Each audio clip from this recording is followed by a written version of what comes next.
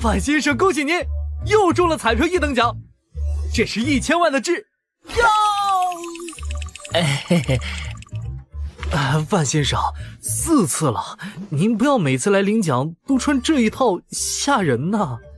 不好意思啊，我正在攒运气，而这套便装让我有安全感。欢迎下次光临。我叫范潇，是个超能力者，我可以积攒自己的运气，能将运气数额攒大，一次性使用。凭这个能力，我已经中了4次彩票，彻底实现财务自由。为了中彩票，我这次攒了1个月的运气，代价是1个月内连续遭遇小偷、抢劫、人贩子和车祸。嘿嘿，那攒2个月会发生什么呢？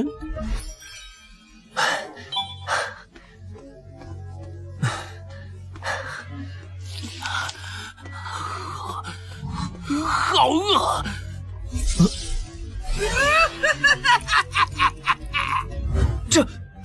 我要吃了你！不好，是进化者，这次玩这么大，还好我早有准备。接招，防狼喷雾！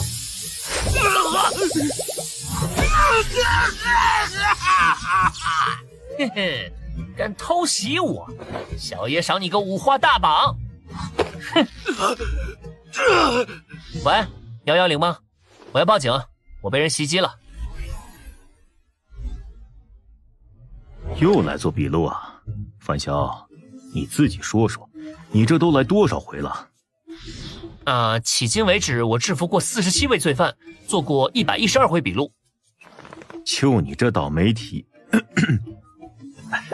我是说鸡胸天赋，不来当警察可惜了。今天你抓的是什么人啊？他力气挺大，有点像网上说的进化者。哎，别胡说，进化者根本就不存在，那都是谣言。要不是我自己就是进化者，我就真信了你的邪。没想到攒了2个月，竟然被进化者袭击，差点翻车呀！1个多月前，人类中的少数个体发生了变异，他们食欲大增，身体素质暴涨，并产生了旺盛的捕食欲望。这类变异人被称为进化者。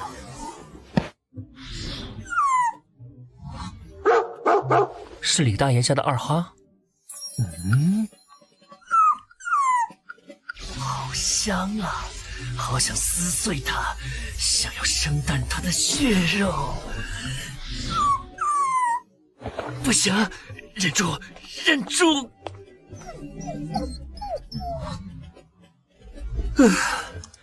成为进化者后，不管吃多少食物，都无法排解发自内心的饥饿感。它让我时刻想去捕猎活物。怎么回事？和进化者相关的内容都被删除了。放纵食欲的后果，就是最终变得连人也想吃吗？不行，我可不想堕落成吃人的怪物。这是我攒了2个月的运气，希望能顺利解决吧。嘿，这是检测到进化者，恭喜您获得进化游戏预备玩家资格。由第9维度联合公司开发的进化游戏，致力于促进所有人类进化，期待您的表现哦。人生轨迹检测中，检测完毕，以下为适合您的游戏职业，请选择。解决方法好像自己凑上来了。扫把星，不吉利。黑暗骑士太中二了，还是选刺客吧。恭喜您获得游戏职业刺客。天赋开发？运气是实力的一部分。真巧，我刚攒了2个月的运气，使用天赋开发。天赋开发中。拜托了，一定要开出最好的天赋啊！恭喜您获得 A 级天赋杀戮天使残缺。当前觉醒3原罪：色欲、傲慢、大作。看面板是个召唤系天赋，能从自己的负面情绪里召唤出挥舞7大原罪的杀戮天使。不过目前只觉醒了3项原罪，但也相当于身边多了一个能隐形、能瞬移的打手。嘿，消耗我2个月运气才开出来的，按理说应该很强吧？玩家面板生成中。作为预备玩家，您需要参与遴选副本，通过游戏副本考核才能成为正式玩家。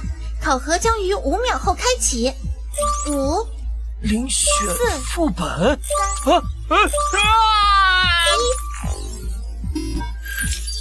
海报遴选部分已开启。任务地点违背城，介绍如下。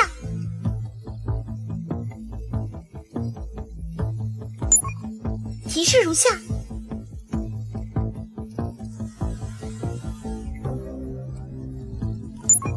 副本任务：找到 G08010A1 时空车站，进入车站完成正式玩家登记。哼哼，我来了！先把工具准备好。啊，完蛋！防身工具包没有一起传送进副本，只能靠自己了吗？看来我们都得到了游戏提示。哦，挺热闹啊。我的玩家面板显示我的任务是找到时空车站，你们的也一样吗？完全一样。姐姐，我们接下来怎么办？放心吧，有我在。又有新玩家入场了。这里就是游戏世界吗？哎，嘿嘿嘿，小妹妹，别怕，到哥这儿来，哥保护你啊！你别过来！好疼！够了，眼下副本任务最重要。我只是想扶他而已。算了算了，我不跟你一般见识。现在是早上7点38，我们可以出安全屋了。怪物7点半才开始休眠，保险起见，要不要等到8点再出去？也可以等到9点，这样更加安全一些。我们最好不要随便浪费时间。哦，那你有何高见？这失落之城有食物的可能性很小，并且在一座城里寻找一处车站并非易事。总之，我们的时间非常有限。抱歉，我没有想到这一点。这位兄弟说的对，我们忽略了食物问题。既然如此，我们抓紧时间行动吧。好，没问题。这个人偶能被带进副本，有什么特殊之处吗？难道是道具？还有，这7个人里会不会存在有吃人欲望的进化者？遮蔽自己明显特征的最可疑，不会是他们吗？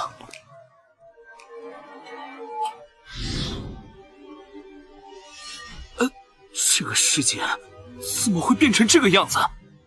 麻烦了，这座城市面积好像不小，想要完成任务，也不知道得耗费多少时间。哎，我们要不要直接去违背城的车站碰碰运气？运气好的话，说不定就是我们要找的时空车站。你这也太想当然了，而且我们也不知道违背城的车站在哪儿。啊，也是啊。从之前的讨论来看，这个人的思维活络，他的意见不能忽视。这位兄弟怎么称呼啊？范坚强。范坚强？范兄弟啊，你看我们下一步该怎么办啊？我们需要地图，可以去地铁站之类的建筑找找有没有。可每个地铁站的地图涉及区域很小，要拼全整个城市的地图太难了。我们不一定要拼全，只需要知道部分地点怎么去就行了。除此之外，我们也没有其他办法了。哎，那还等什么？咱们出发吧！行动时你们跟在我身后，我保护你们。姐姐，滚开，离我们远点！找到了，这里就是地铁口。里面好黑啊，说不定怪物就藏在下面。我害怕。哎，范兄弟，这些东西都是哪儿来的？路上捡的呀，大家都跟在我身后吧。等等，先别下去。啊？有呼吸声。不是4个，下面可能有4只怪物。这就是你的天赋吗？太厉害了吧！天赋？什么天赋啊？啊，你不知道天赋？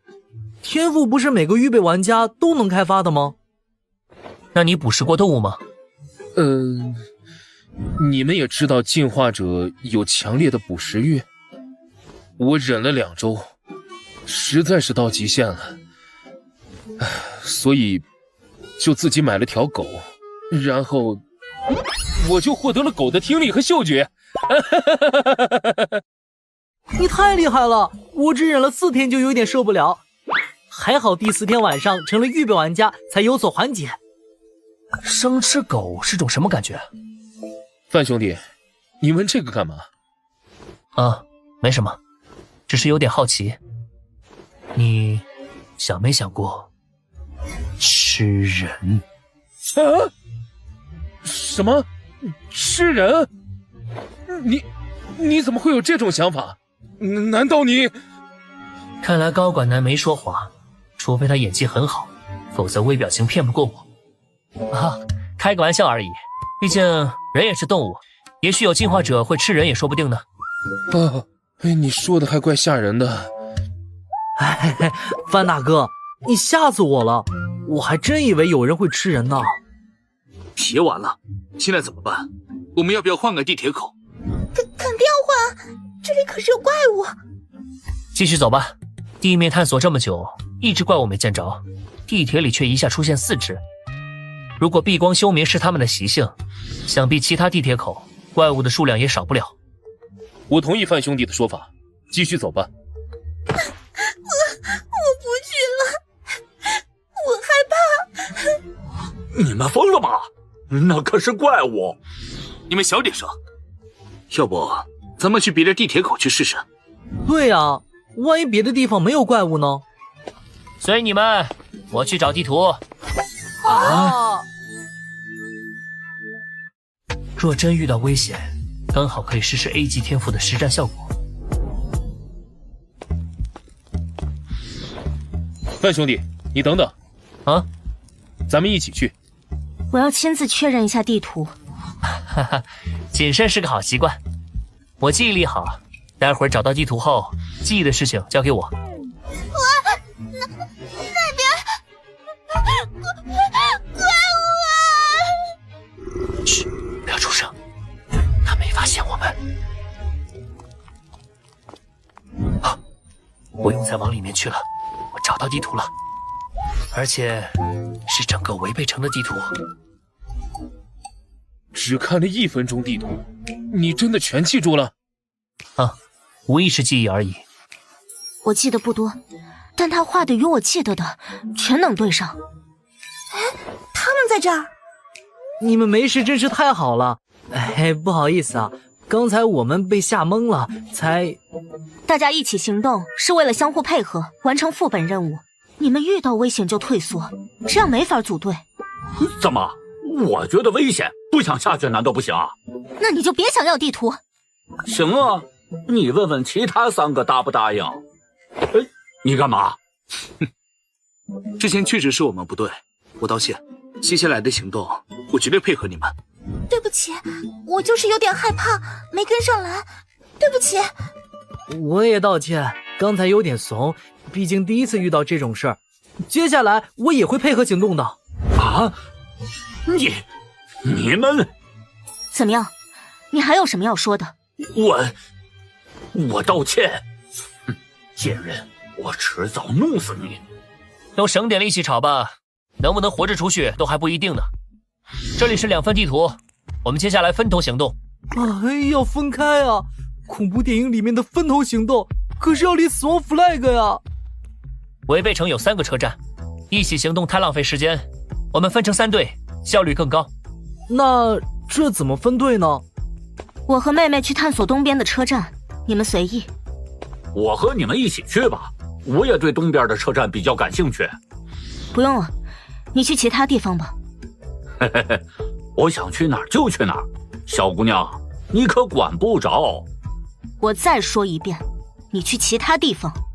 小屁孩，你管好你自己就行。你想做什么？探索呀，想去哪个站不是都随便吗？我想去东站，不行啊？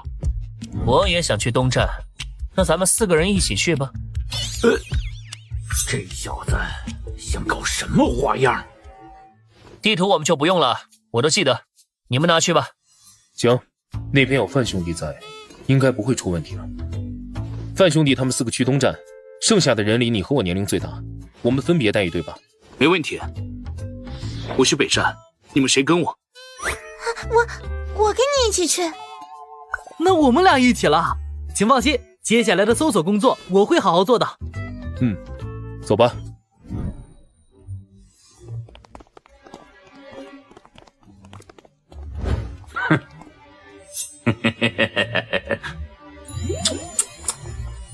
哎呀，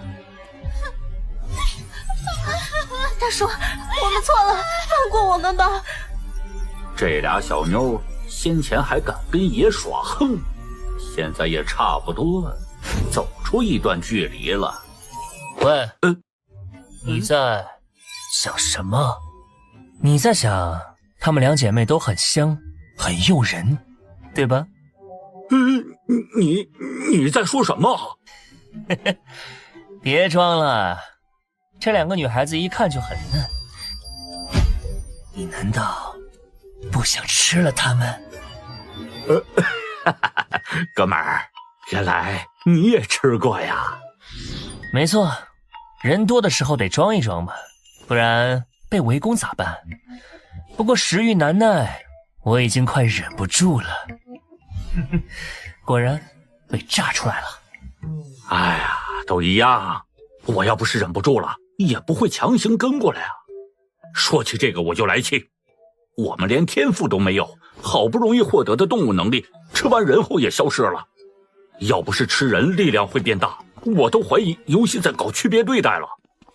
就是，原来吃人的话，进化者会失去获得的能力，但是体质上会优胜吗？哎，话说哥们儿，你获得过几种动物能力？我获得过5种，现在全没了。5种？不是最多3种吗？你竟然能吃5种动物？你确定？我当时吃了狗猫后，又吃了一头猪，猪变异太快，差点就没了理智，本能的就去袭击人了。你们在说什么？你们吃过人？姐姐被发现了呢。好了，我们一人选一个，如何？我喜欢姐姐，她让给我好了。好吧，这样也行。就按你说的，姐姐归你。不过你别急着吃，2姐妹我都要先玩一遍，配合点儿，会少受点苦头。你给我想清楚，对我们出手，你们回安全屋后没法解释，到时候被围攻，你们同样没好结果。放心吧，就说探索时不小心吵醒了一只怪物，把他俩拖走了，把一切甩锅给怪物就好。大家素昧平生的，你觉得其他人会因为2个死人对我们出手？简直搞笑。哥们儿，还是你脑子好使啊。栀子，去找人帮忙，我先拦住他们。姐姐，快走！拦住我们，狂妄！我看你怎么拦！收！姐姐，快走，快去找他们过来！臭婊子，贱货！哇！我要让你后悔来到这世上！糟了！看我怎么对付你们！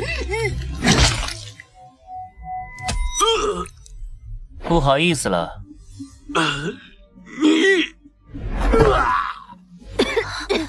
姐姐，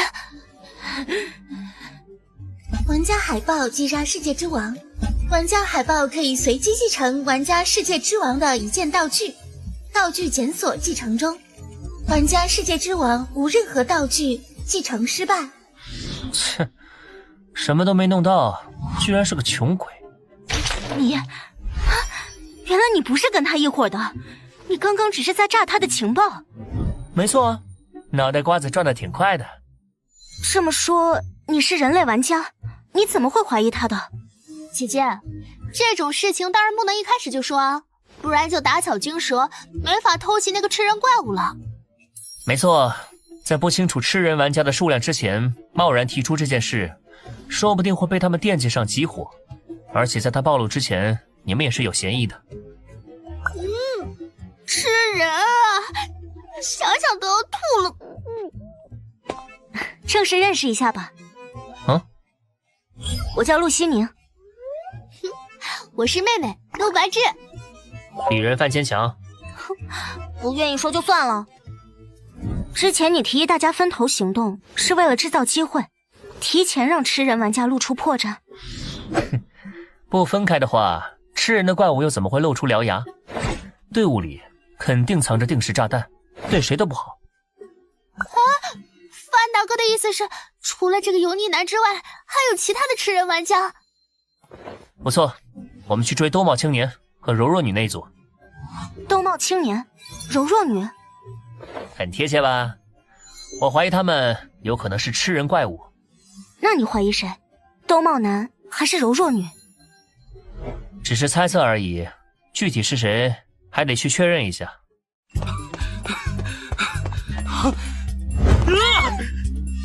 太好了，是你们！救命啊！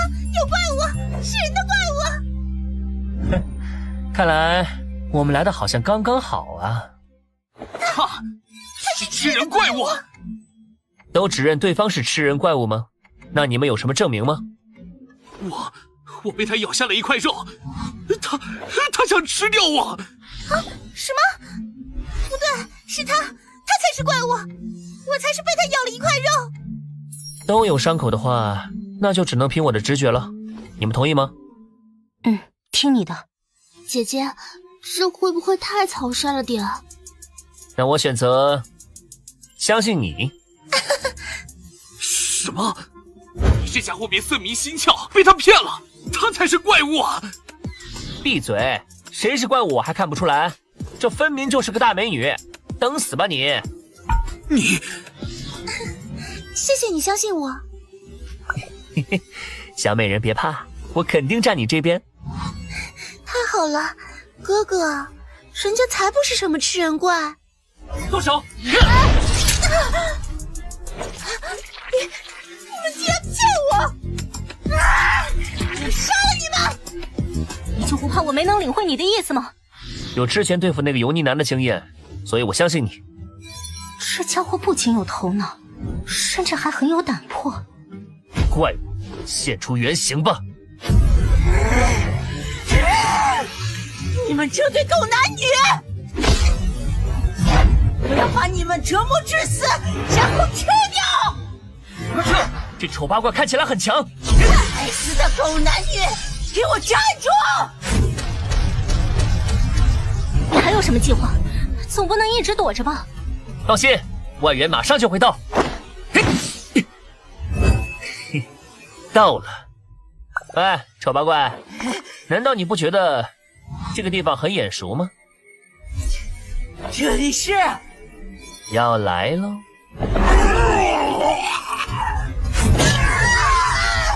该死！你这个狡猾的家伙！好残暴！这些怪物也都在你的算计之中吗？滚开！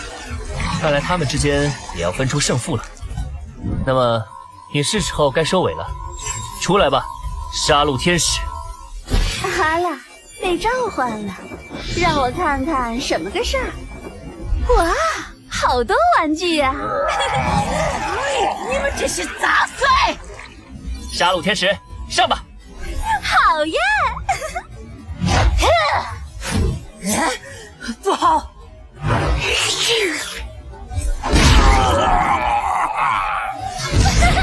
再见了！啊，这怎么可能？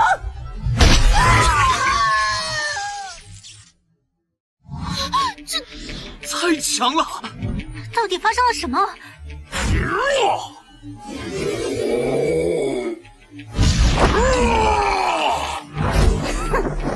还敢偷袭？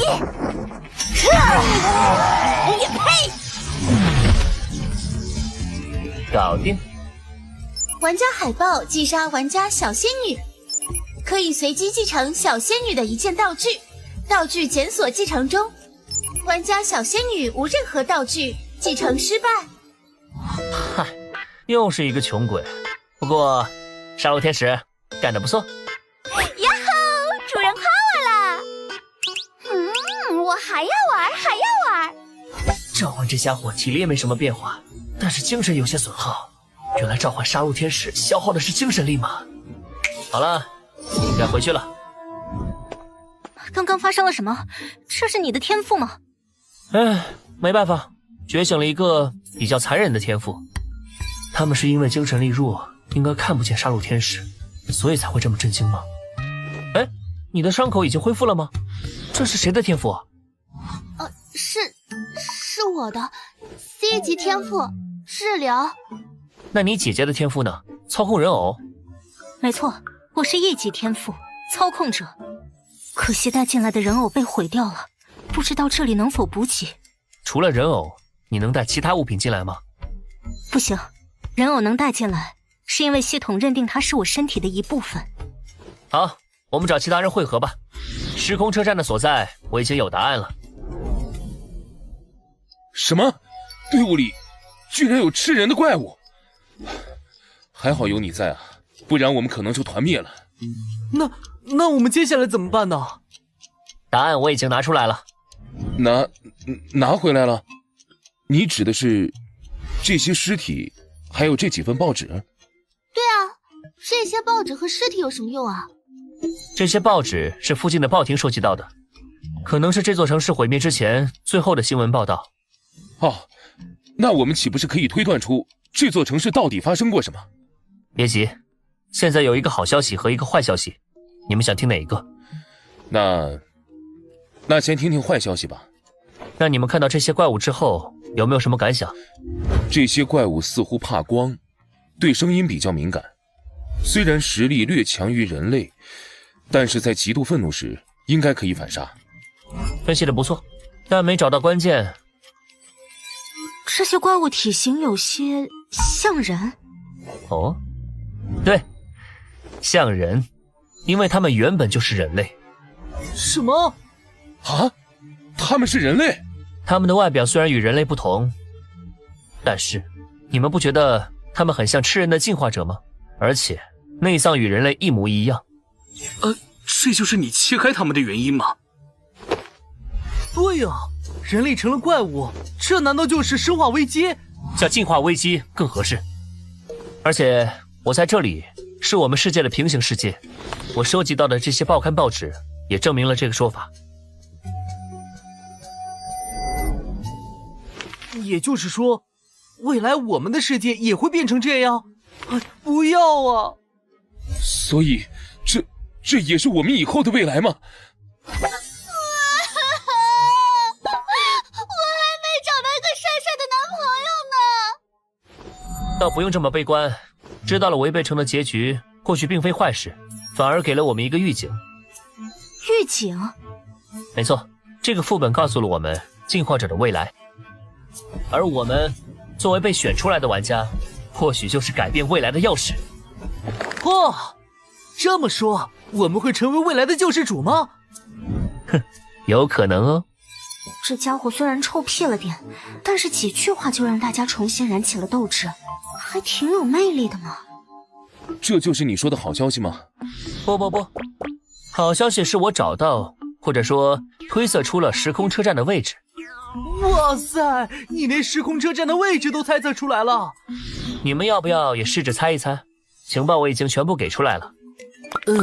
猜谜啊，这个我不太擅长。一般副本的线索都在最危险的地方，既然怪物就是人类，肯定在人员密集的地方。加上怪物不喜欢光，也许在大型商场的底下停车场。最危险的地方，并非怪物最多的地方，而是 BOSS 所在的位置。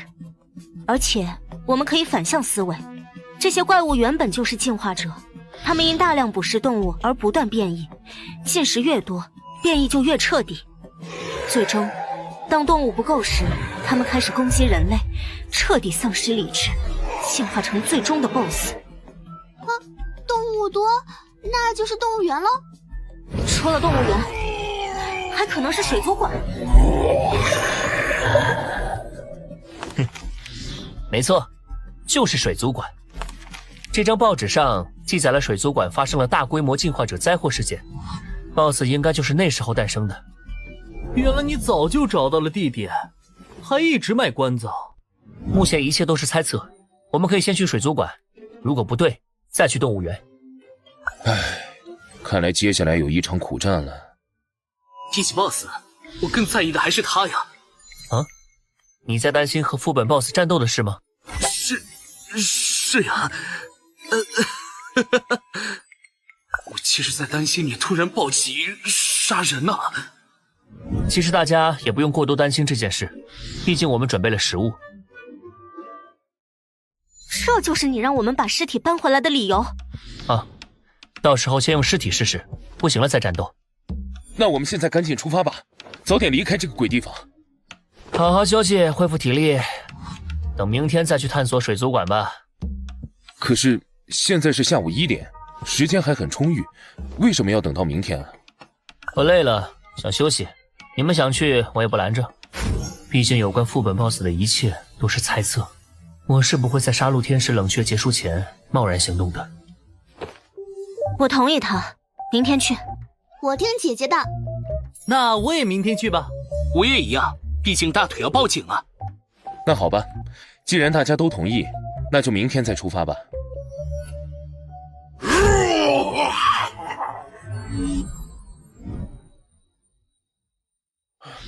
已经休息1晚上了，该出发了吧？再等等。啊？还等啊？都已经天亮了，难道还打算在这里待上1天吗？我们搜集的食物可撑不住了。你要着急，你可以先出发。在杀戮天使 CD 没有彻底刷新之前，我不能冒一点险。你们呢？怎么说？我听范哥的。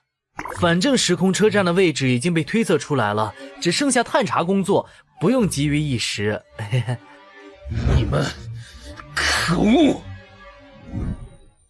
他那个恐怖的天赋果然存在冷却时间，但也可能是他在故布疑阵。好狡猾的家伙！哎呀，好了好了，我也不是故意拖时间，我们先把尸体收拾一下，就出发探索吧。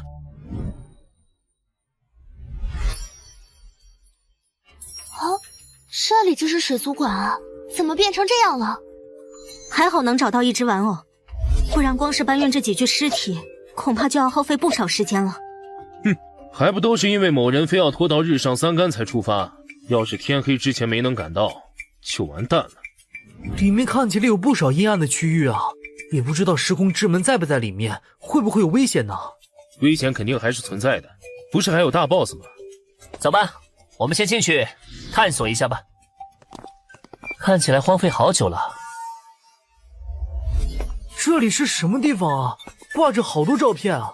大概是展示中心，这都是游客和员工的照片。你在看什么？有什么线索吗？有点眼熟啊。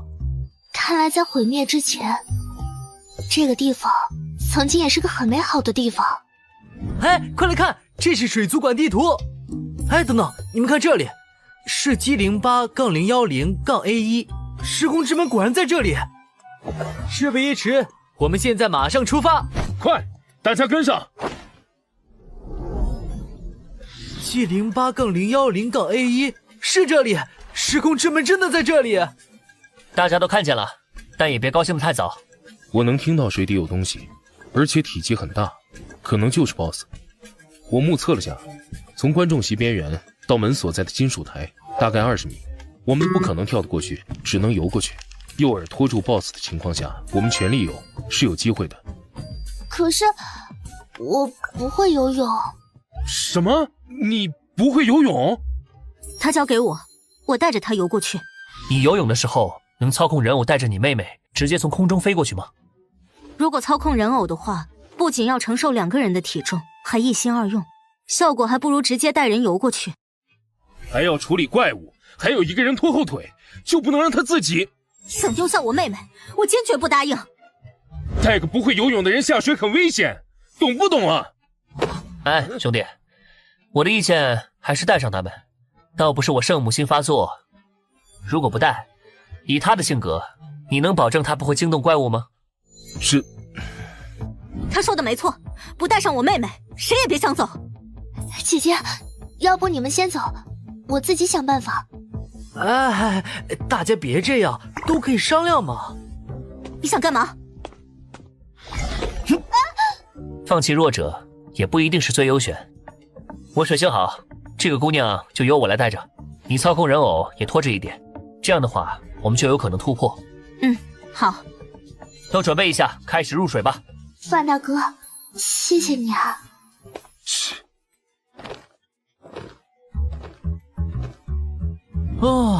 还挺沉。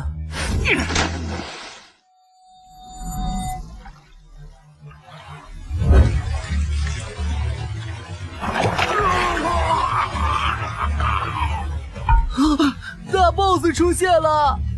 各位，趁现在，憋住气。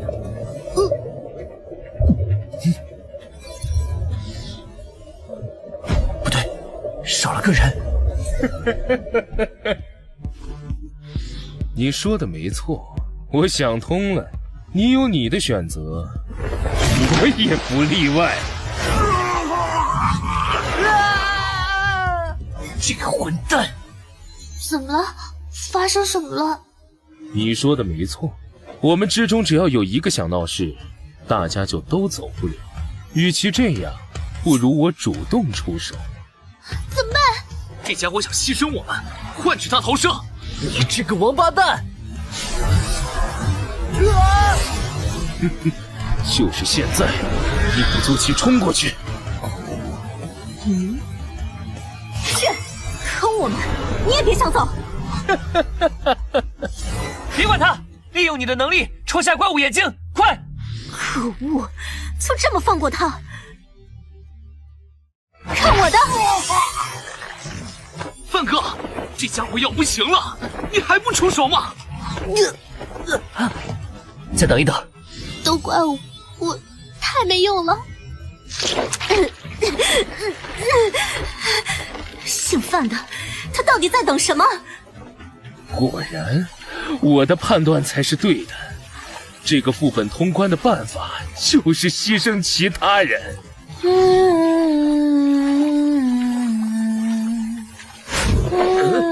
怎么回事？我的手脚怎么不听使唤了？歌声，是谁在唱歌？难道这才是真正的副本 BOSS？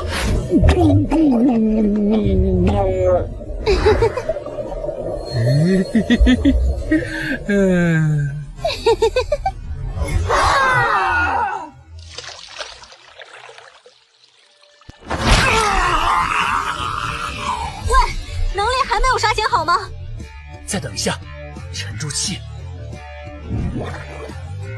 找到你了，出来吧，杀戮天使！又见面了。去，杀了那水底的怪物。哈，强大的气息，我喜欢。找到你了。唱的好听有什么用？搞定！给我死吧！啊！交给我！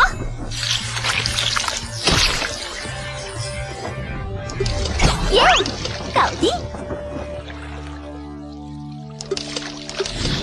结束了，我们得救了。恭喜预备玩家海豹斩杀 BOSS， 完成副本后，您将获得一份专属奖励。总算结束了。你是怎么知道水底还有一个怪物的？猜的。记得之前我说的那个看起来很眼熟的照片吗？我在之前收集的报纸上见过那对情侣。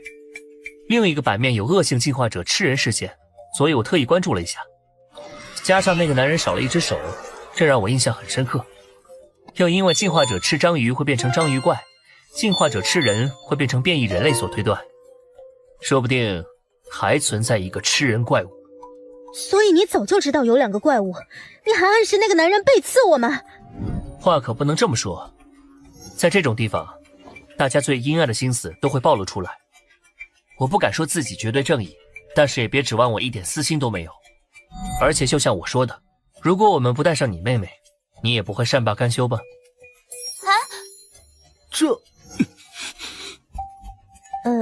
没错，如果你们要放弃我妹妹，我可能也会这样做。不过我知道我妹妹不会有事的。你哪来这么大的信心？因为她的运气一直很好，像今天这样绝境逢生也不是第一次了。哦，运气好，能有多好？难道她……这件事之后私下再说吧。好吧，我的运气值并不是特别的，是否还有跟我一样的人？自从来到这里，我发现即使在安全屋待着不动，运气值积攒速度也是过去10倍。这意味着难度越大，幸运值增长越快。就算有性命的威胁，只要消耗幸运值，怎么也能活着通关。好了，我们也该离开这个倒霉地方了。等下，怎么了？谢谢你，范坚强。范大哥，要不是你，我死定了。多谢范哥救我狗命啊！没必要这么郑重。还有，我的名字叫范潇。果然，这家伙连名字都是假的。范大哥，我之前好像在电视上听过你的名字。之前见义勇为，被媒体报道过。能准确地找到副本每一个线索，还能预测人心加以利用，再加上强大的异能，这是个可怕的家伙。还好不是敌人。那范大哥，我们能留个联系方式吗？我给姐姐要的。你们不是要私下说？好啊。自己想要就说自己想要，说上我干嘛？范大哥再见。美女居然主动要联系方式啊，真叫人羡慕啊。好了，我们也该走了，后会有期。恭喜预备玩家海报通关遴选副本，成为一名正式玩家。正式玩家分为3类，分别为白名、灰名以及黑名玩家。玩家海报无任何外来基因摄取记录，获得高贵的白名玩家身份。时间才过去了4个小时，看来进入游戏后，外面的时间是压缩的。成为正式玩家后，那种饥饿感也消失了。由于玩家此次副本表现优异，副本评价 S， 副本奖励3张时空车票，1级净化药剂，1级治疗药剂，1级解毒药剂，各3瓶，5000游戏币。斩杀最终 BOSS 奖励贫血的耳环，1级道具。领取奖励，先看看这个耳环的效果。贫血的耳环效果如下：佩戴时，玩家可将血液凝练为武器，强度由付出的血液数量决定。当血液兵器刺伤生物时，可以自由控制该生物血液，时长1小时，隔空操控血液的最大距离为50米。哇，我感觉全身血液沸腾起来了，这个奖励可真不错。接下来是净化药水。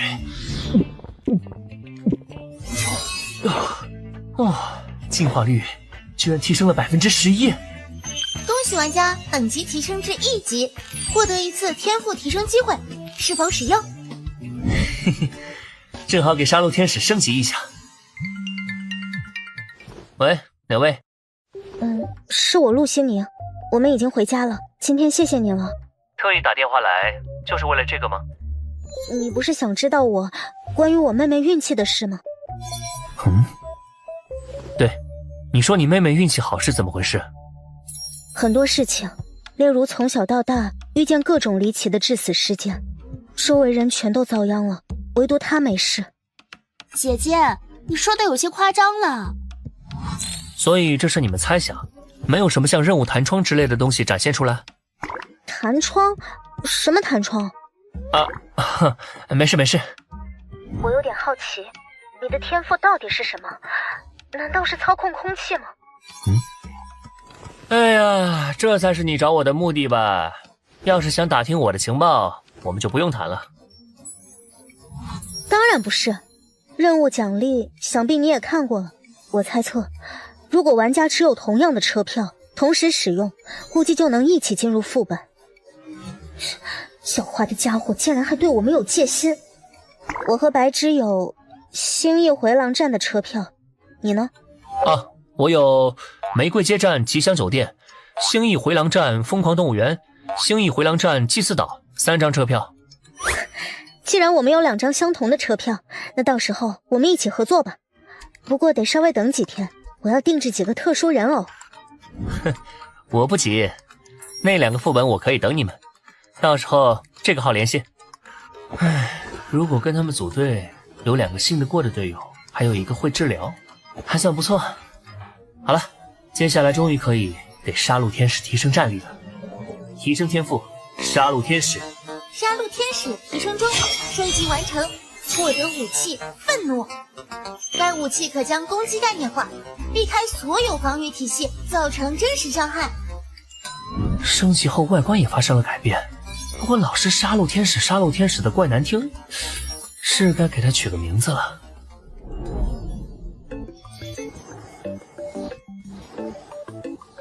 相似度100%，我的素描功底还没落下呀。总算来了吧？你们好啊！你小子一点也不意外，好像知道我会过来啊。昨晚的袭击案牵扯到了进化者，早晚的事。进化者？这只是网上的传闻罢了。你为什么会相信这种传闻啊？而且还肯定袭击你的人是进化者？因为我也是进化者。什么？我在副本里遇到过2个吃人玩家，他们已经死了，这是他们的画像。画得很好，你们调查下他们的身份和人际关系，也许一些命案就能破解了。是。好，认识一下吧，我叫杜若，他叫吴延青，算是我的助理。所以你们是有关部门人士？准确来说，应该叫特事局，专门负责与进化者、玩家和进化游戏相关的事宜。王队长是知情人士？他刚知道不久。你小子总是能跟一些奇怪的事情沾上边。那个，方便透露下你们的玩家类型吗？白名玩家。你还记得遴选副本里其他人的长相吗？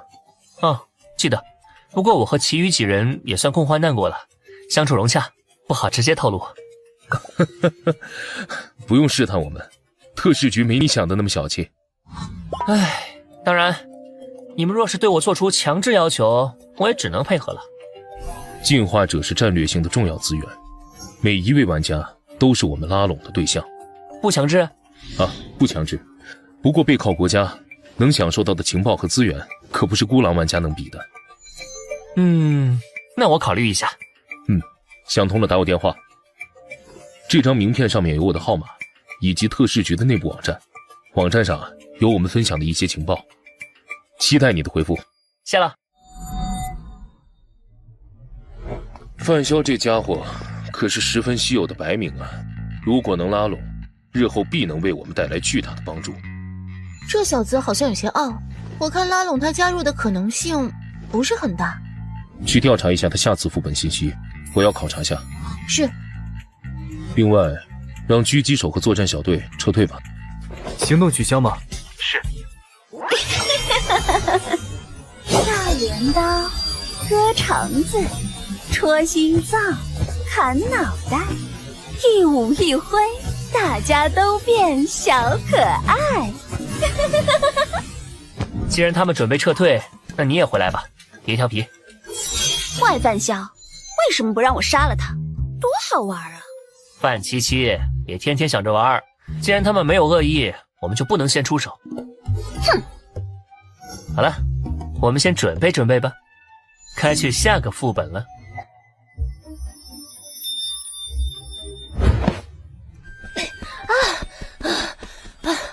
笨蛋范潇，重死了！升级之后也只能带着我飞行10米左右嘛。看来想解锁完全飞行，任重而道远啊，范七七。不过有了愤怒这把概念武器，七七的战力的确得到了大幅提升。好了，回去好好休息吧，七七。能力都测试的差不多了，该去新的副本看看了。副本开启。时空列车将于5分钟后到站。作为1级玩家，您可以携带少量日常用品乘车或进入副本，但不支持存放热武器等高科技产品。这次是传送到车站吗？原来车票的作用是乘坐列车到达副本吗？哎，真巧啊，你也做副本啊？嗯，是你？我们又见面了。真是巧合吗？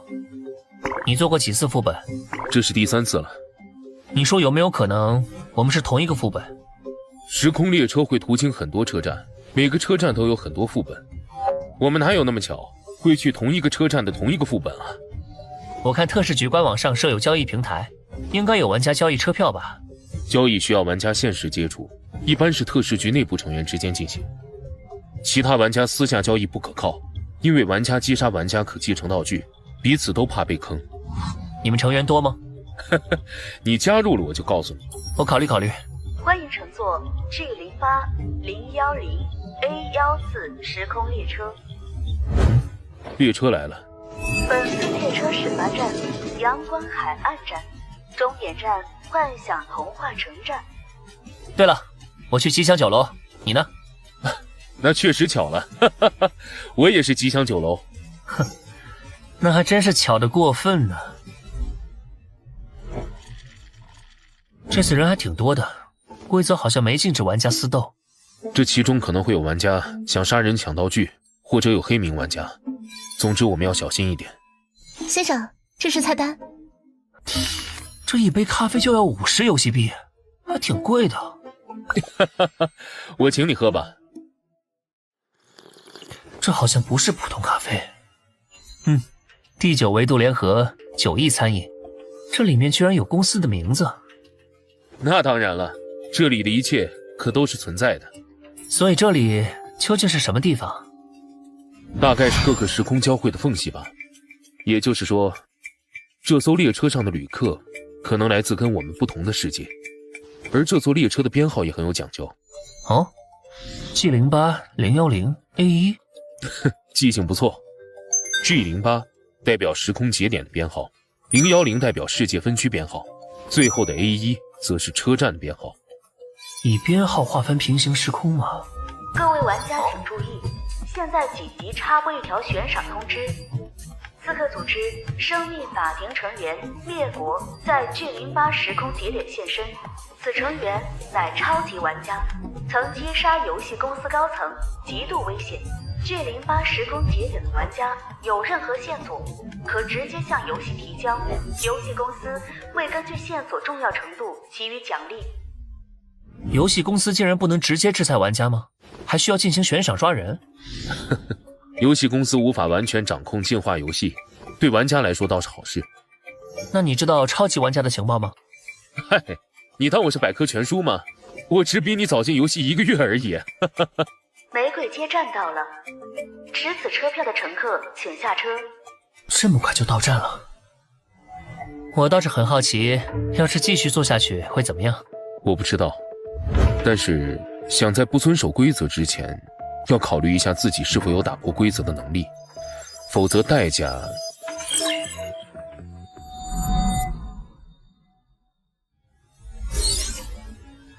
副本名：藏尸凶杀案。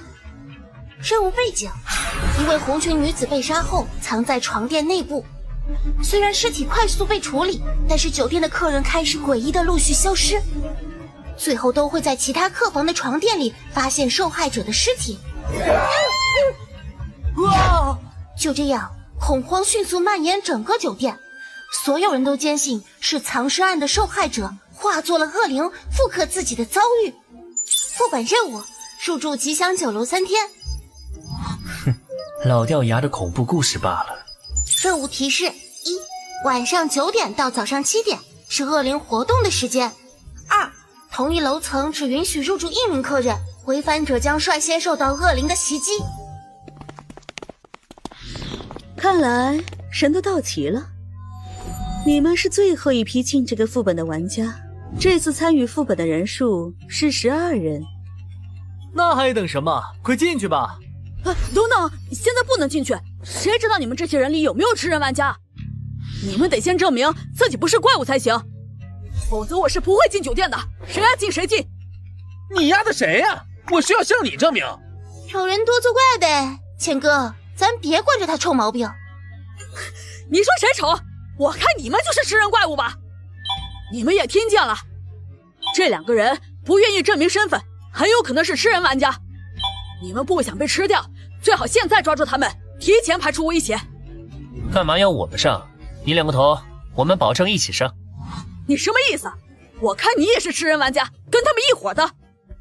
我们没有清理吃人玩家的义务，就算找出来也会有伤亡，谁都不想死。而且，就算我是吃人玩家，那谁先上？你吗？听到没？他已经自曝身份了，你们还不上？当前的主要威胁还是恶灵，吃人玩家大家就自己注意吧。喂，等等我，你明明是白名玩家，何必一开始就得罪所有人呢？白名玩家不像黑名那样有明显特征，与其被误解，不如主动站出来建立威信。恶灵还在，他们不敢轻举妄动。而且这女人的目的是想把水搅浑，弄清楚大家的能力，保全自己罢了。看起来这里很久没人光顾了。这栋酒店除了1楼的大堂之外，共是3层，刚好够我们1人1层。这位小姐想住哪一层？7层吧，我是做生意的，讲究7上8下。我们是差不多同时到的，不如组个队如何？2楼给我了，你们随便。凭什么？2楼预设了好跑，我要了。那我住3楼，谦哥可要保护好我哦。我们先搜索一下各楼层吧，看看能否找到与恶灵有关的情报。啊，酒店房间很多，分头行动效率高一点。你脑袋没问题吧？分头行动，这酒店可是有鬼。你想和我一起搜索？也行，我同意。不用了，我只是不同意分头行动，谁要跟你一起啊？恶灵每晚9点才开始活动，现在不会有危险。我同意分头搜索，有效利用时间。我也同意。既然大家都没意见，就赶紧开始吧。你觉得恶灵是真的还是假的？情报太少了，没法判断，都有可能吧。我去13层，这层交给你。行，待会儿大堂集合，注意安全。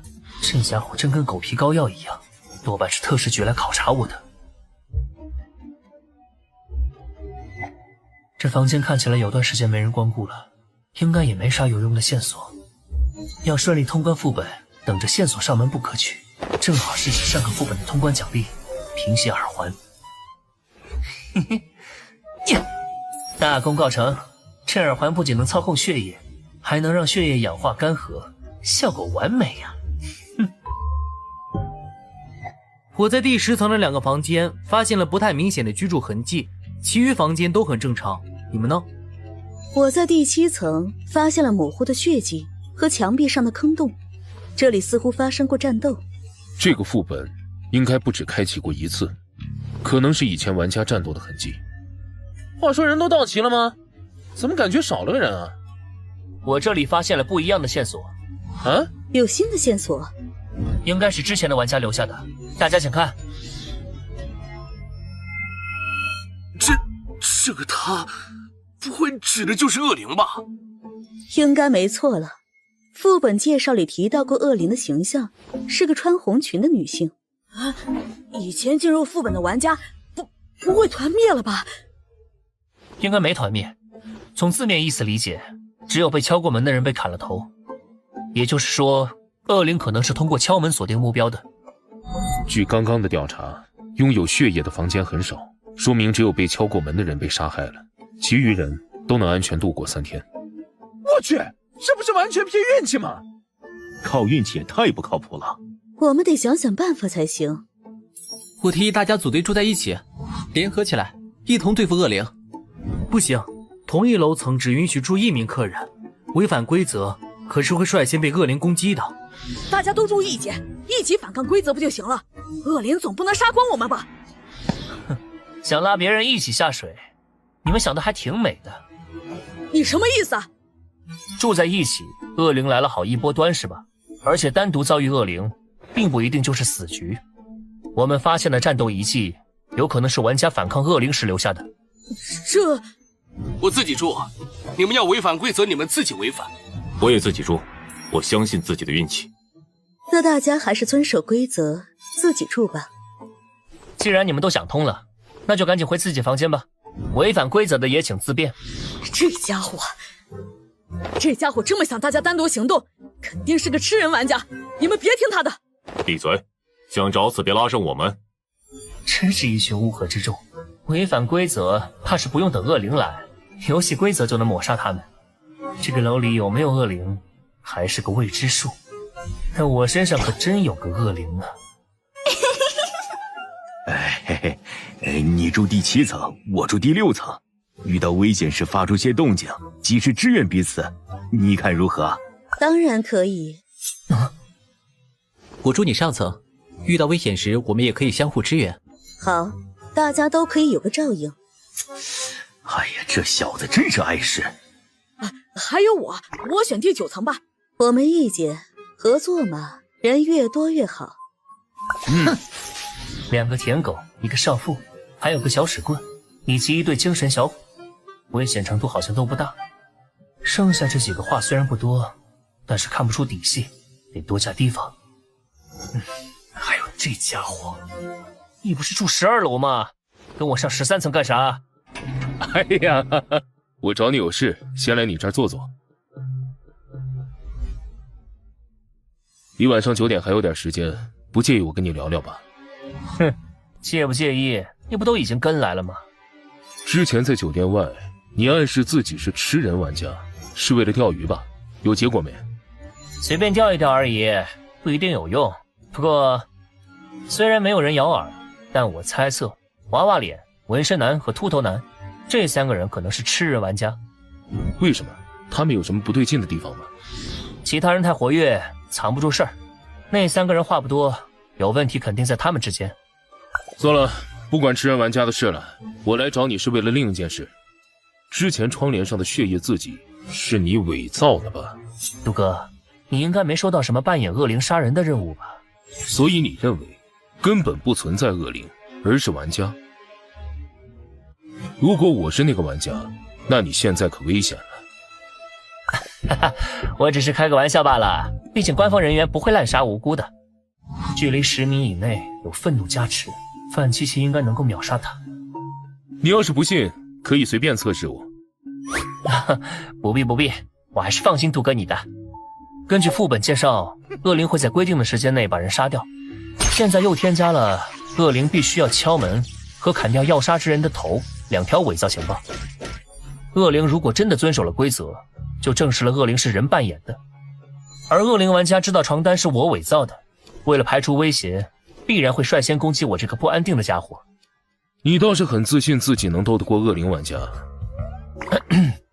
当然，这一切有个大前提，恶灵是人假扮的。这是件1级道具，净化的纸杯传话筒，可以在同一片空间内做到类似对讲机的功能。好，蛮实用的道具。如果你遇到危险，可以用它通知我，我会第一时间赶到。别人对恶灵避之不及，他居然主动撩拨，有意思。对了，你为什么这么肯定恶灵就是假的？我只是认为这种可能性比较大而已。感觉这种神神鬼鬼的东西不太可能出现在1级副本。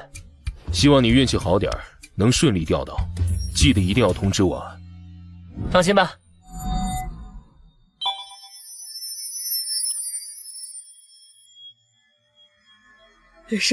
什么恶灵？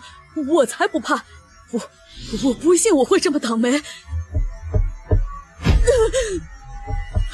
是恶灵来了，只要抵着门不打开就行了。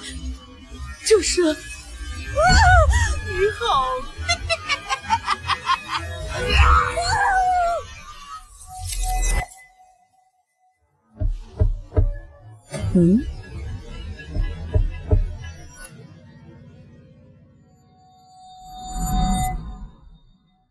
昨晚没情况？没有。可能恶灵并非玩家假扮，而是真货。我们安然无恙，不代表其他人也有这好运。先下去看看吧。他们起的倒是挺早的。只有你们吗？怎么还缺人吗？还差那对精神小伙和那个一直嚷嚷一起出的女人。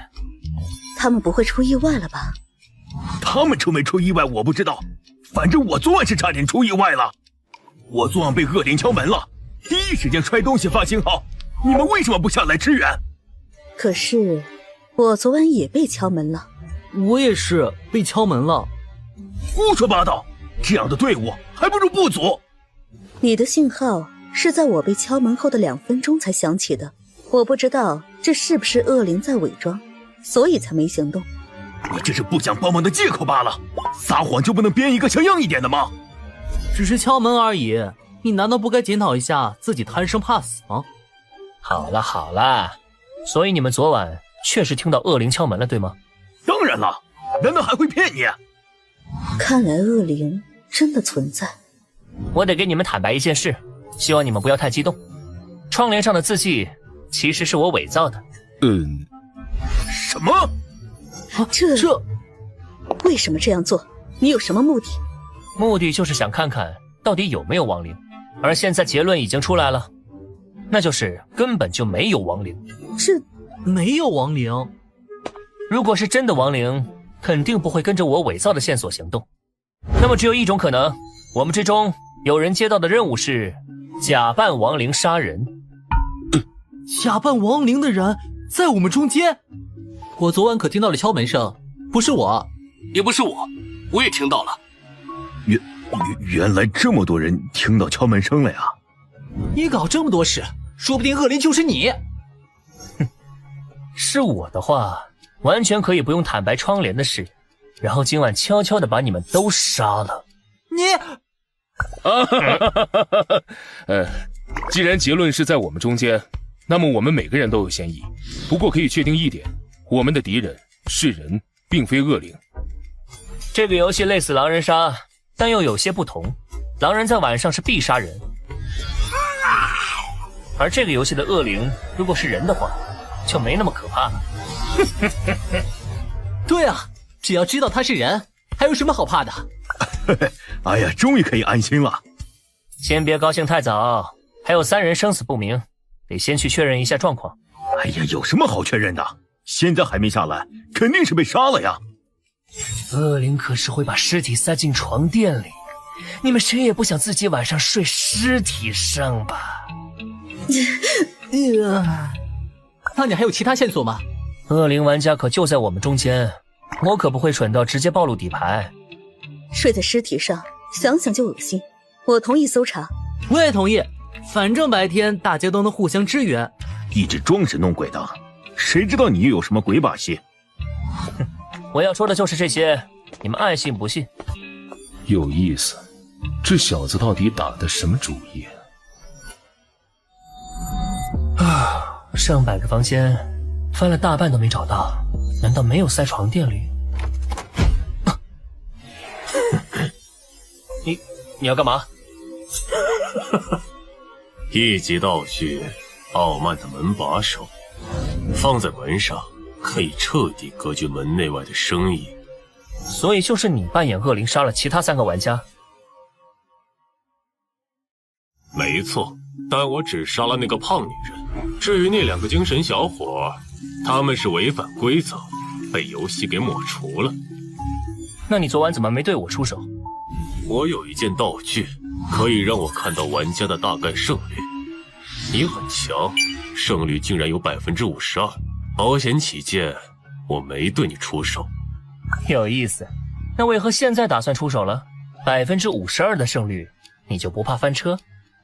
昨晚抢了那3个人的道具，加上我的恶灵套装，我现在的胜率可是高达68%。只要杀了你之后，再杀2个，我的任务就完成了。你把情报都告诉我，就不怕反派死于话多吗？当然。什么？身体动不了了？因为毒气蔓延也需要时间啊。真是谢谢你如此配合。心真脏啊！都68%的胜率了，还用毒这种下作手段？活下来的人才是赢家，手段无所谓，随你怎么说。找死吧！去死吧！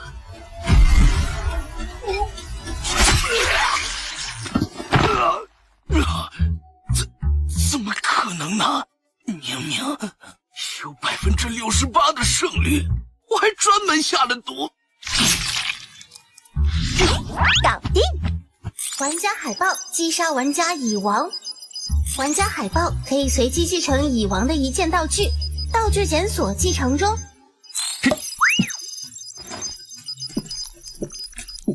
看来检测胜率的道具没法把玩家的天赋也计算进去，看来不能太相信道具的能力，特别是低级道具。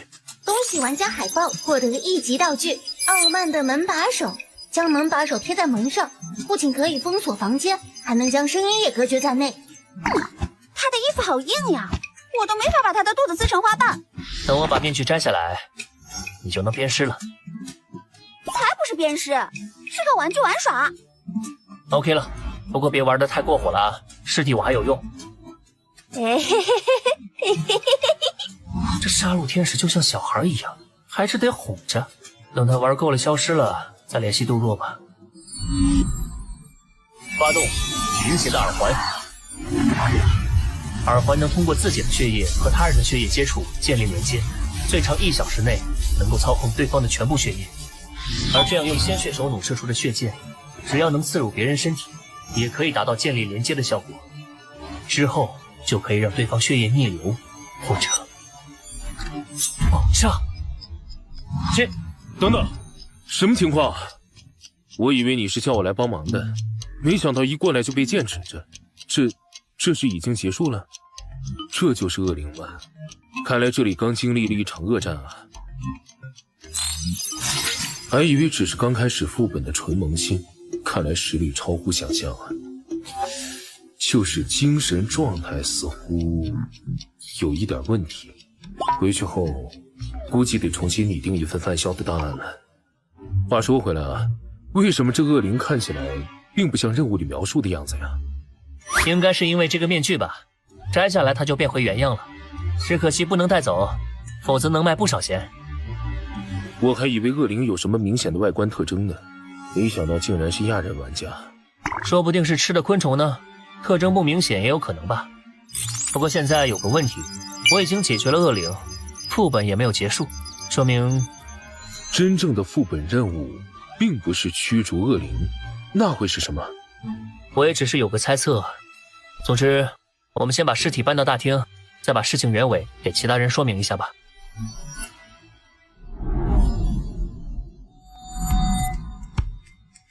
差不多就是这样，我套路了恶灵玩家，然后反杀了他。那3个人的尸体我们也找到了，只是有些残忍，就没有搬下来。不过还是多谢你了，没了恶灵，晚上总算能松懈一下了。我还担心晚上被敲门了该怎么办呢，多亏了你，今晚估计能睡个好觉了。我有一个疑问，若是恶灵玩家没有按照你的计划行动，做出敲门、砍头等行为，你要怎么办？如果那样，大家会怀疑恶灵的真实性。之后如果恶灵不出手，我们就可以安全度过副本。而一旦有人被害，大家就会集体行动，恶灵玩家的任务成功率就会大大降低。如果恶灵玩家识破你的计划，故意制造恐慌，让大家互相猜疑、自相残杀怎么办？又如果恶灵是真实存在的呢？他不会按照你的假规则行动，大家聚在一起，还可能真的引来恶灵的袭击。有就有呗，最坏的情况也是有人被害后，我们再重新1人1层过夜，也能最大限度保证存活人数。当然，我是不会随便违反规则和你们住在一起的。你这样也太不负责了吧！要不是你伪造了情报，大家就不会恐慌，更不会死人。你这不是专门坑人吗？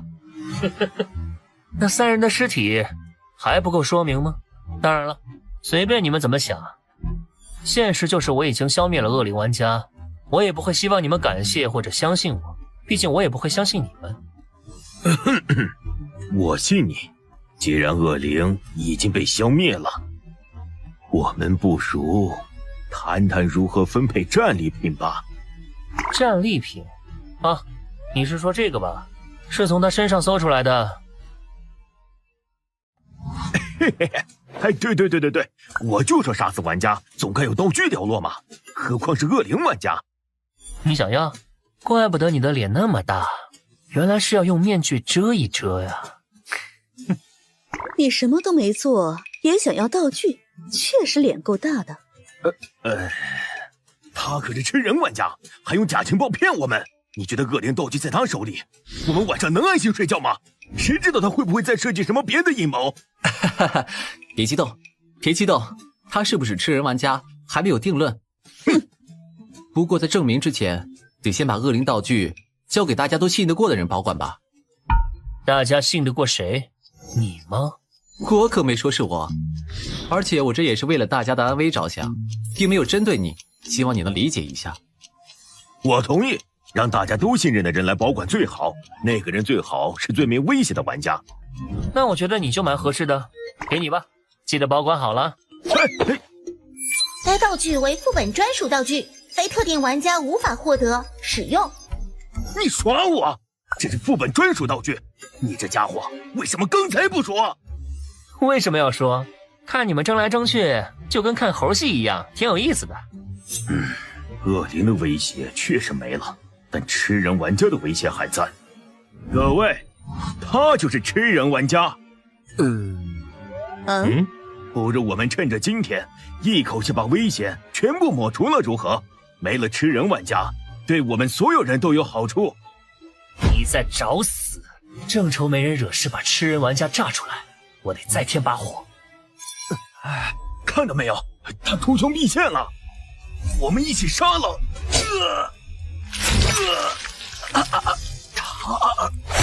百变魔衣，一级道具百变魔衣，应用特殊金属制作出的衣服，具有强大形状变换能力和颜色调配功能。既然你主动发难，我们也懒得装了。现在恶灵没了，和你们撕破脸又如何？两位，一起出手吧，干掉他们，剩下的2天，我们直接开宴会。你们都是吃人玩家，居然有3个，这还要问吗？肯定都是啊。你们认识？不认识，我看到有点像是同类。昨晚9点前去他那里试探了一下，结果还真是。现在还有7个人，咱们3对4，胜率很稳。哎呀，饿了一天，我迫不及待的想开宴会了。我的食物们，耶！让我来好好享用一番。这宴会怕是开不了了。你什么意思啊？对不起，我是白名玩家。你敢耍我们？他到底是人类还是吃人玩家啊？他是人类，我们在游戏外认识的，我能给他做担保。之前的行为是他的伪装和计谋。我信他。有什么话之后再说，先解决吃人玩家。居然炸我们，我要你付出代价！这是百变魔衣，挡！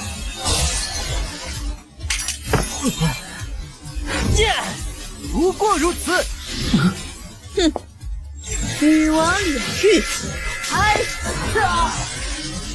哼，让姐姐我好好教训教训你吧。不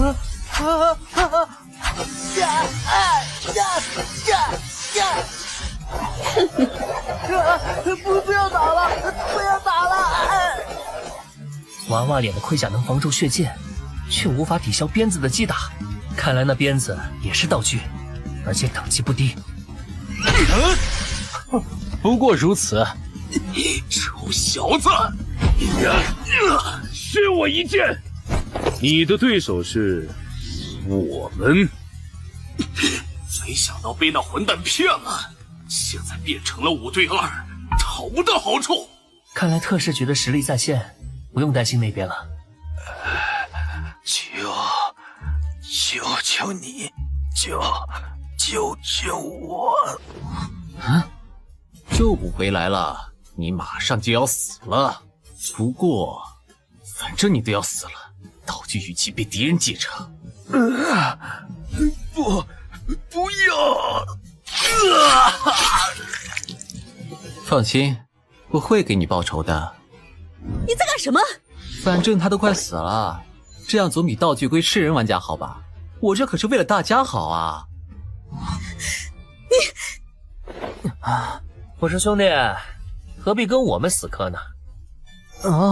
你没办法突破这个磁铁道具，那边还有只老鼠抢了你的人头和道具，不如趁早投降，我们可以放你一条生路。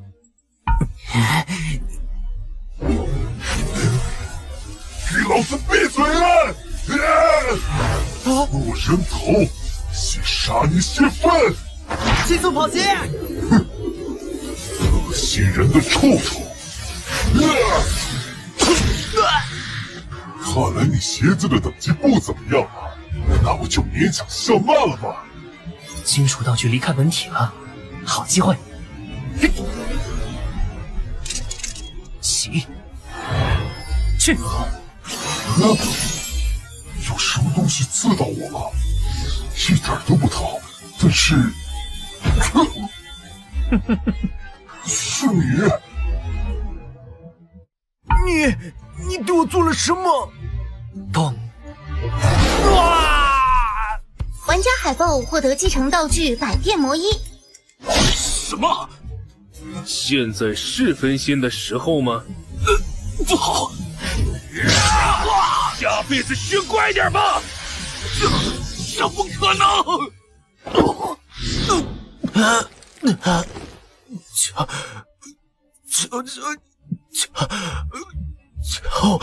求我！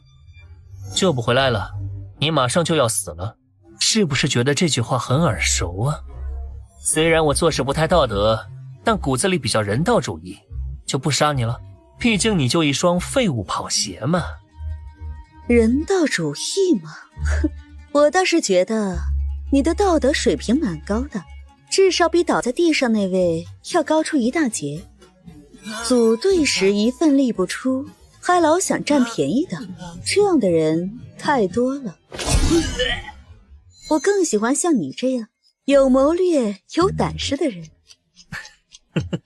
你果然是亚人玩家。没想到第一天还没结束，所有危险就都解决了。现在就剩我们4个了。副本机制原因占大头，原本以为是躲着找出恶灵，结果是狼人杀。我们得一边防范恶灵，一边找出吃人玩家。恶灵道具给了秃头男也有关系，他解决了3个人后，使吃人玩家的优势变大了，才会在被挑衅的情况下直接跳出来。不过也多亏了你的钓鱼计策，我们才能第一天就抓出恶灵和吃人玩家，估计这次副本的评分不会低了。不客气。那么正式认识一下吧，我叫严可宁，算是个生意人。杜若，许耀，范建，冷真。没必要啊，兄弟，没必要。小气的男人可是会在不经意间错失很多机会哦。开个玩笑而已。我叫范潇，来自010分区。我跟他一样。哼，这倒是巧了，我也是010分区的。我也是，我们几个挺有缘分的。这其实很正常，同一世界分区的人在一级副本里相遇的概率很大。我之前进副本也遇到过这种情况。对了，你们知道特事局吗？特事局？特事局是国家新成立的部门，专门负责玩家和进化游戏有关的事件。目前为止，我们已经招揽了很多玩家，且拥有庞大的情报和资源，可以给玩家提供很多帮助。如果你们有加入进来的想法，欢迎出去后电话联系我。既然大家都是一个世界的，那就互相认识一下吧。等回去后还可以出来聚一聚，说不定还有机会再一起进副本。话说回来，恶灵和吃人玩家都被消灭了，我们这是通关了。恶灵道具是副本专属，其他玩家无法使用，也就意味着不会有新恶灵了。所以接下来应该待够2天就能通关了。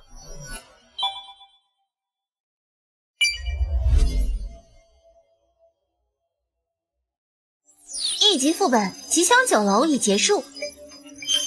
玩家兔子副本评价 B， 玩家海豹副本评价 A， 玩家布偶猫副本评价 C， 玩家雪狼副本评价 C。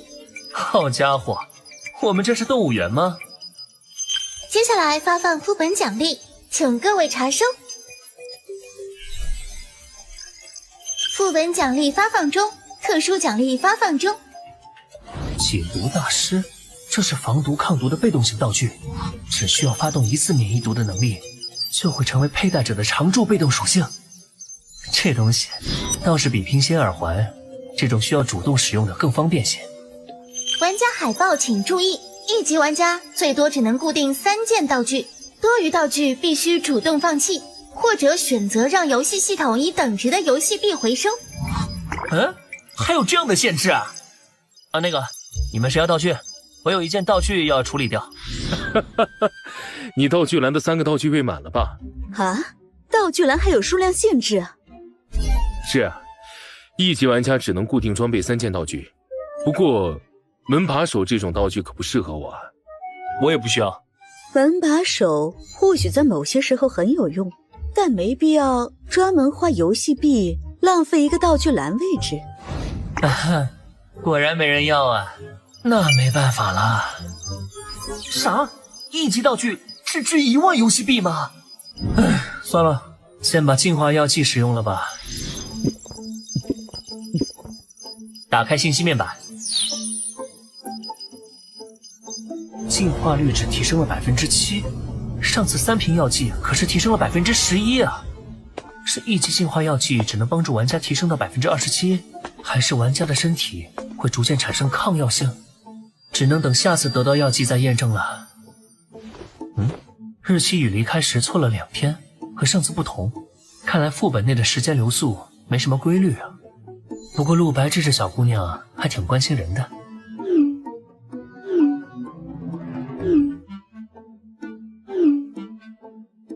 放心，我的暴露跟你们没关系，而且我本来就没隐瞒身份的意思。不是我影响的就好。你又进副本了？是啊，刚出来。我想买你的情报，出个价吧。买就算了吧，马上就要一起进副本了，情报我免费提供给你们。这么快？我也看看。原来还存在这种狼人杀副本，玩家要完成杀人的任务，总感觉好残忍啊！居然在副本里钓鱼，还真有你的风格，就不怕恶灵和狼人玩家跟你拼个鱼死网破？钓鱼是想把使坏的人钓出来，等他做了坏事后再干掉他。我当然是有自信才去钓的。对了，你们这会儿在干什么呢？我在锻炼。姐姐说，进化者的进化率只代表身体的基本素质，想要100%发挥所有力量，还得通过锻炼把身体潜力全部榨取出来才行。我的话，在替白纸写作业。不让他自己做，不怕会影响成绩吗？不会，他基础很牢固，而且运气很好。白纸有过靠蒙答案，把不会的选择题全做对的经历。那你妹妹运气不错呀。岂止是不错，我还没见过比她更幸运的人呢。攒了一波运气，在高考时使用的事，还是不告诉他们了，不能带坏小朋友。目前先这样吧，等有机会线下再聊。怎么是特拉锅啊？哇！纸巾！目前累计运气值120到200。您剩余的食材已经超过限额，押金不退。结账吧。磨磨蹭蹭干什么呢？不会是想吃霸王餐吧？算了，付现金吧。哼，今天是开启超能力攒运气的第7天，倒霉程度已经肉眼可见。算算时间，该进入2级戒备状态了。通常天灾频繁出现的时候，就得注意人祸了。喂，妈，有事吗？你已经有2个多月没回家了，抽空回来一趟吧。你弟弟妹妹也想你了。妈，我最近工作比较忙，做设计的总是会遇到些很难伺候的甲方，我这周抽不出时间，下次吧。啊！哎呀，你那个工作怎么老是这么多事？这样吧，我去找你宋叔叔，给你安排个清闲的职位，这次你就别拒绝了。不用，我挺喜欢现在的工作，不想换。你这孩子，唉。以前耗费1个月运气帮老妈求得的2婚姻缘，虽然宋叔叔也有一对子女，但为人很和善，对妈也好。现在生活非常幸福，我也没什么好担忧的了。范潇啊，你听话，工作要找能赚钱的，你喜欢的有什么用啊？是，您说的都对。比起在家人安排下安稳度日，我更喜欢独自生活。不仅如此，这也是为了攒气运时不伤到身边的人。好吧，工作不换可以，但病你必须得去治好。我重新帮你找了一位心理医生，你记得去看看。哎呀妈，我真没病。没办法，去一趟吧。不过，先把衣服上的油渍处理一下吧。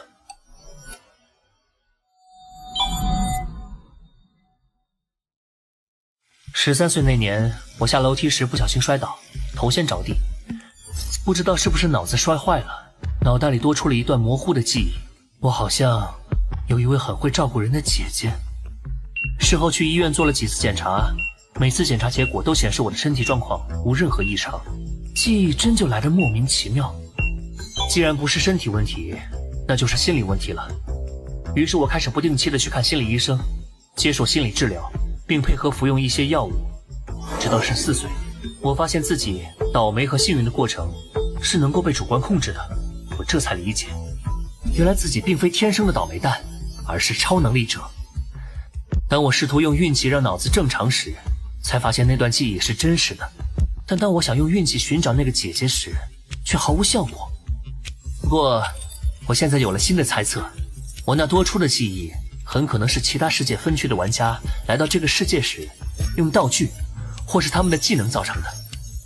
所以，不管为了活下去，还是为了那段记忆，都得继续参加进化游戏。但心理医生还是得来看，一是给妈一个交代，不然后续会没完没了；二是估计这边会有人祸，所以躲是躲不过去的。你的情况我已经提前了解过了，先不要有什么心理压力。多出了段模糊的记忆，并非什么匪夷所思的事情，就跟感冒一样，你的情况属于一种心理上的疾病，它是可以被慢慢治愈的。很多心理疾病其实都来源于童年问题的残留。我听你母亲说，在你小时候没有给予足够的关心，所以你可能幻想出了一位姐姐，让她替代了父母的位置和作用。在你的记忆里，这位姐姐一定很会照顾你，对吧？她确实很会照顾人，也确实对我呵护备至。问题就出在这里了，如果你想得到治疗，就得弥补你的缺憾和你父母身上的缺陷，并真正的接受他们。也就是说，从认知层面去承认现实，接受过往。听上去挺简单的，只是总体方向而已。这个过程自然需要一些药物和心理引导来配合治疗。先喝口水吧，然后我们开始第一次引导。刚刚解毒大师发动了，这茶水里被下了药。反正不怕毒，我尝尝是什么。这味道是土真剂，刚好之前试过一次副本奖励里的土真剂。好好的心理医生给我下土真剂做什么？看来还真是人祸，先配合看看他想做什么吧。除了记忆问题外，你还有其他困扰你的烦恼吗？有很多。哦，都有哪些？首先，我做什么事情都特别顺，比如人生中第一次买彩票就直接中大奖了。还有，我学什么东西都很快，不只是知识，还有技能，范围概括很广。等等，打住！这家伙难道是什么天选之子在凡尔赛？你最近有没有生活习惯上的变化？比如饭量突然增加了？没有。有没有因为饥饿想过去袭击小动物？没有。那力气呢？有没有突然变大？没有。这次的运气不好，来的还真是个普通精神病啊！既然不是目标，那就只能按照正常的流程走了。贫血的耳环。什么？游戏道具？你是玩家 ？Bingo， 答对了。尸体头重脚轻，好混，这是他的道具效果吗？程医生，你也是玩家对吧？哼，不，我不知道。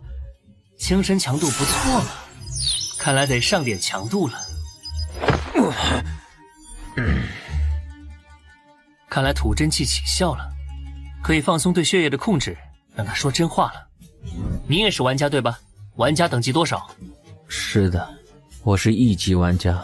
你在找玩家？是的，我在找玩家。进化者也是我们的目标。我们？难道他背后有什么组织？很多进化者困扰于自身的异变，或者玩家从副本回来后出现创伤应激性精神障碍，也需要得到心理治疗。我利用现在的身份，已经成功找到过3位进化者和1位玩家。钓鱼吗？如果是特事局，就不会不认识我。那么这个组织很可能是玩家自建的，野生的玩家组织在钓鱼其他玩家。下面的拷问，特事局还是知情比较好。你们的目的是？为了养殖它们，就和养殖牲口一样。我们可以利用特殊道具控制他们的家人，以此为要挟，逼迫他们不断进入副本，上交所有副本奖励。特殊道具？什么道具？是我们 BOSS 持有的一件地级道具，通过触碰种下印记，就可以远程操控他人死于某种疾病。不过只针对普通人和进化率低于 7% 进化者有用。你们 BOSS 有地级道具？他是地级玩家？是的， BOSS 一开始就被卷入了进化游戏，1个月后他就成为了地级玩家。被你发现的那4个人现在怎么样了？4个人里有2个人不肯听话， BOSS 杀掉了他们以及他们的家人，剩下2个进入副本后就没再回来。我猜测他们应该是死在副本里了。真是哪儿都有吸血行为，倒也不奇怪了。那除了你们组织还有其他寻找玩家的手段吗？有，在1级副本里能经常遇到同一个世界的玩家，我们就会装好人接近他们，骗取联系方式。其他成员的搜寻方法效率都很低，我的效率算是最高的。唉，真没想到自己随便出来看个心理医生都能撞见这种事。攒运气期间，我的倒霉程度又要刷新记录了。那你们组织有多少个人？正式成员目前有6个，被我们养殖的进化者和玩家目前有12个。把你知道的成员信息，包括你们 BOSS 都说出来。行了，要上交给特事局的证据差不多就到此为止了。接下来该处理我的私事了。你有哪些道具？分别有什么效果？我有3件1级道具，分别是热情的束缚，可以自动束缚敌人；极致电疗，3秒内电晕进化率 20% 以下的玩家；奇遇娃娃，预测1周内天气情况。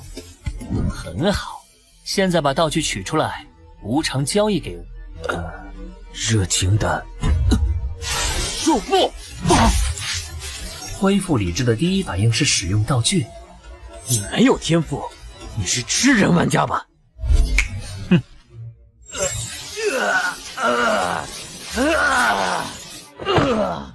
提醒你一句，我现在动一动念头，就能让你砰爆炸，到时候你的血液会溅得满地都是，尸体都留不下个完整的。听懂了的话，就别搞小动作。现在把你剩下的2件道具拿出来，并放弃道具所有权。你有这么厉害的道具，栽在你手上我认了，但想让我交出道具，不可能！哇哦，居然有个不怕死的，你早说呀！等等，我不是这个意思，只要你能保证让我活命，我可以把所有道具都给你。晚了。等等，不要杀我，我有双赢的方案，真的。你那么紧张干什么？我也没说要杀你啊。其实你的3件道具我都不怎么看得上眼，给我也只能卖掉换些游戏币，可有可无。那你想怎么处置我？面对你这种不法分子，当然是要报警处理了。什么？证据和情报刚刚我都拍下来了，你们的事情我会联系特事局的人来处理，所以你不用担心我会直接在这里杀了你。当然，前提是你肯乖乖把道具都交出来，否则我会先杀了你，再举报你们。到时候就说你反抗强烈，我一时失手。可你不是看不上我的道具吗？哼，聊胜于无呗。给你10秒钟的考虑时间，10、9。等等，不要惊动特事局，我可以帮你引荐到我们组织，到时候我们一同享受大量的道具、进化药剂这些资源。你还有6秒钟时间，你难道一点都不心动吗？你想想那些资本家的资产增值的速度有多恐怖！4秒钟，我答应道具全都给你。聪明的选择，现在就死和以后被枪毙，肯定是后者要好点，起码还能多活几天。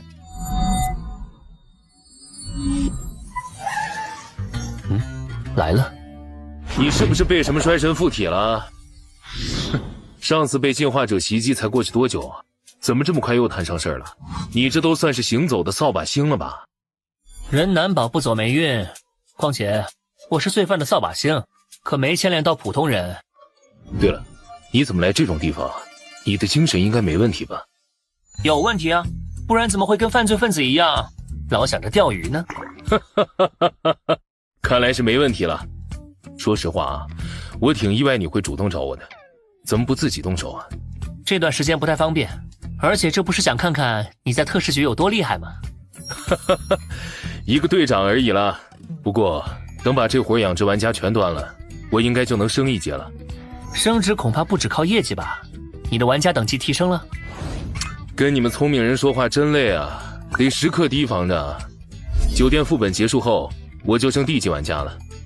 升D级后有什么变化没？最大的变化就是活动范围，或者说玩家地图变大了。E级玩家只能在车站、列车或者副本里活动，而从D级玩家开始，活动范围就没限制了，想去哪里全靠自己意愿。哦，那副本外面是什么？其他世界分区？是的，副本依附于世界分区而存在。当然，这一点是不是绝对，规律目前还不清楚。只知道玩家离开副本后，可以前往该副本所在的世界分区。副本所在世界是什么样的？莫非是世外桃源，还是魔法世界？成为D级玩家后，我只做过1次副本，那个副本所在的世界并不美好，社会秩序破碎，文明也在倒退，高级玩家割地为王，普通人生存艰难。不过据我了解的情报，有一些世界分区情况截然不同，他们已经彻底融入第9维度，成为了进化游戏的一部分，秩序完善，玩家和普通人打成一片，文明高度发达。希望我们也能如此。但愿吧。话说回来，玩家等级到达D级，要通过多少个副本？这个要看副本评价。根据我们推断，不包括遴选副本的话，如果连续3次获得 A 级评价，估计3个副本就能升D级了。感谢您的举报，陈医生我们已经带走了，剩下的成员也会持续追踪抓捕。那我们回见，下次有遇到罪犯，继续打我电话哈。哎呀，队长，该走了。我以后的业绩就靠你了啊！道具求雨娃娃已回收。这2件特殊道具，即便拿着，也无法发挥道具效果。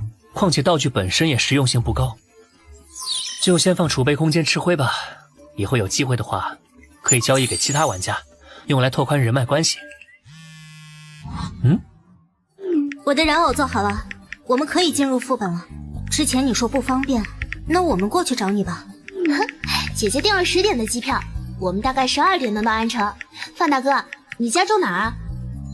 我开车去接你们好了，刚好有件事需要你们帮忙。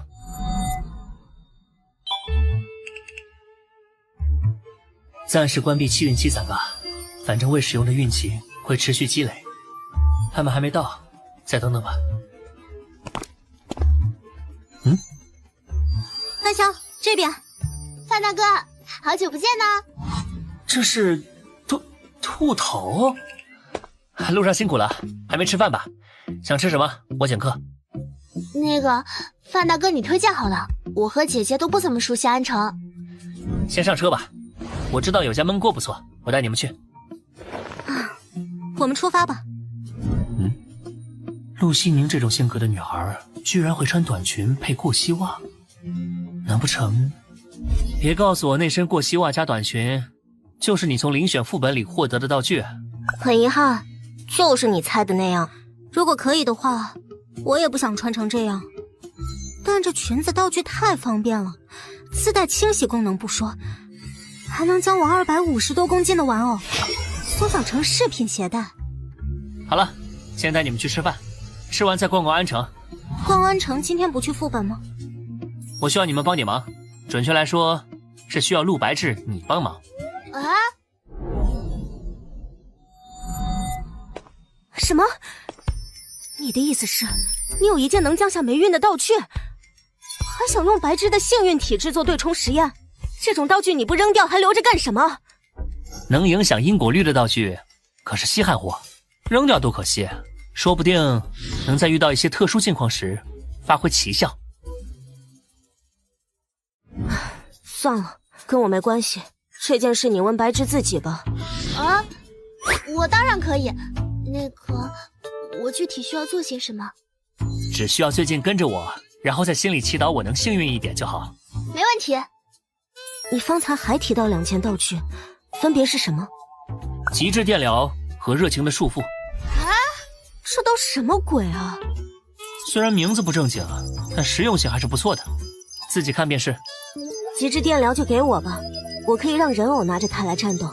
行，那另一个道具，热情的束缚，应该挺适合我的。我有件叫制毒大师的道具，可以给人下毒。如果能提前把目标束缚起来，就不怕对方在毒发之前趁机攻击我了。白痴，下次别再把道具情报随便透露了，虽然它可以另外。不过这点警惕心还是有的。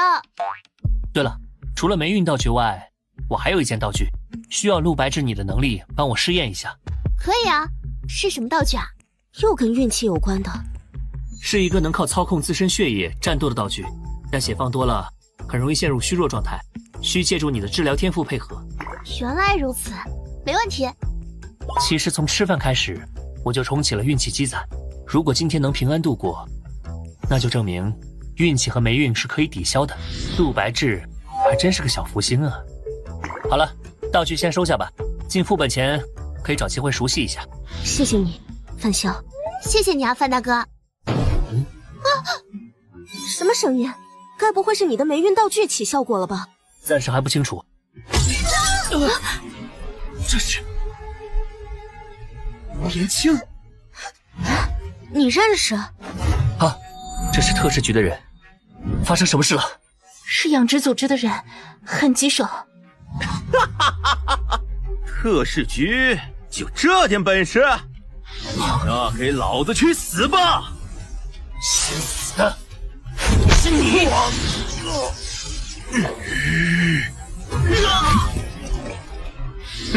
我还以为你多厉害呢，结果就是个只会嘴炮的废物。我获得的进化药剂数量远比正常玩家多，而这个人的力量居然比我还要强。要不是他拥有力量型天赋，要么就是持有力量增幅道具。范大哥，我来助你。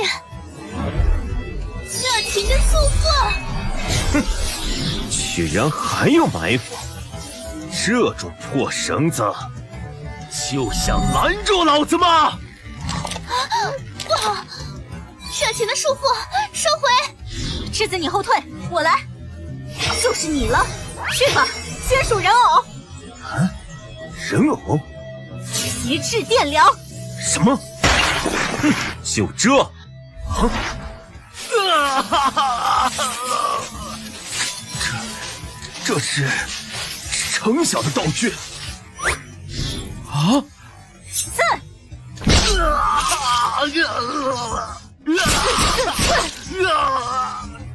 好了，停。道具回收。这是不好，不对劲儿，快离开这里！可恶，来不及了！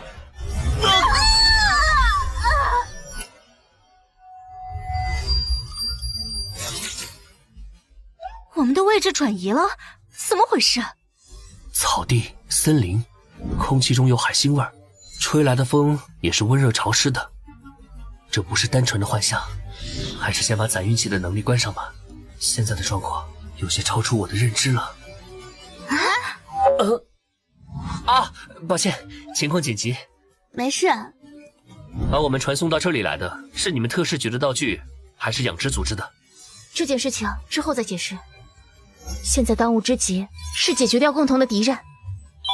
这是杜若，他也被传送到这里了。看样子这个领头的就是程医生说的 BOSS， 他应该有一件特殊的防御道具和一件远攻道具，而且已经是地级玩家了。没想到政府已经组建了玩家组织，这次算是我们栽了。不过我们现在都正处于未知环境，看你们这懵逼的样子，现在这种情况恐怕也不是你们的道具造成的吧？不是，这个倒霉蛋怎么也在这儿？不如大家先停手如何？哼，算了，有他在，我们的把握倒是能更大一些。动手！是。去。哼，问题。可恶！哼，这是交涉失败的意思吗？我这没打算和你交涉。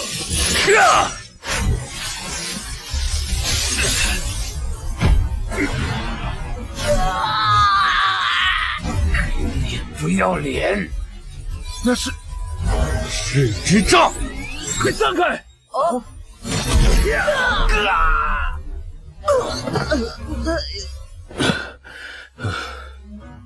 哼，有点本事。是之杖，火毒蛇焰。哼，不过如此。是之杖，连玉球。就这样了吗？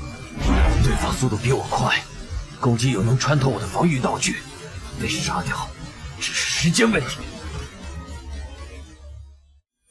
混蛋，这可是你逼我的！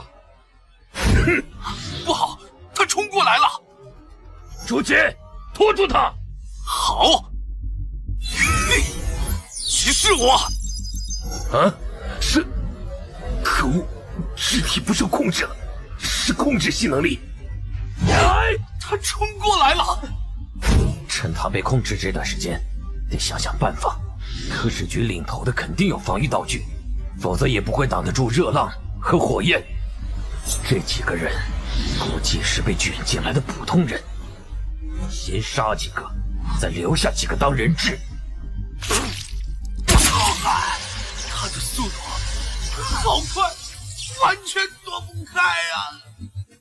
去抓人质！啊，人质？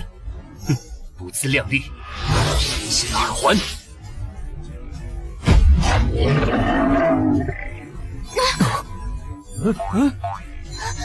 姐姐，那是遴选副本里的怪物吗？正确来说，是进化失败的人类。质子，一会儿请跟我。人偶操控术，先清理怪物。是。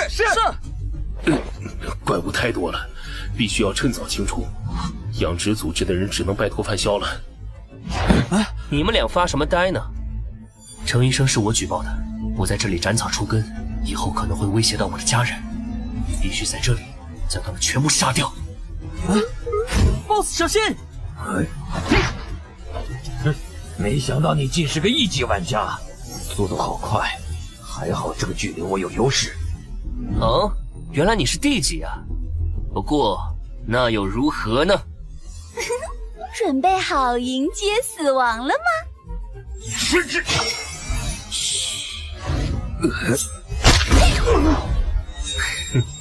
爆！范大哥，好猛啊！他的嗜好还真是，不过作为队友，还是一如既往的强大。爆开了！这人是……不用担心，他是我们这边的人。先消灭怪物。是。愤怒的牙签，光之石，极致电疗，热情的束缚。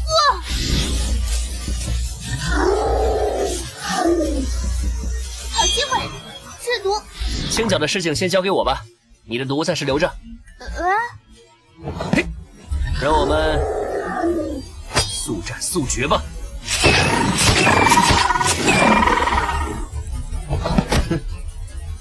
轻轻松松。范潇这家伙，真的只是1级玩家吗？哇，摆开数一数，超过10个了。范潇，你对我真好，我好喜欢你呀。不过我还没玩够呢，我还想和那2个漂亮姐姐玩。不行，持续时间还有30秒，带我到高空看看，侦测地形。岛屿中间居然有这么多建筑，这么多耕地，看来有不少人类生活在其中啊。过去绕着城镇转一圈。哦。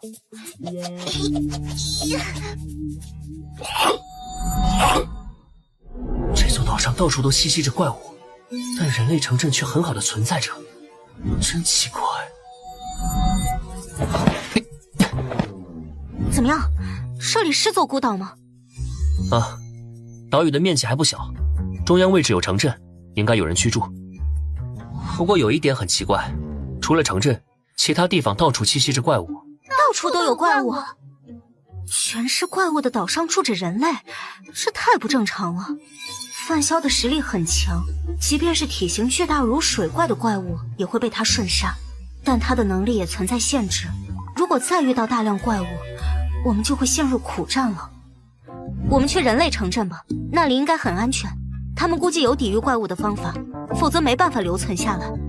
我也是这么想的，不过我们得和特使局的人合作，他们应该对目前这种状况很了解。白志，别害怕，这附近的怪物已经被我杀光了，只要不制造出过大声响，其他区域的怪物是不会过来的，放心吧。谢谢你啊，范潇。对了，我们之前道具的费用还没有给你，你跟我们的2件道具分别是多少钱？钱就不要了，但作为交换，你接下来很长一段时间都得在我身边帮我的忙。我真的有这个价值吗？当然，你应该对自己更有自信一点。陆百志的运气能否和我的能力抵消还是未知数，但我需要他的治疗能力搭配贫血的耳环，补足范七七召唤冷却时的战斗力。奶妈技能加因果律被动属性，这都不算有价值啊，什么才算？不仅是在副本里，等出了副本后你也得跟着我。至于具体时长，得看之后的具体情况。当然，我会按照后续雇佣之子的时间长短来算具体报酬。他没意见，我就没意见。之子，你的想法呢？我没问题。合作的事情谈好了，现在来分战利品吧。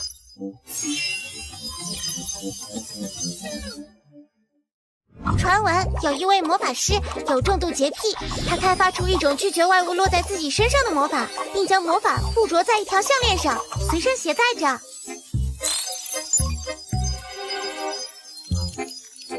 拒绝屏障，真是一件不错的防御性道具啊！还有这件百变魔衣，我从养殖玩家手里获得了新的道具，这件百变魔衣就替换下来了。姐姐，这个我和你好像都很需要，但我没钱买。笨啊！你现在在他眼里可是个宝贝，这件道具你可以用预支工资的方式拿下来，快去拿！恭喜玩家人物获得1级道具百变魔衣，该道具与绝对领域具备共融性，是否融合？具有共融性的道具，花费游戏币就可以融合。哼，总算发现游戏币除了列车购物外的消费途径了。姐姐，既然你刚好有属性契合的道具，这件魔衣你就收下吧。我也没钱，我可以预支工资帮你垫着，而且我也想知道道具融合是什么效果。好，就听你的。童话。道具百变魔衣和绝对领域融合成功，道具等级为D级。融合成功了，道具等级提升到了D级。有什么变化没？融合是以我的裙子为主的，变化能力增幅了，延伸方向有2个，一个是可以将更多的玩具变成饰品挂在裙子上，第2个是可以变为所有者喜欢的样子。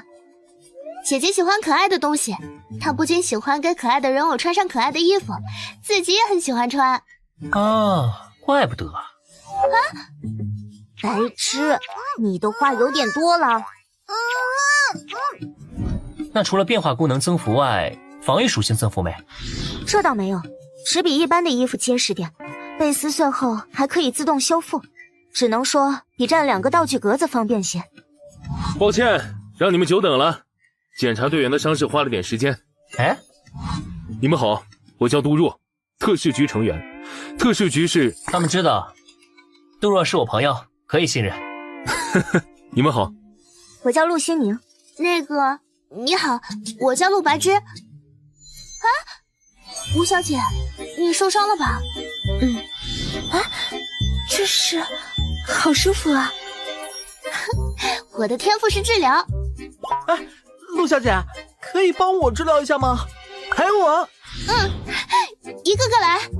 治愈系天赋还真是少见啊！你应该有什么想问我吧？没错，刚才你飞到上面都看见什么了？我可以告诉你，但我需要你的情报作为交换。情报交换没问题，你是想问我们为什么会被转移到这里吧？没错，不如我们先一起离开吧，这里并不安全，不是说话的地方。刚才我在空中探测了10几秒，粗略规划出一条怪物较少的路径，现在就出发吧。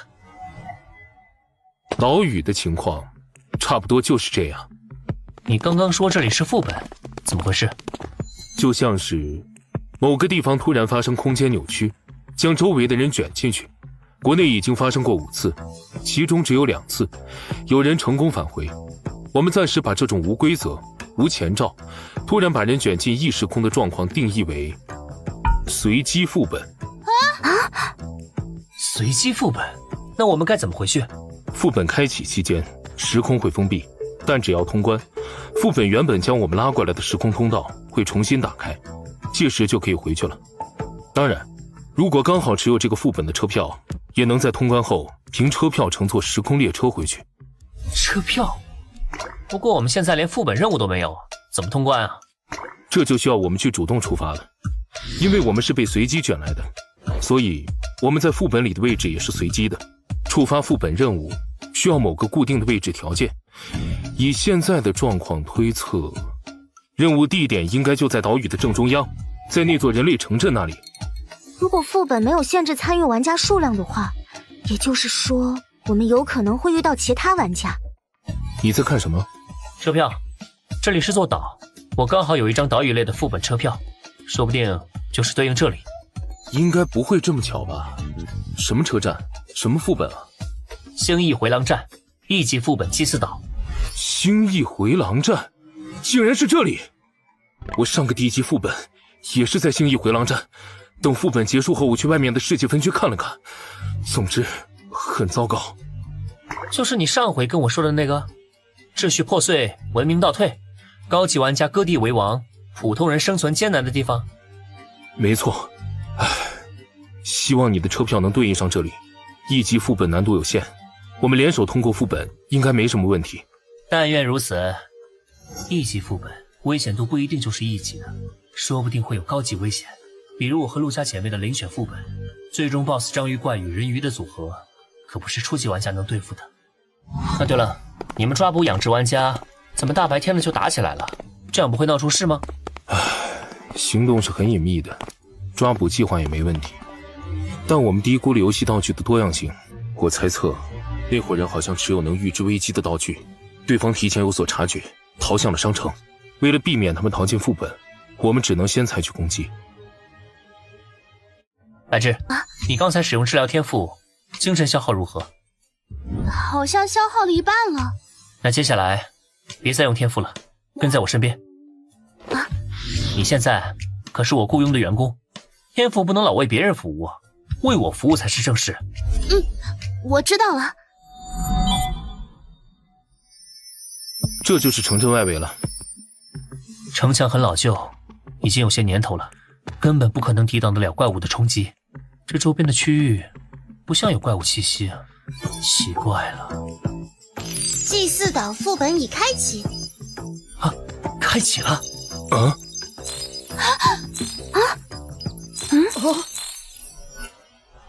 罗基岛是一处民众生活幸福指数极高的岛屿，这里气候适宜，盛产全世界公认最美味的黑鱼，岛民热情好客，贫富差距极小，是一处极好的移民之地。救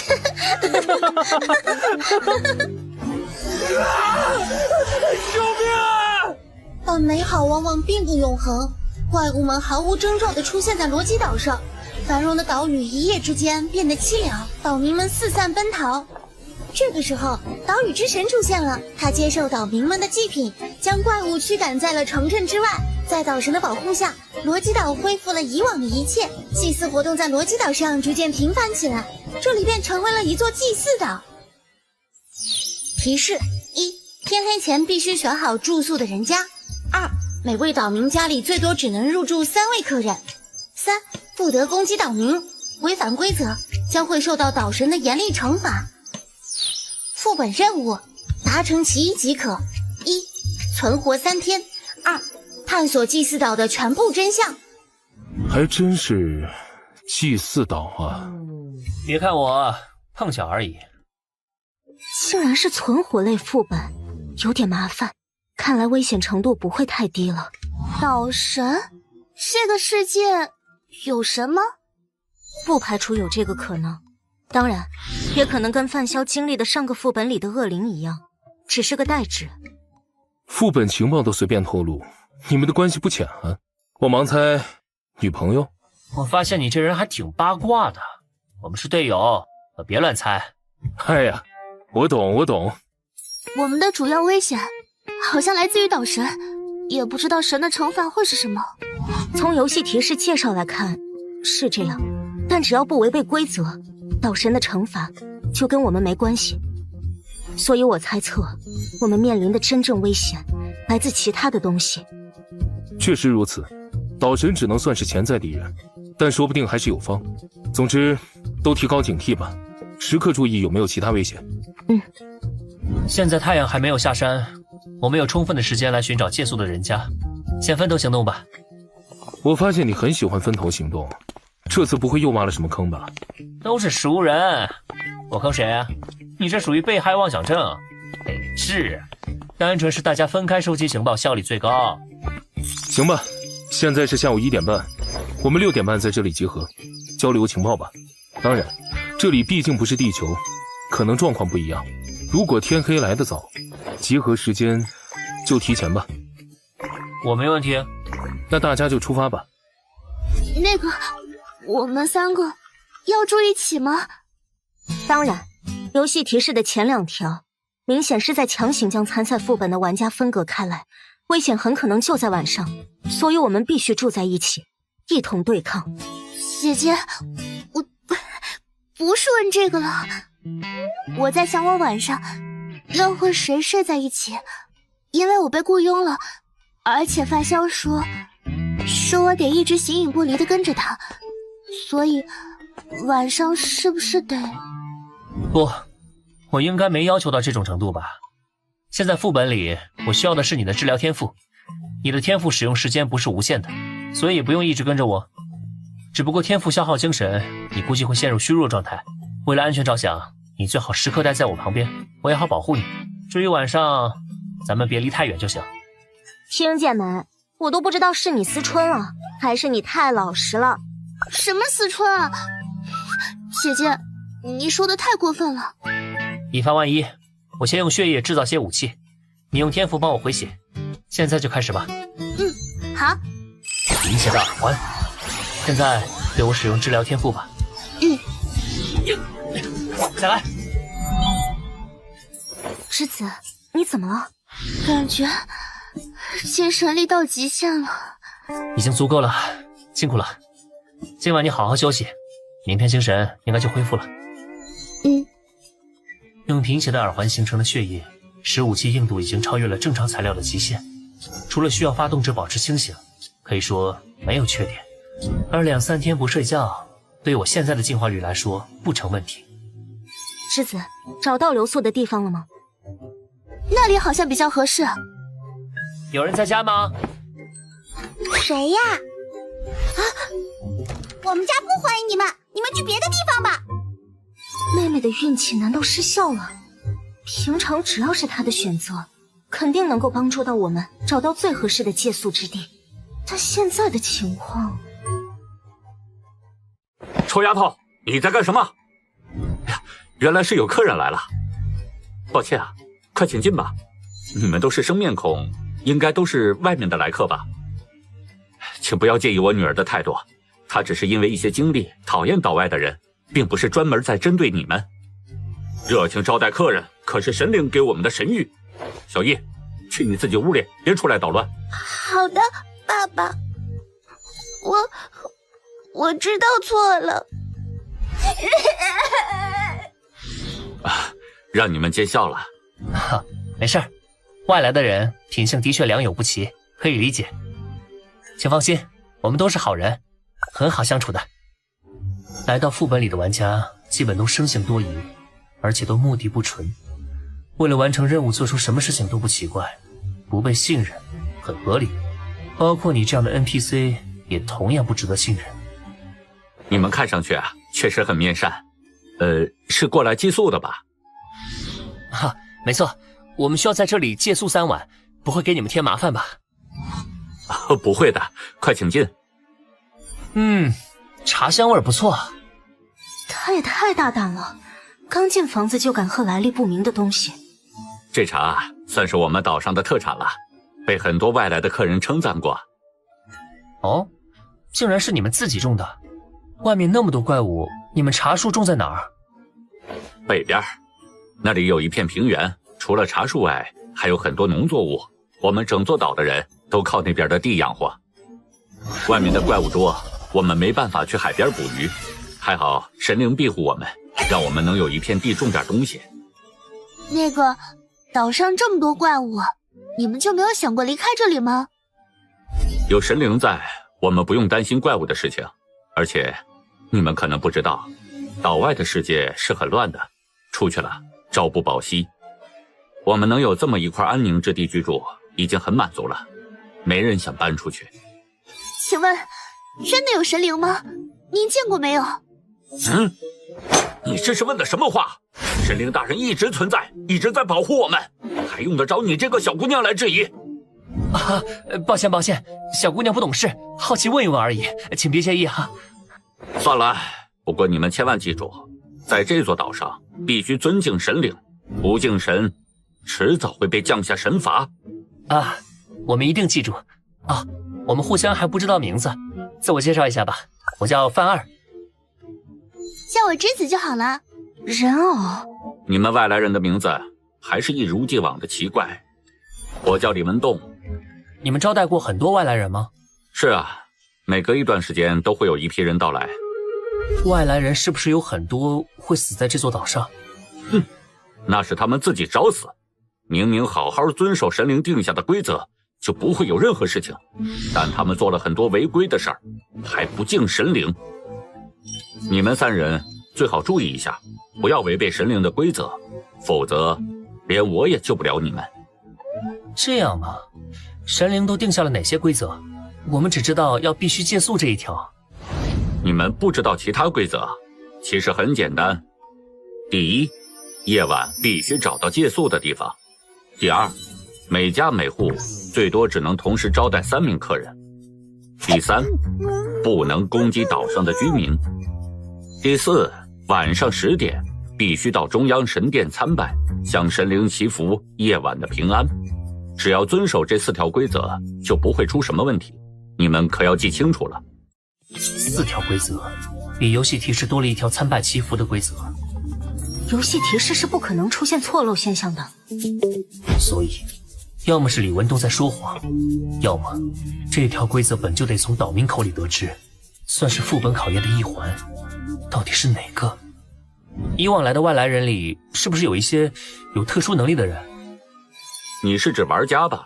确实有这类人混在外来人群里，把我们这座岛当成什么副本，说是要来通关，还说神灵大人是什么副本 BOSS。 哼，真是一群神经病。你们不会就是这种玩家吧？当然不是，我们是被突然转移到这里来的，然后遇到了一些有特殊能力的人，他们还威胁我们，说要把我2个妹妹抓走，还好最后有人帮我们解围。原来那些有特殊能力的人是玩家吗？真是奇怪的称呼。哦，对了，李大哥，你们是这里的原住民吗？为什么这么问？我在想，你是不是和我们一样，是被突然转移到这里，然后回不去了，便定居下？当然不是，小伙子，你担心过头了。神灵的想法不是我们凡人能揣测的，只要遵守规则，住上3天就能回去了。没这么简单吧？我听别人说，这座岛上有很多……能有什么？那都是杜撰的传闻。只要敬畏神灵，就不会有危险。我听说这座岛上有祭祀活动，我们能参与吗？什么祭祀活动？你听谁说的？外面的人都在说。胡说八道！什么狗屁祭祀？神灵大人是无偿帮助我们的，哪来的什么祭祀？我又没说祭祀是不好的事儿，你自己不也说每天需要参拜吗？你这是什么话？啊！你是要侮辱神灵吗？你再亵渎神灵，就给我滚！哎呀，李大哥，别激动，别激动！亵渎神灵的人，我这里不欢迎。我这个妹妹耳朵和脑子都有点问题，经常说胡话的，她可能是听错了吧？哪有什么祭祀活动啊？我就没听过。您大人有大量，把她当个屁放了就好啊。为了情报，我忍了。哼，既然脑袋有问题，那你就把他管好了。在这座岛上说神灵的坏话可是要负责任的，出事儿了别怪我没提醒过你们。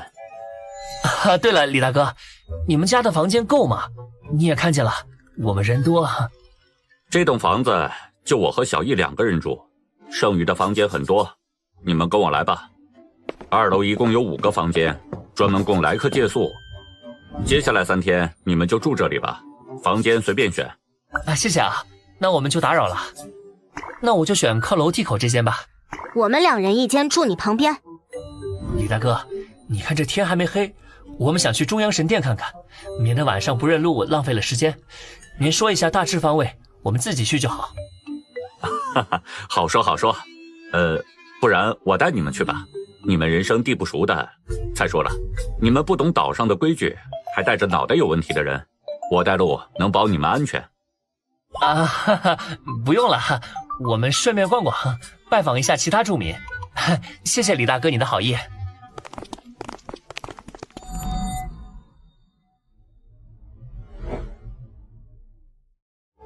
我感觉这个李文栋有点古怪，我们晚上真要借宿在他家里吗？可以横向比较一下，我们接下来再去拜访几家试试。不过我估计都差不多，最终我们还是得回来，就看你相不相信智子的运气了。李文栋家是他选的，应该比其他家靠谱点。这就是你的判断依据？靠直觉猜的。好吧，你之前随便喝别人泡的茶水，就不怕出事吗？嘿嘿，茶水没问题，就是普通的茶水而已。你这么笃定，莫非你有能检测毒药的道具？那即便是这样，也有点莽撞了。1级玩家只能够获得1级解毒剂，能力肯定有上限。你这么做有点冒险了。道具只是一方面，正常人面对现在的情况都会变得谨慎。对面只要不是蠢货，就不会刚见面就下药。而且有栀子作为队友在，行为冒险一点也没关系。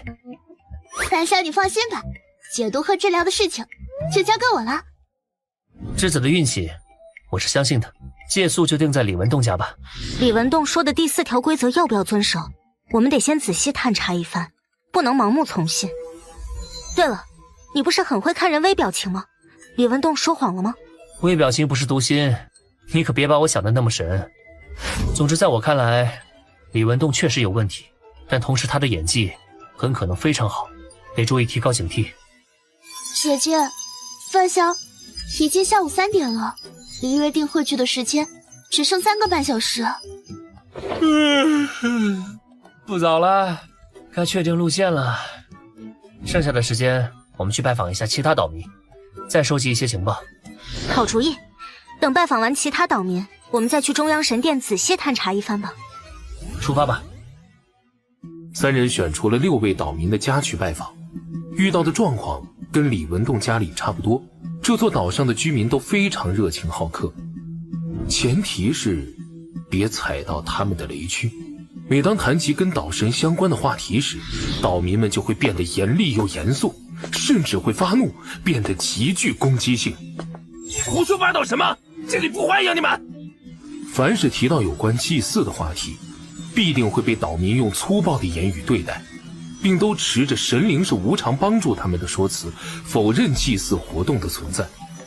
这个话题就如同什么洪水猛兽一般，让他们畏惧如虎。他们肯定在隐瞒一些事情。就算真的没有祭祀活动，也不会出现这么大的反应吧？现在反而有些此地无银三百两了。也许吧。现在想从岛民身上找到突破口，以目前的状况来看，几乎不可能。要是没有不能攻击岛民这条规则就好了。啊，姐姐你想干什么？用些手段威胁询问而已，我还不至于直接折磨拷问他们。现在有这条规则，岛民们有恃无恐，我们毫无办法。不，也不是不能威胁。你有办法？我怎么感觉你很热衷于用威胁手段？其实很简单，我们不能在副本进行时攻击岛民，但副本总有结束的时候，而且D级玩家在副本结束后可以决定自身去留，不会被强制传送到车站，懂了吧？懂了。冒充D级玩家，威胁说我们要秋后算账。不错，晚上在李文栋身上试试吧，白天去试的话容易闹出事，犯众怒就麻烦了。那个，我们这样会不会太过分了？李文栋都给我们提供借宿了，我们还威胁他。你放心吧，最多是言语上的威胁。别忘了，我们还有个不能伤害岛民的规则呢。他若不吃这套，我们拿他也没辙了。先别急着过意不去，或许我们才是正义的一方也说不定。我们是正义的？你是说李文栋同意我们借宿这件事没安什么好心？还记得给我们开门的女孩吧？她见到我们来访，表现得非常抗拒，一个劲儿赶我们走。随后李文栋出现，赶走了小易，解释说是以前和外来人闹出过不愉快，所以小易才讨厌我们。这套解释很合理的，玩家都是些什么人，我们都清楚。等等，小易从始至终都没有自己开口讲述理由，相反，李文栋还强行将他支开了，有点刻意。是啊，只要他自己没开过口，那就存在另一种可能性，他不是在赶我们，而是在帮我们。或许这就是白芝的运气。不管李文栋安没安好心，我们今晚都得试着威胁他。接下来去中央神殿看看吧，无论如何得在天黑前调查清楚。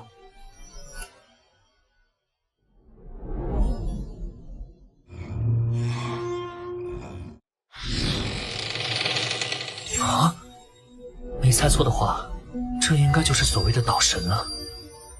这座神殿看状态，估计已经存在30年往上了。岛神最起码是30年前出现的。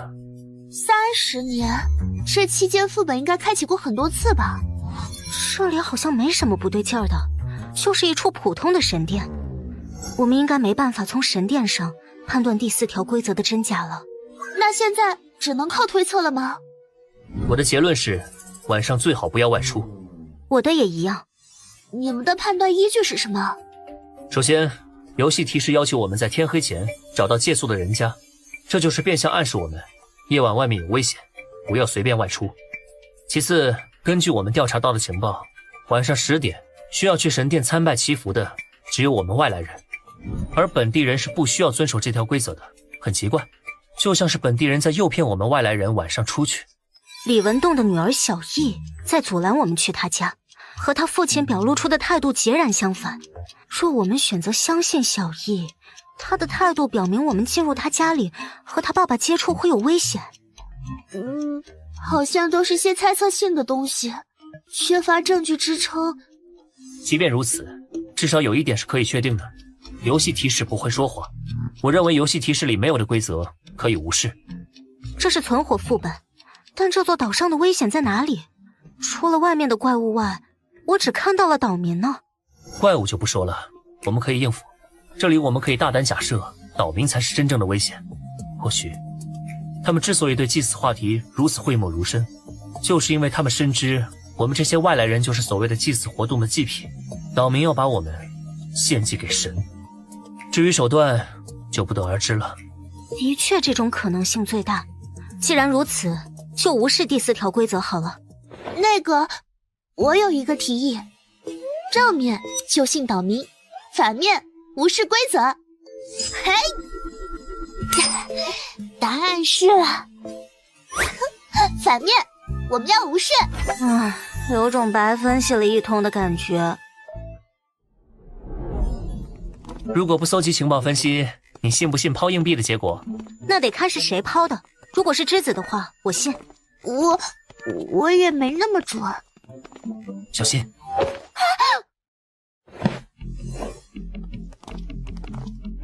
穿着不像岛民，而且看不出什么兽化特征，是人类玩家或者吃人玩家的可能性更大。让开！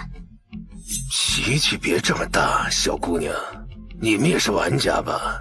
可有找出这座神殿的古怪之处？就算是找到了又如何？跟你们没关系。当然有关系了，我们可以交流下情报。通关副本靠单打独斗可行不通啊！行啊，你把你们的情报先说出来听听，我判断下有没有交流价值。年轻人，你似乎有点看不清形势。有资格说这种话的是我们，懂了吧？我再说一遍，让开！再不让开，就别怪我不客气了。道具千奇百怪，防不胜防。为了避免翻车，最好的做法就是先下手为强。够味儿，我喜欢。待会儿他交给我。嘿嘿，确实够味儿，真是个攻击性十足的小姑娘。娃娃，长大了。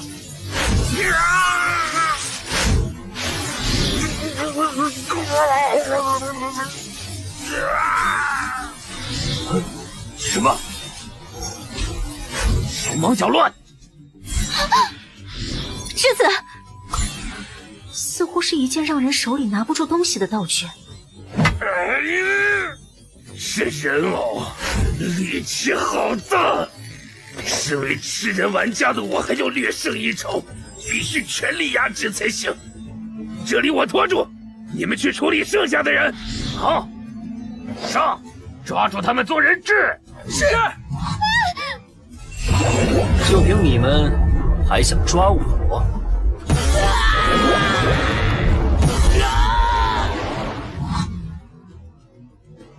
一直保持清醒，控制血液是对的。能想在玩家喊出道具前出手解决他们。一群废物！骑马关门！不好，快撑不住了！快跑！欺负我们还想跑，门儿都没有！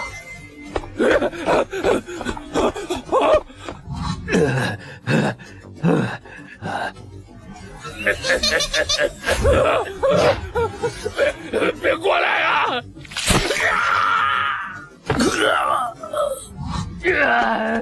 快跑啊！还好我跑得快。这是毒！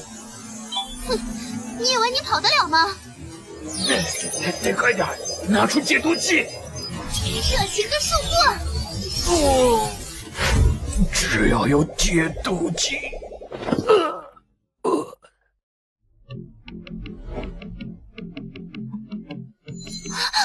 好可怕！他们的玩家编号显出来了，都是吃人玩家。哼，果然不怀好意。范潇，这种事情很常见吗？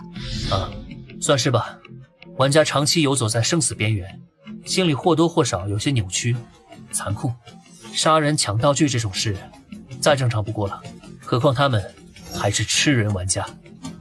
嘿嘿嘿嘿嘿。吃人玩家就是凶狠残酷的代名词。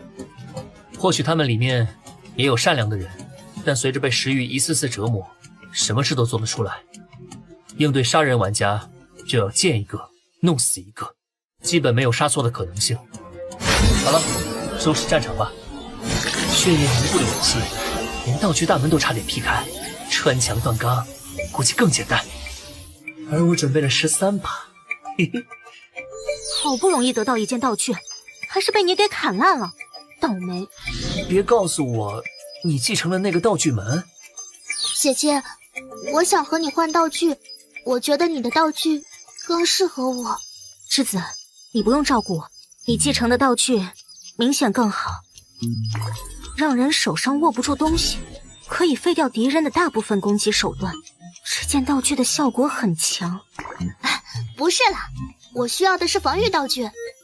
先给人放毒，再把他捆住，然后再用防御道具保护自己，挡住对方可能拥有的远程攻击道具。这样一套组合下来，等毒素彻底发作后，对面估计就没有什么反抗能力了。这还挺厉害的。对啊，虽然手忙脚乱也算防御道具，但没有你的道具门全面，它只能防住敌人拿在手里的道具，像是操控型的，比如范潇那样的耳环就防不住了。而且姐姐，你更适合我这件道具，你的人偶是近战型，想象一下，等你的人偶靠近敌人后，你突然发动道具，卸掉对方手里准备用来战斗的近战武器，对方一定会很懵。可以，这次就算是我占你便宜了。没有啦，而且我们分那么清楚干什么？啊！范潇不会误会，我是个腹黑阴险的人吧？道具回收成功，获得2万游戏币。好了，既然战利品也结算完毕，那就先回东门那边跟特使局的人会合吧。哦对，时间不早了。没想到这座岛上除了我们外，这里还有其他玩家。有其他玩家才正常，除了我们这类被卷进来的玩家外，肯定还有正常通过车票进来的玩家。这个副本很大，估计城镇4个方向的大门处都是副本任务的触发地点，所以进来的玩家应该还不少，我们得提高下警惕了。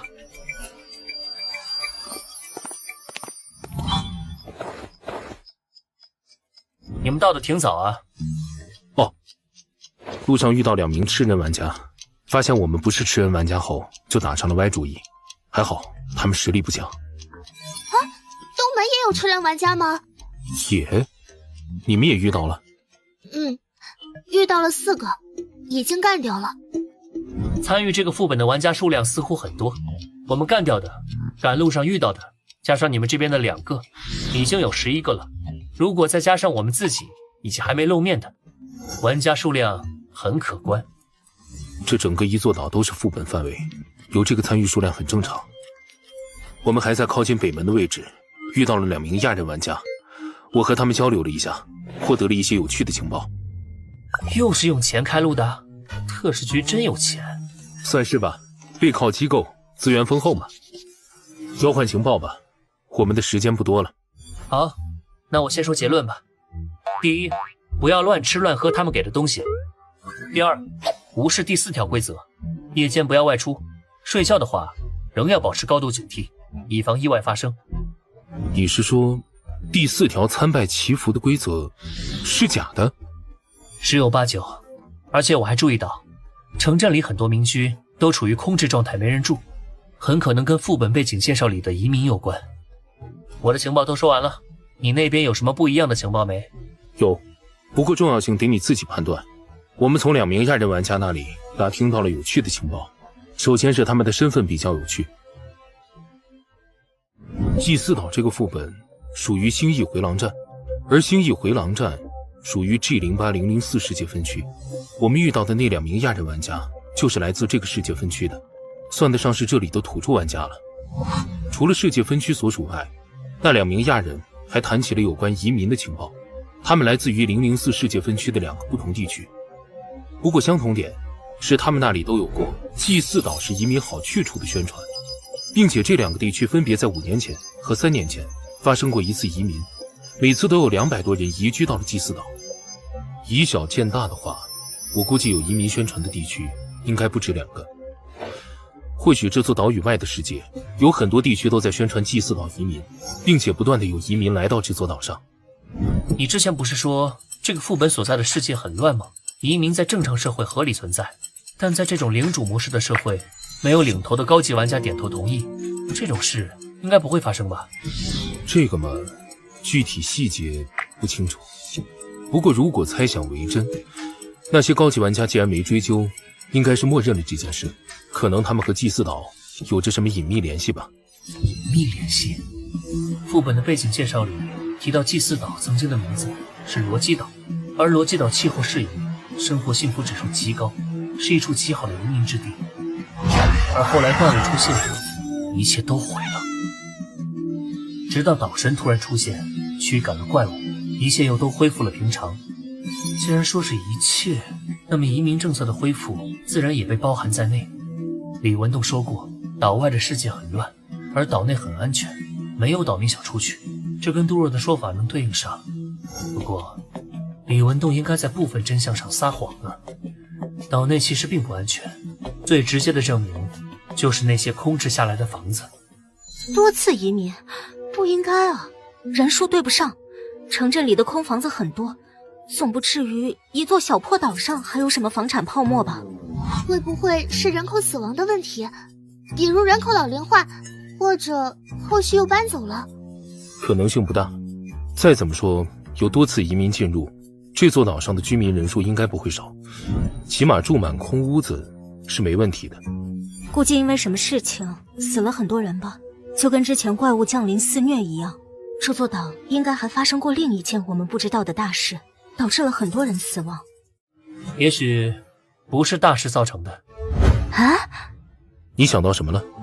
我们可以换一种思路，从结果推原因，并不是有什么大事件造成了岛民的大量死亡，从而出现了大量空房子，而是不断有岛民在持续的死亡着，才需要一次又一次的移民来填补岛上的空缺。不断有人在死，岛外还在宣传移民，这背后不会有什么阴谋吧？确实很像。你们不觉得怪物和岛神相继出现这件事有点太巧了吗？也许祭祀岛一开始就是个阴谋，不，应该说是一个陷阱。比起陷阱，我更认为这是一桩交易。交易？确实有很大可能是一桩交易。岛外的世界高级玩家割地为王，那些高级玩家应该和岛神存在某种交易，他们持续输送移民到这座岛，岛神则满足他们的一些愿望。啊？岛神有这么强吗？连高级玩家的愿望也能满足？岛神的实力应该不怎么样，如果很强，哪需去宣传移民，直接去抢不就好了？而且我估计这个副本连随机传送人进来都存在使用次数限制，否则也不需要移民了。不错，并且会把谁卷进来也完全随机，否则我一个地级玩家卷到1级副本里，这不是送分吗？你倒是挺自信的。不是自信，成为地级玩家后，我就被限制参与1级副本了。手里的1级副本车票全都无法使用了，进化游戏应该不会做出没意义的限制。你觉得理由是什么？我先来说说我的结论吧。好，你来讲讲。岛外的高级玩家想获得什么，完全可以靠进化游戏，不至于求到岛神头上。所以他们和岛神的交易，可能不是为了他们自己，而是为了他们的子嗣。高级玩家的子嗣也成为了玩家，为了这些初级玩家的安全着想，那些高级玩家便和岛神交易，把子嗣送进来，让他们毫无危险地通关副本。作为回报，他们将岛神需要的人口通过移民的方式送进来。子嗣很有可能。副本里的危机对所有人都一视同仁，即便是高级玩家的子嗣也不例外。贿赂副本 BOSS， 间接制造出可受掌控的安全副本，这不仅可以惠及子嗣，甚至能当做一门生意来做。我猜测岛神本身也有高级玩家的实力，否则高级玩家可以通过威胁岛神来达到这种效果，用不上以移民作为代价。既然是猜，那我们不妨猜得更大胆一点。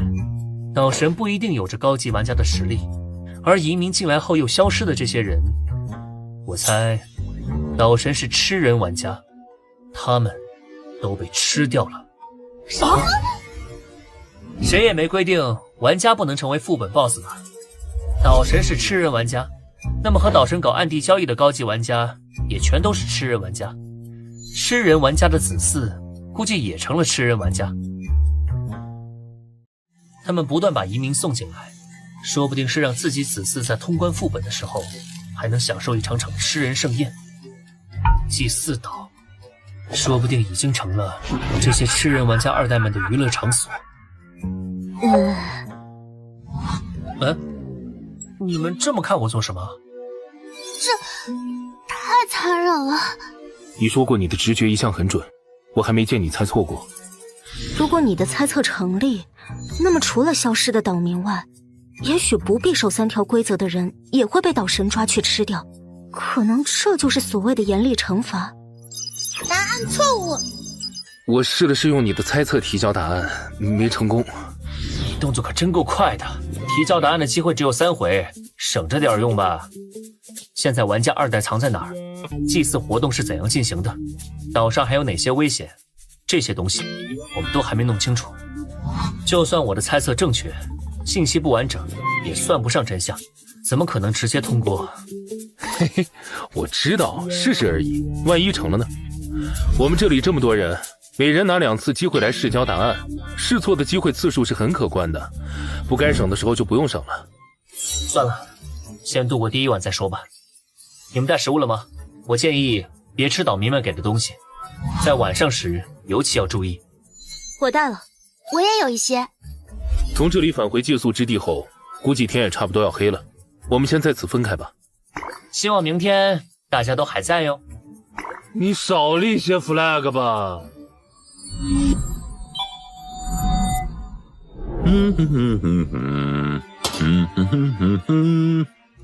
姐姐、爸、哥哥，你们说他会趁机下药吗？这种事靠猜不行，待会儿你们别吃就好。各位久等了。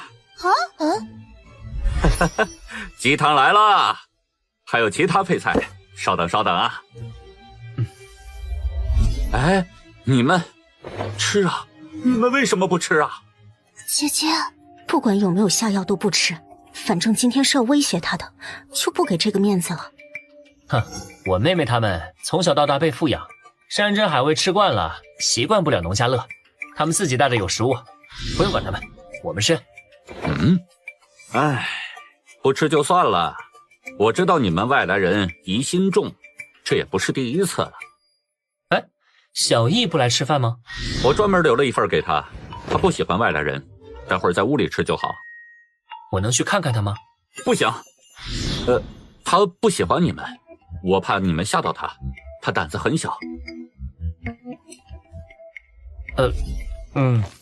解毒大师没有发动过，看来饭菜都是正常的。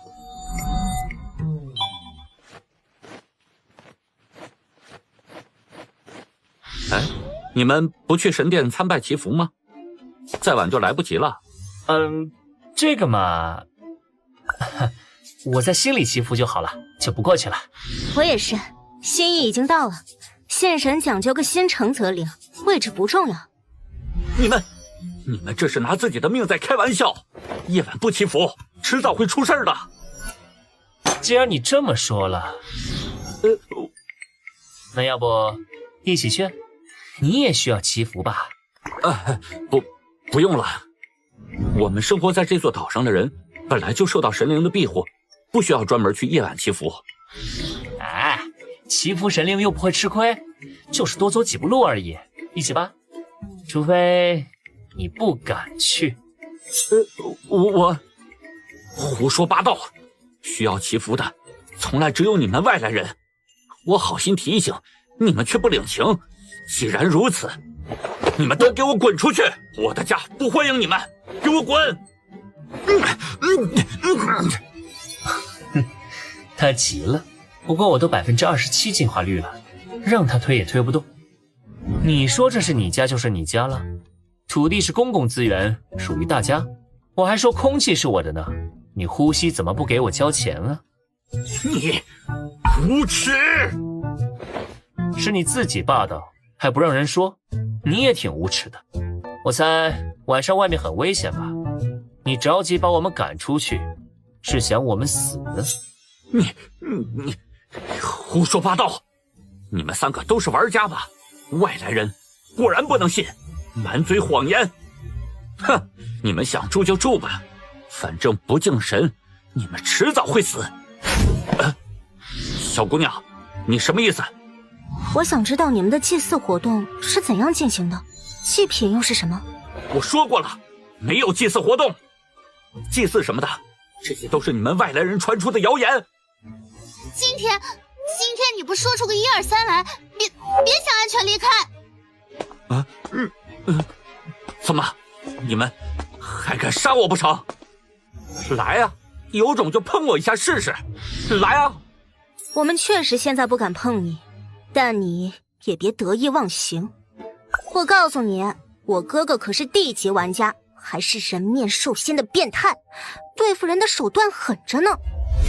嘿嘿嘿嘿嘿嘿。就算在副本里头没办法奈何你，但等到副本结束，哼哼，你还有你的女儿都别想活。你敢得罪我们，他迟早会把你们父女折磨致死的。你们3个神经病，我根本不知道你们在说什么！给我让开！你们这些不敬神的混账东西，迟早会死！迟早会死！他不上当，我们怎么办呀？他在害怕夜晚外出，至少我们的猜测正确。第4条规则确实是骗人的，晚上不能出去。要不我们去问问小易？他刚才开门时我瞥了眼，小易就在他房间，估计是早就防着我们了。不能问又不能外出，看来今晚是得不到什么有效线索了。那我们去2楼的房间睡觉。2楼是他推荐给我们的，说不定有陷阱，最好别去。猜测这个没意义，这个副本明显开启不止1次了。岛民们若是想坑玩家，肯定已经把损招都研究透了，说不定待在客厅里也有陷阱。哼，反正我们已经和李文栋闹翻脸了，不如就做得更绝一点，直接闯进他房间，给他当守夜人，如何？好主意。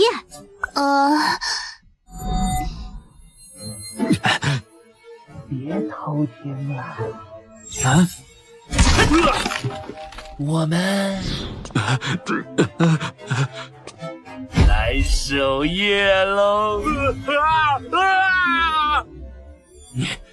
你们这帮混蛋，快给我滚出去！有什么声音吗？听不清啊。混蛋呐！你们要不要脸？滚！快滚！栀子别怕，芝麻开门作为防御性道具，不算攻击岛民。他再怎么攻击都碰不到我们的。不是的，是他骂的有点难听。好啊，这可是你们逼我的，这下谁也别想好。解毒大师生效了，熏香有毒，得提醒他们。爸爸，你不能这么做！小易，停手吧！你给我趴开！你不想活，老子还想活！把道具收起来吧。好。得保护小易，但抢夺可能会被算作攻击，怎么办？大哥哥，接住！什么？已放入储备空间。把熏香还给我！没了，你搜吧。没有，这里也没有。为什么要反抗？你们为什么要反抗？你们为什么不肯乖乖去死？为什么？爸爸，你以前不是这样的，爸爸。道神这个混蛋，还神灵，我神你个头啊！爸爸，不能骂，不能！滚！你这个不中用的东西！你干什么？要真关心这个不中用的东西，你刚才怎么不乖乖去死？假仁假义，一群伪善者，光盯着我有什么用？有种来打我呀！来呀！你不用引诱我们出手，我们是不会违背规则的。呀！可恶啊！你们外来的人也好，那个天上的岛神也好，都是狗屎，狗屎！哦，你辱骂神灵，不怕出事儿？啊！狗屁神灵，就是个怪物而已。要不是没有力量，我恨不得现在就去弄死他。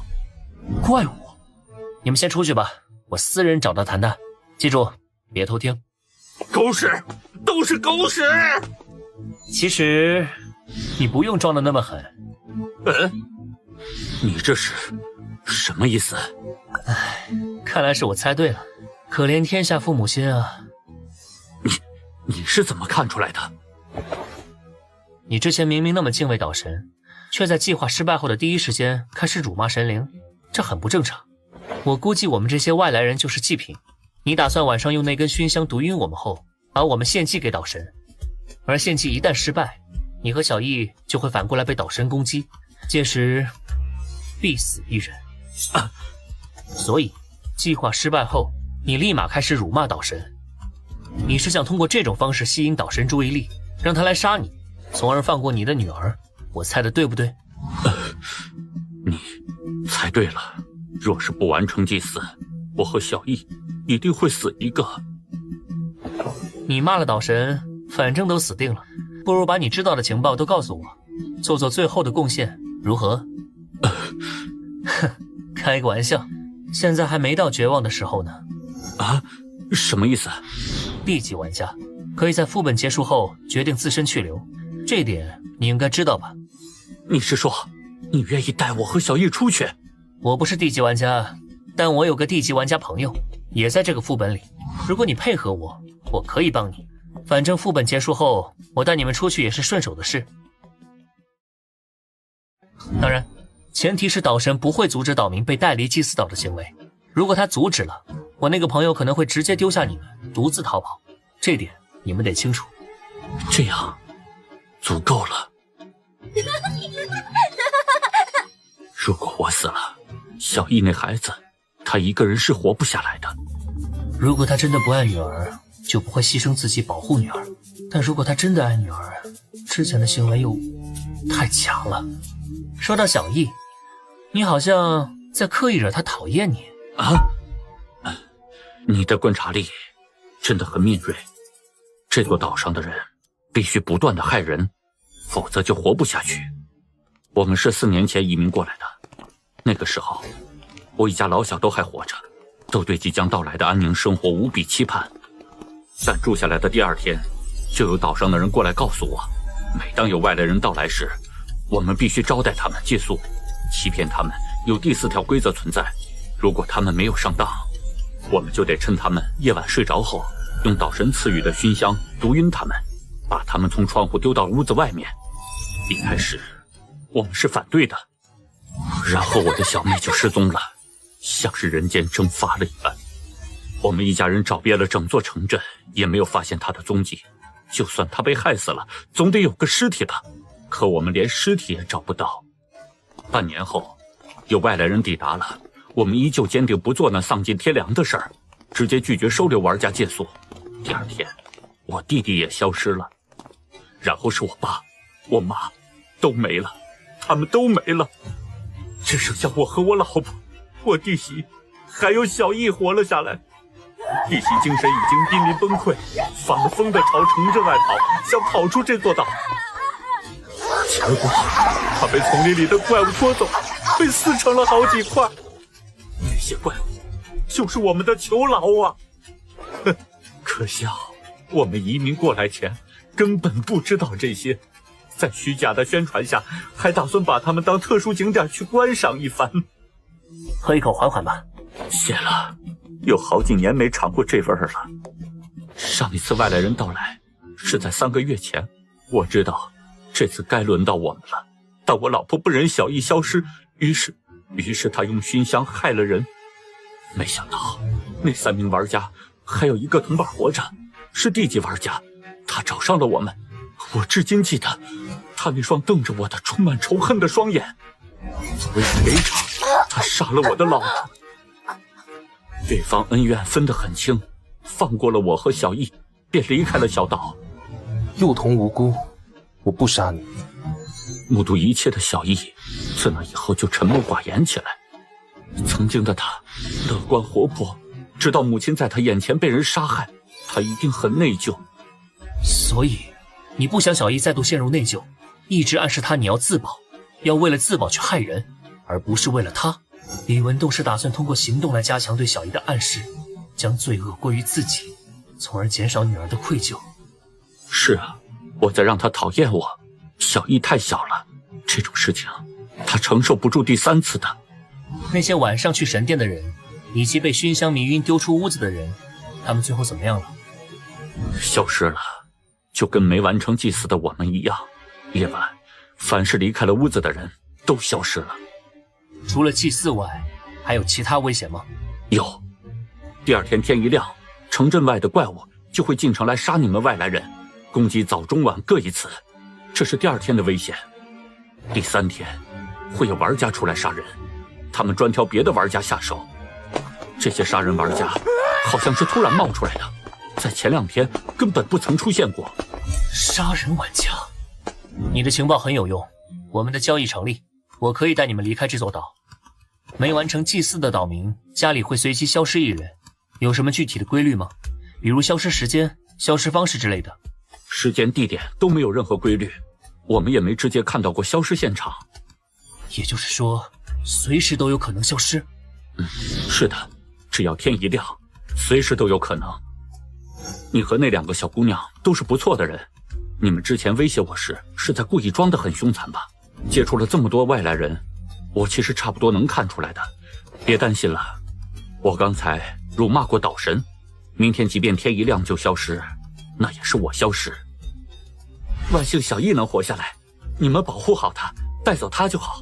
我的话，听天由命吧。怪物天一亮就会袭击城镇吗？是的。你们岛民能跟我们外来人一起前往我们的世界吗？不行，以前有人试过，行不通的。那就等明天一早驱赶完怪物后，我们直接去海边试试，看能否让我朋友带你们出去，从海洋离开，然后找个相对安全的地方安顿下来。先度过今晚了。第1天是祭祀危险，敌人是岛民，岛民们被岛神威胁，不得不去用阴招献祭外来人，而被献祭的人估计会成为岛神和吃人玩家2代们的盛宴餐品。第2天是怪物危险，用怪物来削弱参加副本的玩家的实力，方便玩家2代们在第3天狩猎我们。第3天不出意外的话，就是源自同为玩家的狩猎危险，吃人玩家2代们就会出来猎杀我们。吃人玩家2代就是我给这些隐藏玩家起的名字，一群无视岛民生命，躲在暗处以死为乐的家伙们。至于岛神为什么要威胁岛民来害人，可能是他受限于1级副本的规则，无法直接出手，只能通过这种间接的方式。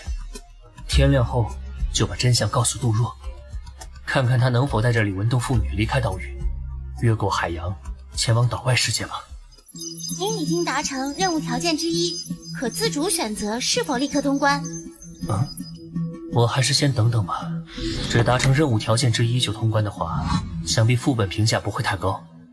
怎么样了？有什么线索？通关了。啊！刚才谢谢你了，小叶。你解开真相了？爸爸！啊，解开了。李文栋提供了一些情报，拼图凑齐了，你们也试试看。居然真的就这样通关了，那我们接下来做什么？待满3天，达成任务条件之一，可以随时选择通关副本离开，算是多了道安全保障。既然退路有了，不妨挑战一下更高的副本评价，达成双条件，肯定比单条件的评价要高，奖励更丰厚。哦，富贵险中求吗？那小易他们该怎么办？他们没有完成祭祀，会死一个人的。放心，我已经承诺带他们父女离开这座岛了，这也算是李文栋提供情报的报酬。请身为地级的杜若帮忙，用真相和他做交易。如果他那边也推测出真相了，那就算我欠他个人情好了。现在就等着第2天的清晨来临吧。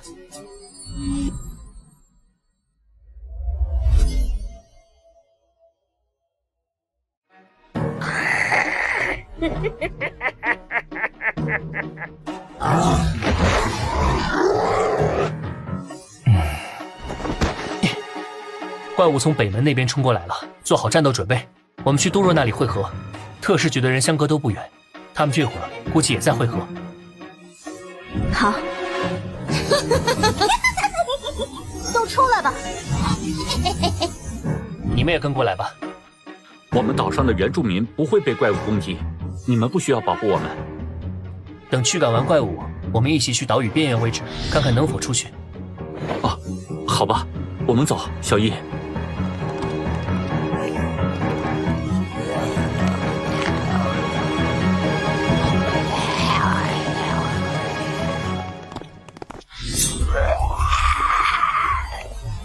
小心！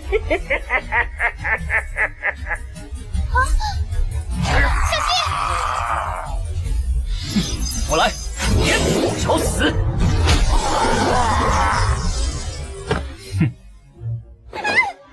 啊，这秒杀了！继续往前走，保持警惕。好。他竟然这么厉害！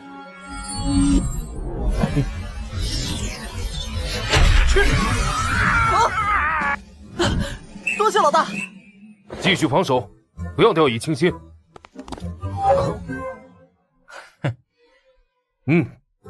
你们帮忙清理一下漏网之鱼，保护好李文栋和小易。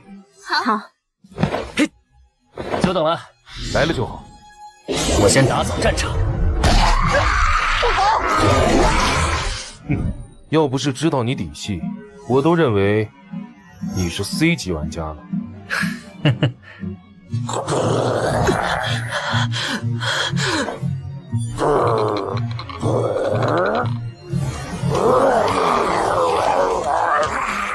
怪物逃走了。怪物竟然是沿着正常路径撤退的，甚至没有破坏建筑，感觉跟遴选副本里的怪物定时行动休息的规则很像。岛神难道是利用了这种手段吗？辛苦了，你找到真相了？啊，找到了。我把副本真相告诉你吧，你自己分析。不过作为交换，你得答应帮我一个忙。范潇这小子居然要我帮忙，不过他应该不会故意坑我吧？说吧，想必你也不会给我出什么太难的题。等你得到答案，通过副本，你得帮我把一对父女带离这座岛，帮他们在004世界分区找个安稳的地方安顿下来。安顿，这可有点难度啊！想在这个世界安顿下来，可不简单。还好，我上回在004分区调查情报时，得知了一个人类玩家组建并统治的一个安全区。去那里的话，花点游戏币贿赂贿赂，安顿下来应该没问题。不过我得提醒你啊，擅自把岛民带走，有可能会遭遇到岛神的强烈阻拦。我知道，若是岛神阻拦，我会挡住的。不过我的方法还没验证过，停留在猜测阶段，不一定管用。万一没用的话，你就自己逃跑吧。如果是这样的话，我没问题。全员集合。接下来我来告诉你们通关答案。啊，真的成功了！吴谦，你在战斗中受伤比较多，先结束副本，回去疗伤，顺便把这件事报告给总部。好，你们几个跟着我，试着寻找下岛神和那些玩家二代们的藏身之地，尽可能搜集副本情报。好，范儿，啊，快下来！就不能取点正常名字？别管了，个人爱好。怎么了？出事了！李文东父女不见了。什么？两人都不见了？是的，之前刚开始战斗的时候，他们就在我和之子身后。等我们把注意力集中到战斗上，回过神后，他们已经不见了。看来应该是岛神出手了。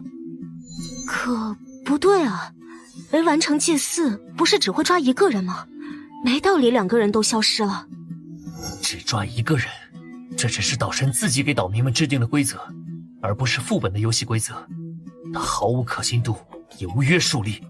实际上辱骂岛神都不一定是规则的条件。可恶！岛民的生死完全看岛神的喜好，很可能只是为了方便管理岛民而固定了抓人的条件。冷静，先找到消失的前后发生了什么。先别着急。啊，他们刚刚才被抓，只要能找到隐藏地点，我们就有把人营救回来的可能。隐藏地点会在哪儿呢？李文栋和小易之前进屋没？没有，他们一直在我和之子身后。我害怕他们被落单的怪物盯上，还专门提醒过他们别过去。外面，之前说夜晚离开房屋的人也会消失，共同点是外面。外面和房屋里有什么不同？导致房屋安全是墙壁，还是天花板，又或是地板？对，是地面。地面？地面吗？你是说地下有问题？不知道，但可以赌一把。他们就是在这附近消失的，如果真有问题，应该就在我们脚下。无尘之盾，果然，地的下面不是泥土，就是那里。呵，好，欢声笑语，谈笑风生，是玩家二代吗？而另一边的是，李文东父女应该还活着。在那里，和我预想的一样，消失的岛民以及享乐的玩家二代，岛神暂时还没现身。不好，被发现了。在不确定岛神身份的情况下，不能打草惊蛇。啊！竟然闯进来了！你怎么敢的呀？第一反应是害怕与躲闪。这两个人应该不是岛神。这里是？那是？这几个都是玩家二代，先动手干掉他们！岛神，快救我们！快呀，他们要过来了！你们这些低贱的家伙，不准过来！追！好，好。这就是岛神。岛神怎么会是这副样子？不应该是吃人玩家吗？有些吃人玩家如果不收敛自己的食欲，遴选副本后，如果继续摄入其他生物基因，一旦出现意外，不是没有变成怪物的可能。只要能保持意识清醒，不彻底成为没有理智的怪物，应该也能算是玩家。什么？在副本里岛神被限制了，别管他，先救岛民。是，老大。没错，如果没有限制，岛神刚刚就能使用道具，或者直接攻击我们。岛神，快出手啊！岛神，你在干什么呀？岛神，遗言说完了吗？不好，完了！说完了就去死吧！不要！你们这种渣子，全下地狱去吧！暗之弓。什么人？李成。我的剑士有破甲属性却没能破盾，说明这件道具至少是 D 级。1级玩家拿着 D 级道具，该说不愧是玩家2代吧。D 级防御道具，那上方呢？你防御！什么？玩家2代这边交给我们，你们先救人。好。虽然叫上范七七，应该能秒杀他们，但七七是我的底牌，不能随便用。当心，不要攻击岛神！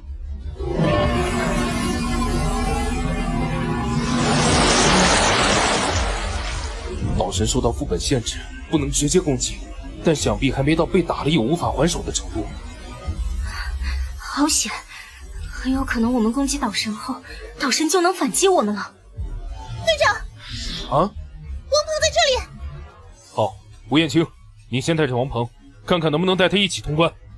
质子，我知道，找到了。先让他们醒来，方便带他们离开。你们效率太慢了，让开！贫血的耳环可以在50秒内任意操控血液，而血液能带起的重量和我自身能举起的重量不同。虽然接近1000公斤的重量，有些吃力，不过这个方法可行。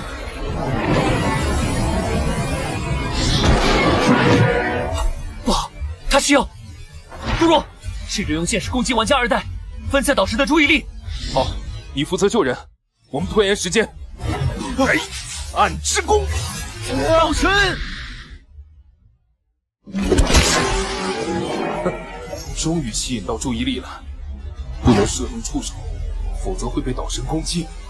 质子，快用毒！好，剧毒大师。那是什么？过来了！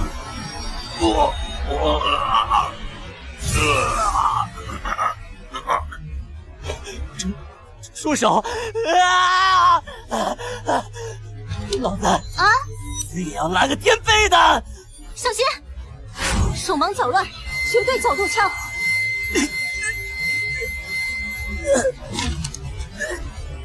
手不受控制了，我不行了。喂，坚持住啊！喂，可恶！捡到了！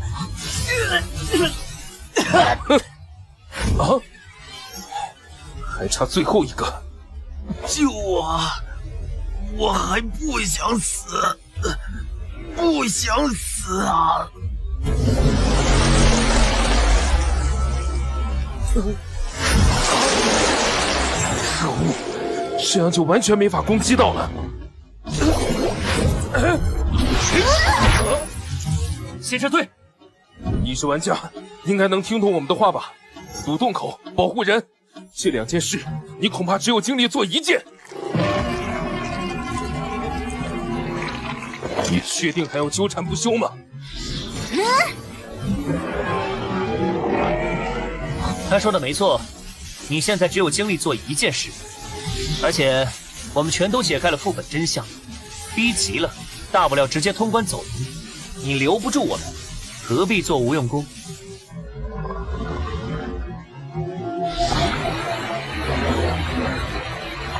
你们先上去，我有办法脱身。好。如果你刚才彻底发飙，全力阻拦我，即便我有同伴干扰你，想必我转移那些晕倒的人也不会那么顺利。你留手了，对吧？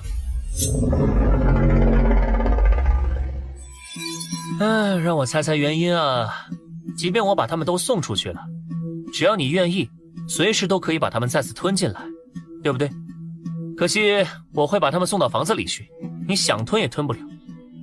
当然，这只能解一时之急，岛民不可能永远待在房子里不出来。不过我从刚进入这里就在观察，无论是昏迷的人山，还是玩家2代们活动的区域，无一不是围绕着这根中柱而存在。如果我没猜错的话，你应该掌握着一件大范围影响型道具，可以干涉城镇的土地，把人吞掉，然后送到这处地下空间来。是不是毁掉这根立柱，你就再无法把人吞到这里来了。猜对了，西西，就是现在，动手。好，来玩吧，在这里。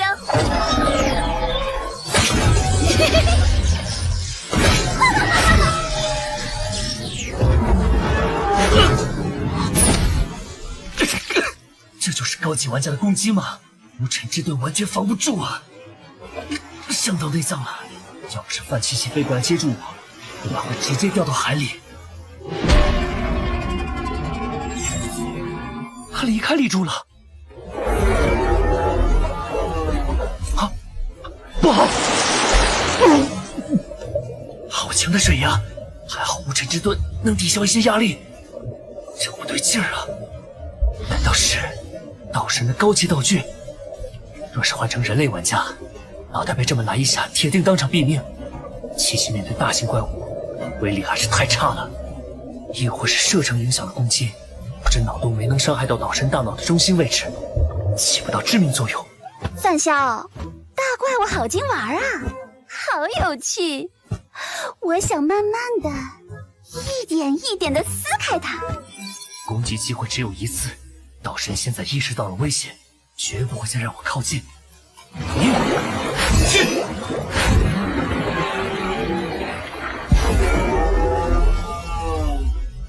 啊！血液无法融进岛神的血管中，看来低级道具确实无法伤害高级玩家。算了，既然杀不了岛神，那就恶心一下他。范七七是概念攻击能力，那概念上破坏道具应该也能成吧？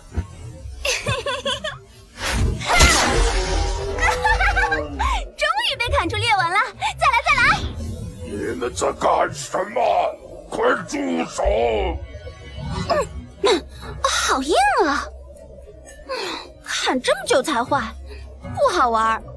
七七，召唤时间还剩20秒，差不多了。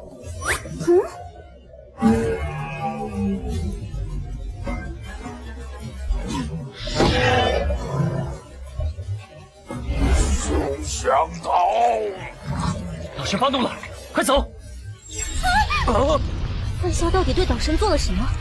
结果弄得那个怪物那么愤怒，导致整座城镇都在震动。是范萧，他终于出来了。如果岛神追出来了，提前通关副本离开；没出来的话，我就继续待在这里，直等到第3天结束。哎，怎么下雨了？那是什么？好恐怖的范围！哇，雨变大了，快回屋子！以岛神之前的自愈能力来看，现在他应该早已恢复，却没有追出来。看来那家伙没办法追出地面杀人。七七，你去休息吧。知道了。你做了什么？怎么这么大动静？想试试能不能干掉岛神，结果如你们所见。你不是1级玩家吗？到底哪来的自信啊？范萧，你受伤了，好像伤到了内脏。来，我帮你治疗一下。谢了，感觉好多了。那太好了。哦，对了，副本期间岛神好像不能离开地下空间。我明明激怒了他，又破坏了他珍惜的道具，他竟然都没追出地面来杀我。什么？总之，这个副本应该没危险了，只剩下一些怪物，影响不大。也就是说，借不借宿都无所谓了。理论上是这样。那个，怎么了？啊？有没有可能是这岛神故意迷惑我们呢？我们一违背规则，他就可以出来攻击我们了。是有这种可能，所以规则还是老老实实遵守吧。若是发生了什么意外，就立刻通关副本离开，不要贪恋获得高评价。是，吴谦和王鹏已经通关回去了。范萧，这次多谢了，要不是你，随机副本不会这么顺利。我们现在就去海边。不，第3天再去吧。虽然这个副本没危险了，但我们还是保险一点吧。没问题，我也推荐等副本完全关闭了再走。那时候啊，副本和外面的世界就会重新连通，更容易送人出去。话说，我从地底救出的岛民怎么样了？放心，他们很安全。喏，他们都在这里。如果你方便的话，这群人能带上的就都带上吧，不用考虑后续安顿问题，带出去就行。后续安顿问题我来处理。当然可以啊，不过被你送回来的岛民并不都是好人。经过审问，其中很多岛民都承认使用过熏香害人，只不过没成功才被岛神抓走的。在这座岛上，哪还分什么好人和坏人？真正坏的只有岛神。至于他们，不过是一群没得选择的可怜虫罢了。放心吧，看不惯这种事的可不止你一个人啊。做这种事能恶心到岛神，我求之不得呢。哎，说到恶心岛神，我们去把岛上的怪物全部干掉如何？算我一个。我也去，我也去。那就一起吧，赶在天黑前回来就好。不过我自己还有点事情要办，你们稍等我一会儿。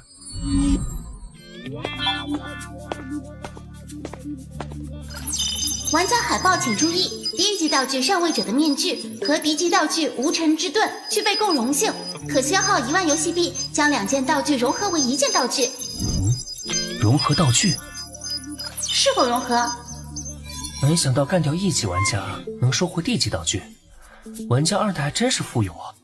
第一级道具上位者的面具，系统说明加载中。传闻卡尔城有位老板有一张不怒自威的脸，与他对视后的打工人不仅升职加薪的念头瞬间灰飞烟灭，连摸鱼的勇气都荡然无存。因为这压力不只是心理上的，还有物理上的。佩戴面具者以自身为中心，制造半径10米的射出力场，靠近面具越近，感受到的重力就越强。不知道这2件地级能合成什么新东西。融合完成。无尘之盾新增效果，可在半径5米范围内灵活操控斥力。无尘之盾效果强化斥力强度，增加了50%。范围内操控，也就是说，脚底板喷气就能原地升天，后背推一把就能自由飞翔。哈哈，完美！嘿，大家，我回来了。怎么样？这出场方式够不够拉风？所以你特意飞一圈回来，是为了显摆这个？可是范大哥，你会飞这件事，我们早就知道了。No no no， 此非非彼非也。您老下次起飞前能不能看看场合啊？您这人形自走开饭铃一响，方圆10里的怪物都以为开席了。学员警戒，听着动静，数量可不少。收到。上吧。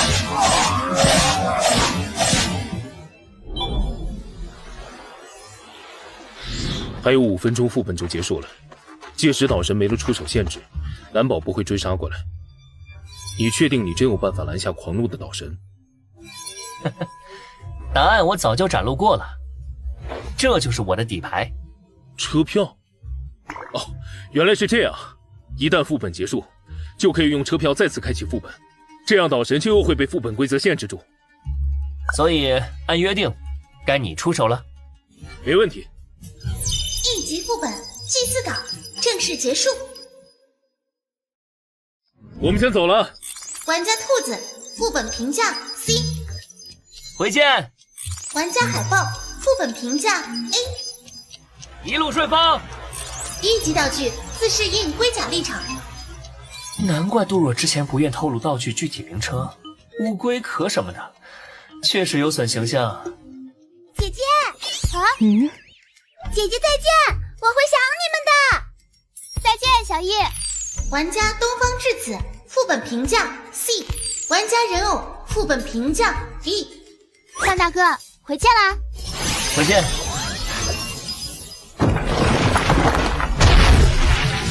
老神，副本开启。副本祭祀岛开启。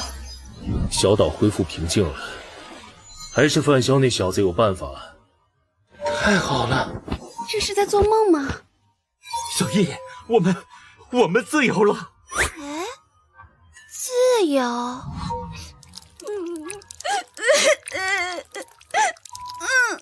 爸爸，我们自由了。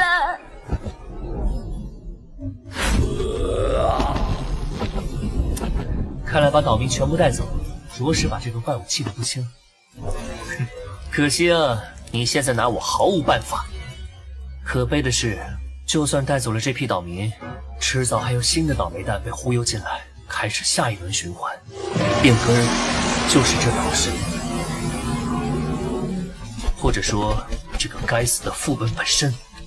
我确实没法干涉副本，但怎么干掉岛神，哼，我还真有点思路。当人力不足时，超能力就是贯穿阻碍的利刃。在被卷入随机副本前，我攒下了差不多8天的运气。仅仅8天的运气，恐怕是制造不出岛神死亡这种因果的。好钢得用在刀刃上，必须找一个突破点，找一件最合适的事来许愿。已累积幸运值1200点。祭司岛这个副本会随机卷人，这意味着不确定。希望这次副本能随机空投几个秩序阵营的高级玩家进来。8天的运气，能不能出街，听天由命吧。希望这一次我能足够幸运。唉，7个了，7个了，全是车票玩家。脸黑如我，许愿果然又沉船了吗？唉，算了算了，非洲人认命，世上不平事多了去了，我还都能管得过来。咸鱼要有咸鱼的觉悟。祭祀岛副本已开启，提示：1、天黑前必须选好借宿人家；2、每位岛民家里最多只能入住3位客人；3、不得攻击岛民，违反规则会受到岛神严厉惩罚。副本任务：存活3天。规则没变，但我已经知晓了真相，相当于是带着真相进副本。估计无法再使用解密的通关条件了，那么只能待满3天通关。但城镇里已经没有岛民，我该找谁借宿呢？既然规则这样写了，那么只能住空房了。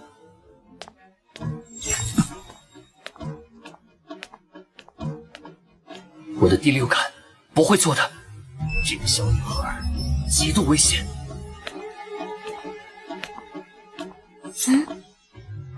糟了，被锁定了。还好还好，她好像不是很在意我。现在应该马上跑。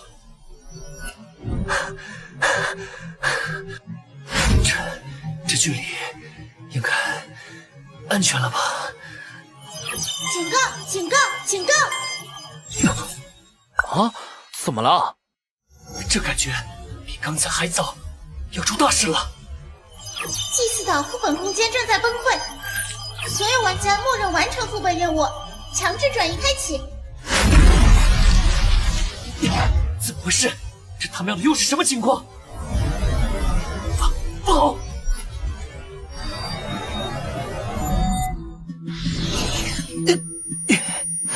你怎么回事？祭祀岛炸了，离爆炸中心太近了，到现在都还在耳鸣，得尽快恢复一下。他们是之前进入祭祀岛的车票玩家，你们也是因为副本受到重伤的吗？是啊，你也是吗？我们刚接到副本任务，就通关了，你知道是怎么回事吗？鬼知道啊，这不是浪费我的车票吗？成功混入了，也不算浪费吧，可以往好的方面想。这次我们非常轻松的通关了，白捡了一回奖励。1级评价给的奖励有个什么用啊？就给1张车票、1瓶净化药剂、1点游戏币，那也太少了吧？那个小女孩似乎不在，希望不要出什么意外吧。玩家海报间接促成了祭祀岛副本的毁灭，此次副本评价1级。净化游戏竟然还能检测到使用超能力造成的间接影响。按理说，副本毁灭算是损毁游戏的财产了，不应该还能提升副本评价。除非净化游戏更偏向手续的一方，本身也很排斥祭祀岛这类的歪门邪道。以后遇到类似的副本，可以试着去破坏一下，说不定一直没刷出过的 S 级评价就会出现了。啊，你状态看起来没那么差呀。没有，我就是太吃惊了。还好这次评价提升到 B 了，按照这个趋势，再来一次 A， 我应该就能升级到D 级玩家了。对了，在被转移出来之前，我刚好在城镇外看到看到什么了？看到副本整个炸了！什么？炸了？副本怎么会炸？你在开玩笑吧？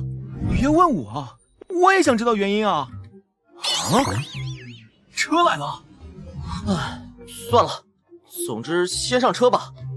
那个小女孩直到现在都没有出现在车站，想必是没有要过来的意思，应该算是安全了。已经连续4天没睡觉了，中间又召唤了2次范七七，精神上已经相当疲乏，急需休息来恢复一些精力了。可惜不能真睡着，坐过站不说，列车上也不是绝对安全的。七七已经是个成熟的工具天使了，要是能主动帮我预警，遇到危险了自己跳出来保护我就更好了。各位玩家请注意，列车插播一条悬赏。又是针对超级玩家的悬赏广播，这么久了还在播，估计是一直没抓到人吧。超级玩家是 S 级玩家吗？超级玩家确实是 S 级玩家，但 S 级玩家并不等同于超级玩家。S 级玩家只有满足了3个条件后，才会被游戏认可为超级玩家。条件分别是：进化率达到100%，拥有 S 级道具，拥有 S 级副本。3种条件。拥有 S 级道具，我做个 E 级副本就能得到 E 级道具。S 级玩家拥有 S 级道具，这应该很简单吧？具体情况我也不清楚，只是听说 S 级道具很难通过正常途径获得，基本上所有高级玩家都在争抢。没想到还能意外得知 S 级玩家和 S 级道具的情报，还是有点收获的。并不是每一位刺客都值得我亲自找过来。希望你有这个价值。是他是怎么进来的？杀戮天使！哇，范潇，她好漂亮啊，我好喜欢她。你的精神刚才波动了一下，是在使用天赋吗？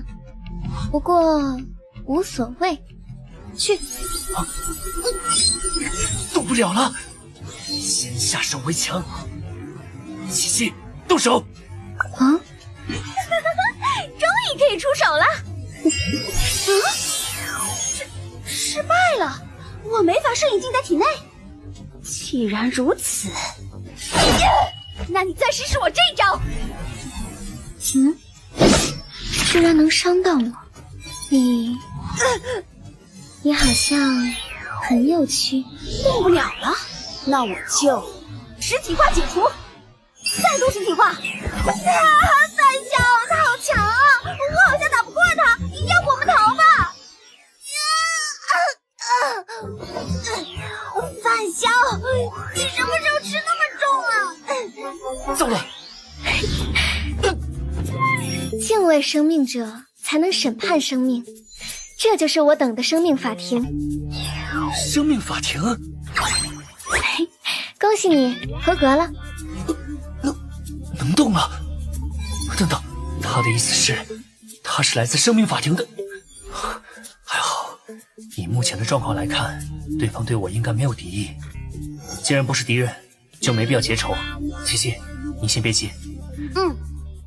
你是灭国，根据广播的信息，与生命法庭有关，且不久前来到了G08节点的高级玩家就只有灭国，而刚好眼前这位少女实力强得不像话，很明显是高级玩家。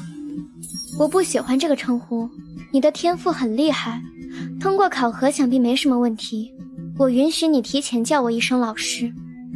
你也是刺客职业？真的能有刺客直接把整个副本给弄炸的吗？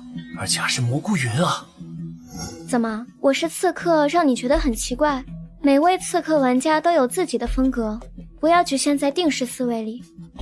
你找我的目的是为了替组织招揽成员？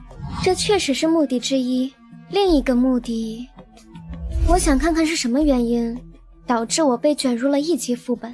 正常来说，这种事情发生的概率很小。估计是刚好倒霉了吧。哼，那就当是这样吧。有疑惑了就去这个副本看看。你得到了徽章认可，具备了加入我们的资格，当然只是资格而已。想要成为正式成员，你还得完成一道刺杀考验。刺杀考验？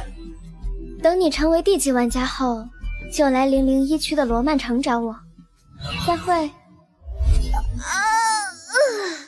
时间到了，我先走了。这次一点也不好玩。被一个可怕的家伙盯上了。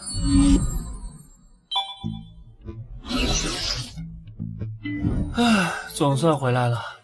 特事局应该能通过眼线知道，就不报告了。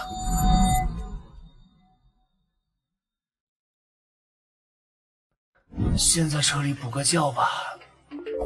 生命法庭这种等级的玩家组织，怎么想都不会求着我一个1级玩家来加入。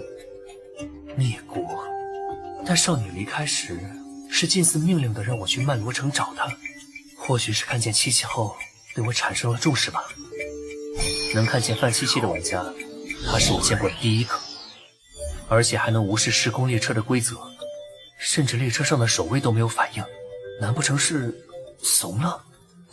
灭国似乎是看出了我有些异常本事，那是不是说我能在这张车票对应的副本里找到一些疑惑的答案？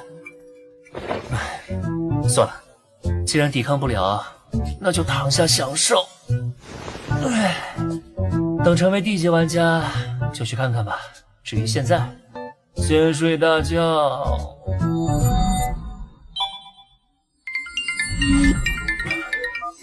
喂，有事吗，白痴？接通了。你打电话难道不指望人接？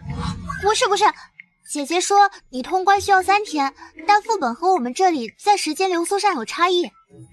我在想你是不是已经回来了，就打电话确认一下。没想到一下就拨通了。哎，我现在跟姐姐还在安城，我们什么时候见面？我还得接受你的雇佣。发个定位给我，我来找你们。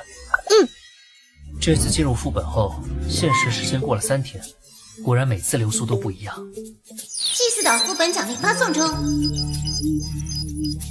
趁这个时间整理一下道具吧。玩家本身持有的车票越多，完成副本后给的车票就越少。虽然我已经有很多1级车票了，而且一旦升到地级就作废，但多来点也好啊，万一特事局能回收呢？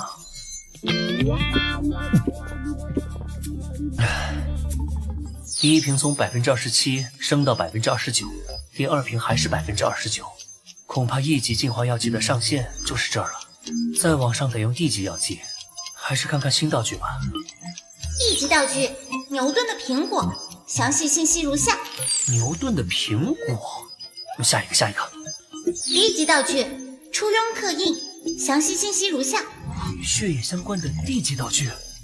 低级道具：初庸刻印和低级道具：贫血的耳环，具备共融性，可花费1万游戏币，将2件道具融合为1件道具，是否融合？哈，真是运气来了，挡也挡不住啊！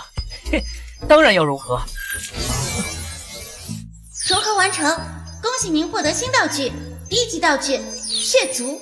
居然2者效果都保留，看来这2件道具的共融性很高啊，而且还保留了被动效果的能力，跟解毒大师一样，只要喊一次就行。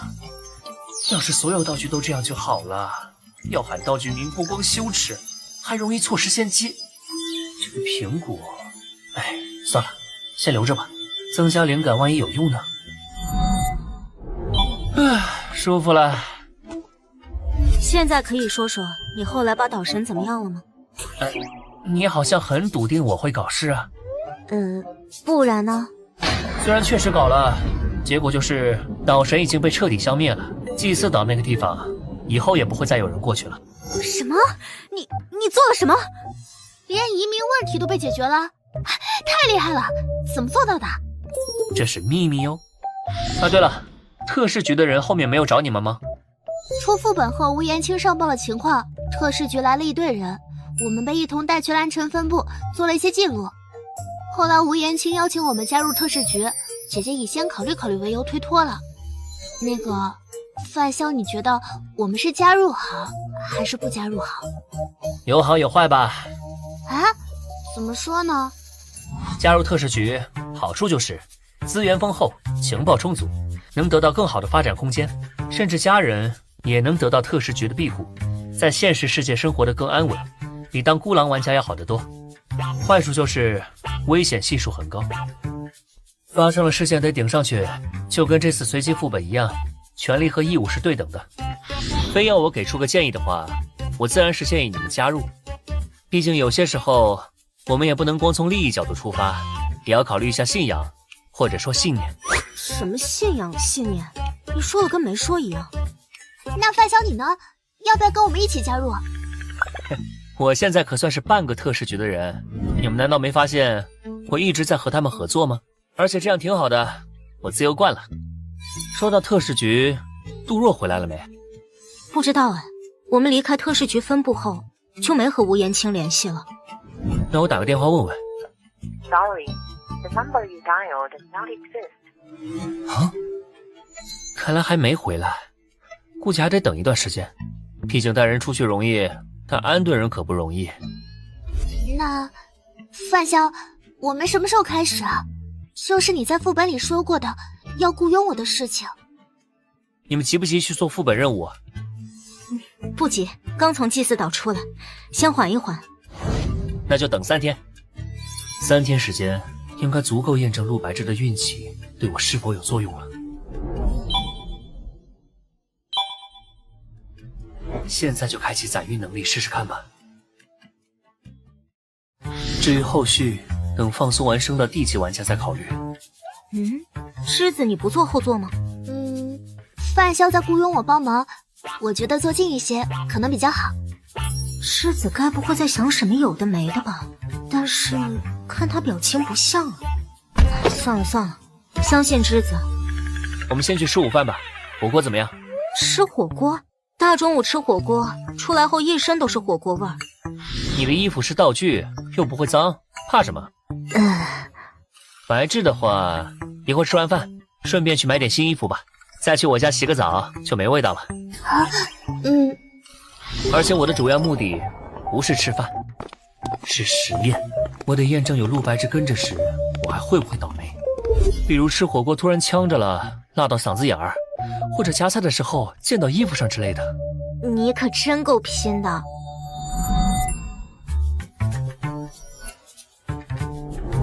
到目前为止，并没有发生什么意外，没有突然降临的副本，也没有被辣子呛到的小事发生。都创造出这种倒霉条件了，开着超能力时却没遇到倒霉事，真不容易啊。当然，仅仅1次成功还无法完全证明我的猜测，还需要多测试几次。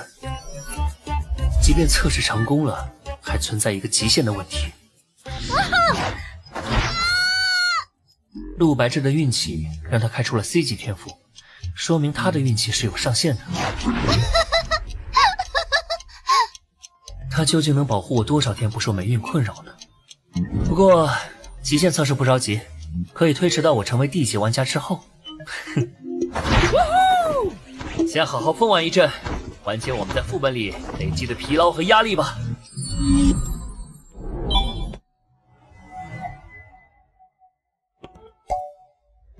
哇，真是没看出来，你做饭竟然这么好吃。姐姐也这么觉得吗？范晓，你以后的女朋友肯定有口福了。那我就谢谢你们的夸奖了。要是我能天天吃到就好了。不是，我的意思是范晓你好厉害，好像所有的事情你都会做一样。行了，别解释了，你这种解释只会越抹越黑。哎，话说，我们什么时候去副本？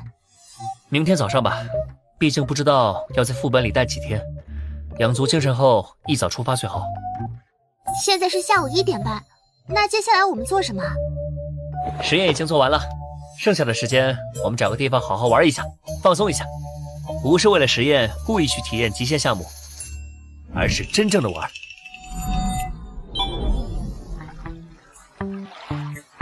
没想到范晓你连开船都会。这有什么？小时候我爸在某个岛上教我的。臭屁。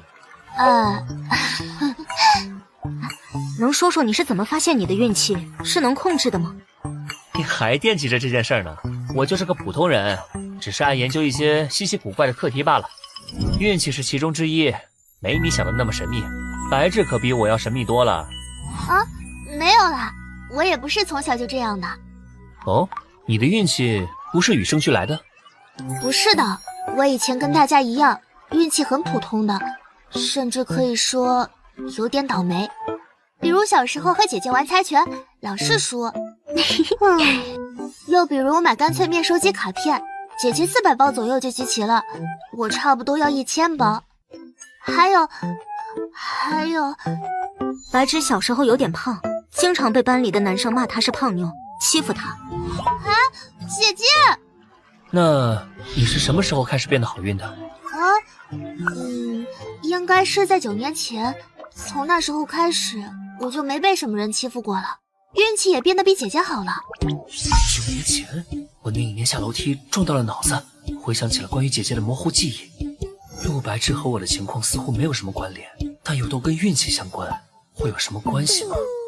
那我能看看你小时候的照片吗？虽然之前就检索过记忆，没有发现陆白芷以前和我认识的情况，不过现在得到了新的情报，也许得重新审视一下了。这个一定要看吗？我手机里没留照片，相册都在家里。要不以后再说吧。没关系，我手机里有老照片。啊，姐姐，你可真够主动的，我都说我没什么秘密分享给你了。看个照片而已，哪有那么多算计啊？哼，确实是个小胖妞啊。那个，请不要笑话我。怎么会啊？挺可爱的。那些欺负过陆白芷的小男孩，看到他现在的模样，估计肠子都要悔青了吧。不管是现在的样子还是小时候的样子，都在记忆中搜寻不到。难道真的没有关联吗？对了，你们小时候有没有来过安城？来安城？我们就是安城人，只不过家里生意做大之后，和亲戚产生了一些矛盾，之后就搬到海城去了。你们也是安城的？是啊，我和姐姐都是在这边读的小学，只不过好多年没回来过了，对这里已经不熟悉了。以前住的房子也卖出去了。怎么样，想到什么了没？什么也没有，我就是好奇问问。太巧合了，都是安城的，人生都在9年前有所转折，还都跟运气这个概念有关。只可惜情报太少，没法分析出什么，以后再说吧。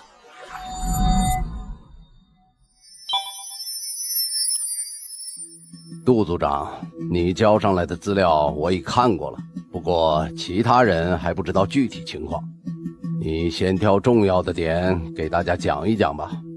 情况是这样的，我们在追捕养殖组织的过程中，具体情况就是这样。此次被卷进随机副本后安全回来，甚至救助了一些人，还要多亏范潇的帮忙，或者说他起到了主要作用。你说的这位范潇是1级玩家对吧？你确定1级玩家能有这么厉害？杜若，你在我们组长中都是比较强的玩家了，你甚至还是比我们大多数人进入游戏晚的。哦，连你这家伙都自愧不如的人，真的是一位1级玩家？你是想拉拢他吗？是的，李局。不过我问过他了，他暂时没有加入特事局的想法，只是说会和我们保持合作。我暂时还想不到能打动他的条件。道具、药剂这些他都不要，这未免也……我们特事局虽然道具多，药剂也多，但大多都是1级的。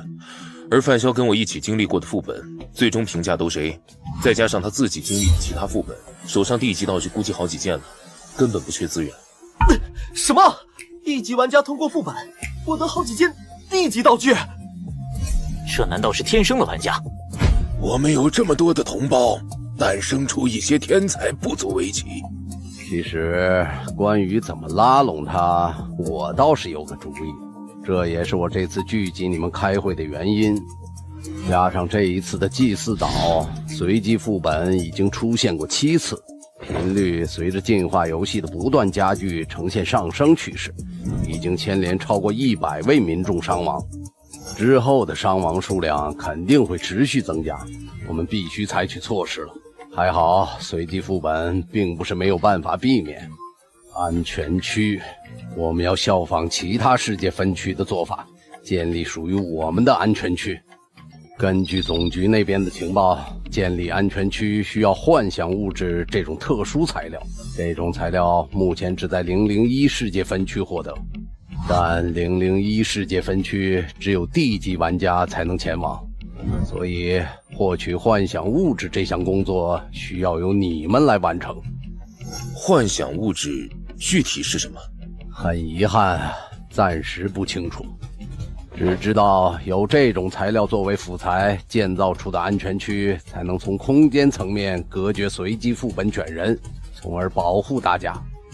不过你们放心，现在特使局已经初成规模，情报收集工作在稳步进行。获取更详细的情报后，我会第一时间通知你们。从现在开始，特使局持有的001分区的地级副本车票，你们都可以申请分配。大家都加把劲儿吧！只要打造出了安全区，我们就不会再受到随机副本的威胁。特使局成员的家人享有第一批入住安全区的名额。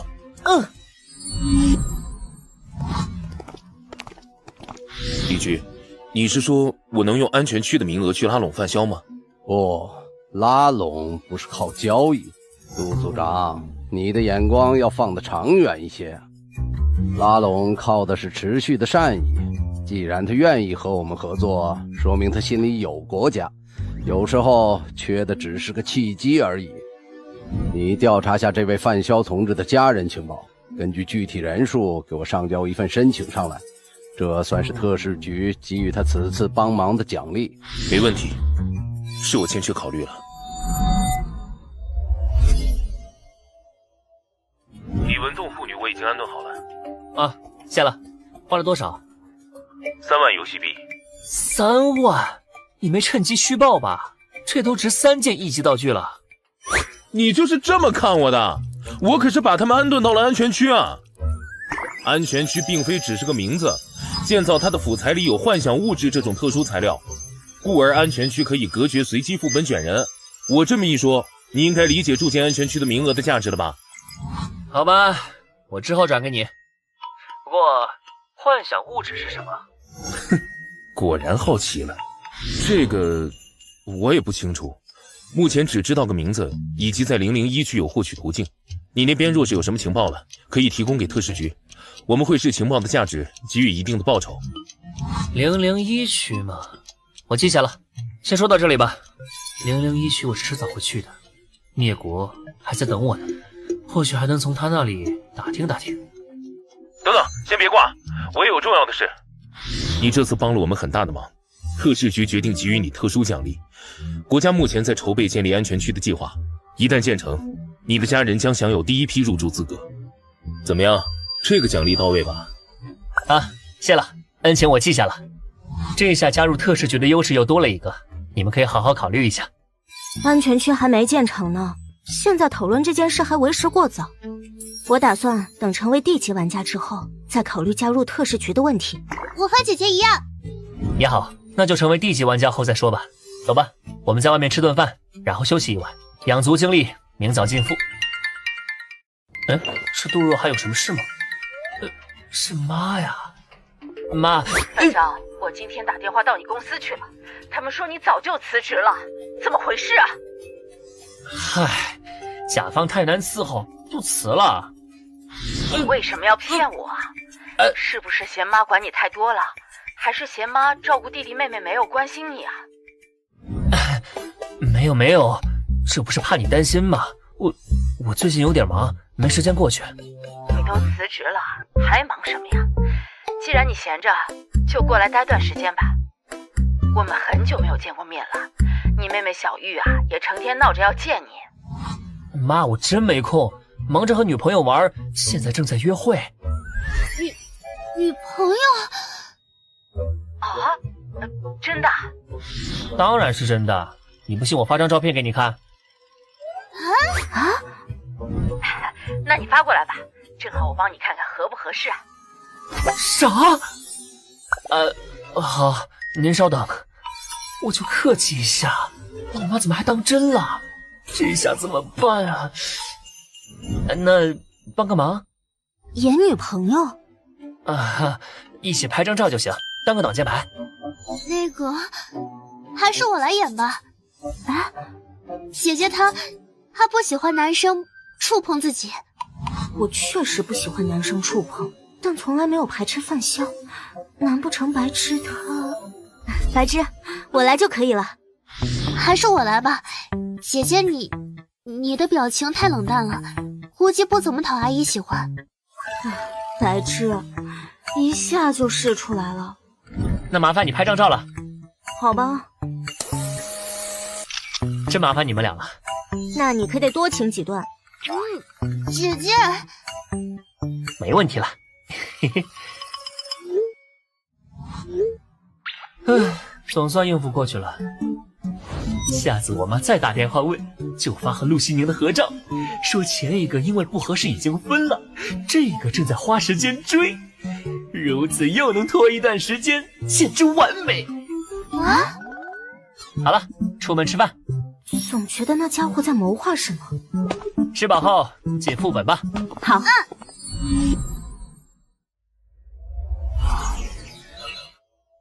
又是新义回廊站004分区，我不喜欢那里。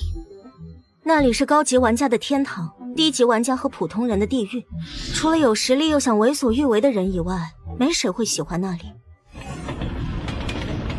如果这次顺利成为地级玩家了，我可能会去004分区看看。啊？你这算不算是立 flag？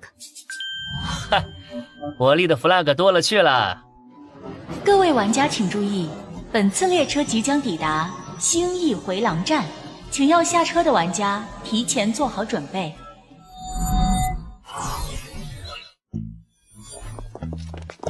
啊，好多人啊！一般副本都是那么多玩家吗？这次参加副本的玩家数量这么多，这么多人应该没法集体行动了。和陆家姐妹组队行动应该没什么问题。疯狂动物园副本已开启。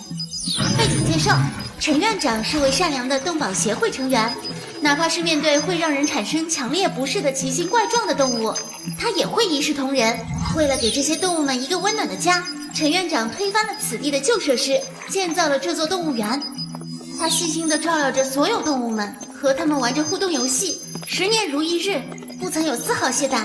动物园也变得越发出名，慢慢吸引了来自各个地方的游客。副本任务已发放，提示如下。啊，副本名字好像跟动物园名字不一样啊，不是新义城动物园吗？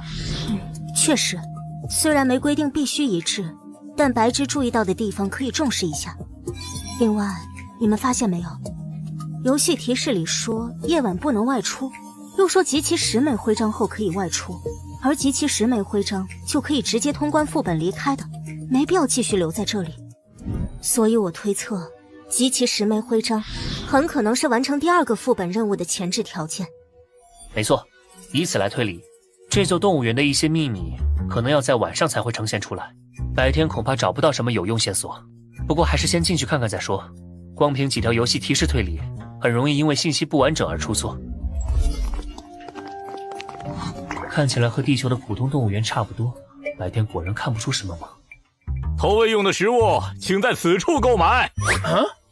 上好的饲料只需要1000游戏币一袋。1000？老头儿，你抢钱呢？投喂用的食物只有我这里有，其他食物动物们都不会吃的，你们爱买不买？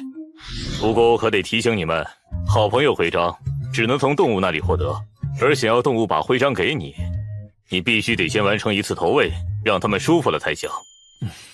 1000游戏币对1级玩家来说可不是小数目，而且这人也不一定就是陈园长，专门骗人的也说不准。你就是陈园长吧？没错。这个动物园内有多少动物？万一数量有限，我们这么多玩家，怎么可能每个人都凑齐10枚徽章？这是你们自己的事，跟我没关系。我只提醒你们一句，每只动物每天上线送出3枚好朋友徽章，能不能抓住机会，就看你们自己了。或者，你们可以抢夺别人的徽章。什么？这抢别人的？陈园长的意思是，副本限制对他和动物出手，却没限制玩家私斗。抢夺他人徽章是不违规的吗？这么一来，很多玩家都会倾向不劳而获。一是不用花钱，二是本来游戏就有吃人玩家存在和继承道具的机制。我们怎么知道你说没说真话？万一你骗我们的钱咋办？对啊，我们凭什么相信你？是啊，是不是真话？你们可以自己去验证。我还是那句话，爱买不买。哼，老头，副本规则只禁止攻击，可没说不能抢你的东西。食物都在屋子里，你可以来抢一个试试。副本规则确实没禁止抢东西，只要注意别误伤到陈园长就好。我们要不要抢？抢就算了，你没钱我先帮你垫上吧。目前来看，动物园的陈园长和动物两方谁是副本 BOSS 还不好说，现在得罪他没好处。是啊，既然可以交流，最好还是先打好关系，这样说不定会收获意想不到的好处。臭老头！赶紧给老子滚出来！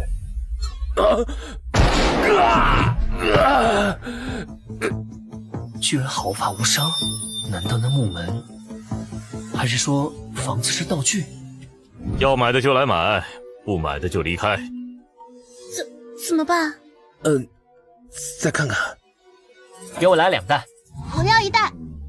哎，陈园长，你说任务需要完成孩童的心愿，那这个动物园里有没有孩童啊？这里只做食物生意，不做情报生意。哎，买了就让开，别等着别人买。那个，我游戏币不够1000，可不可以先赊账啊？游戏币不够，或者没有游戏币的，就用苦力来换食物。陪我打1天工，帮我把动物们的粪便全部清理完，再把动物园里里外外打扫干净，我就给你1袋食物。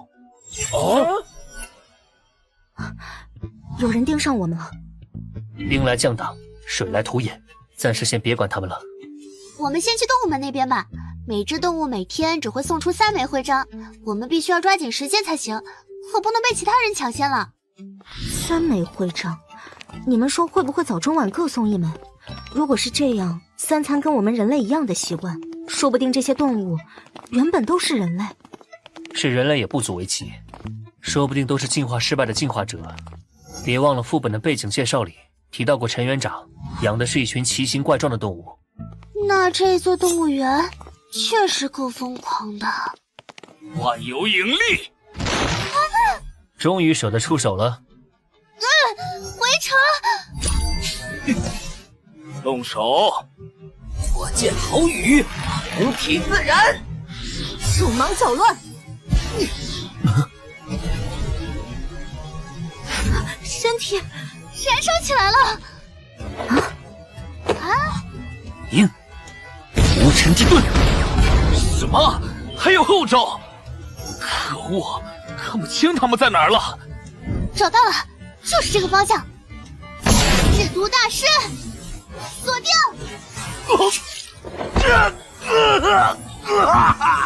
老大，怎么回事？智子，把围城收起来。好，围城上吧！金属人偶。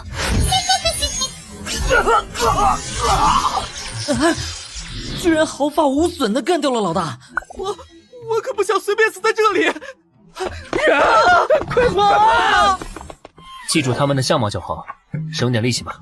可是，别忘了，玩家之间是可以互相抢夺徽章的。这就是你不出手的理由吗？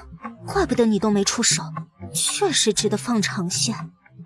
自己赚钱跟抢钱，当然是抢钱来得快吧。而且是他们先不长眼对我们出手的，只是抢他们的徽章已经很仁慈了。好像说的没什么不对。人头狗，3不沾，4不像，5杂6畜兽。这都是些什么动物啊？范晓可能猜对了，这些动物说不定真是进化失败的进化者，身体里混了多种基因，和这些名字很贴切。进化失败的进化者，不是会失去理智吗？可副本背景介绍里有提到陈园长经常和这些动物玩互动游戏，失去理智的怪物应该只想吃人吧？怎么还会跟人玩游戏啊？不清楚，可能有例外。也许并不是所有失败进化者都会失去理智，比如我们之前遇到的那个大海怪。光靠猜没用，去看看就知道了。你随便选一个吧。那我们先去四不像吧。行，我们走。没想到星翼城动物园的面积并不小啊。通过阶梯翻越了一座小山，又走了差不多5分钟路程后，才到达目的地。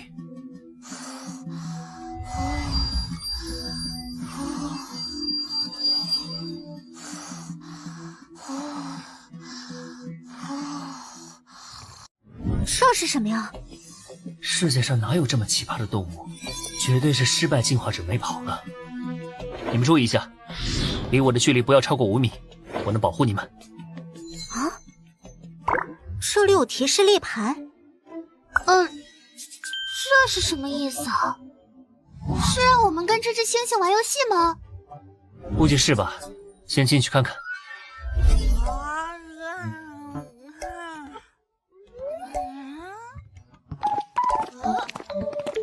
太好了，又有人来陪我玩游戏了。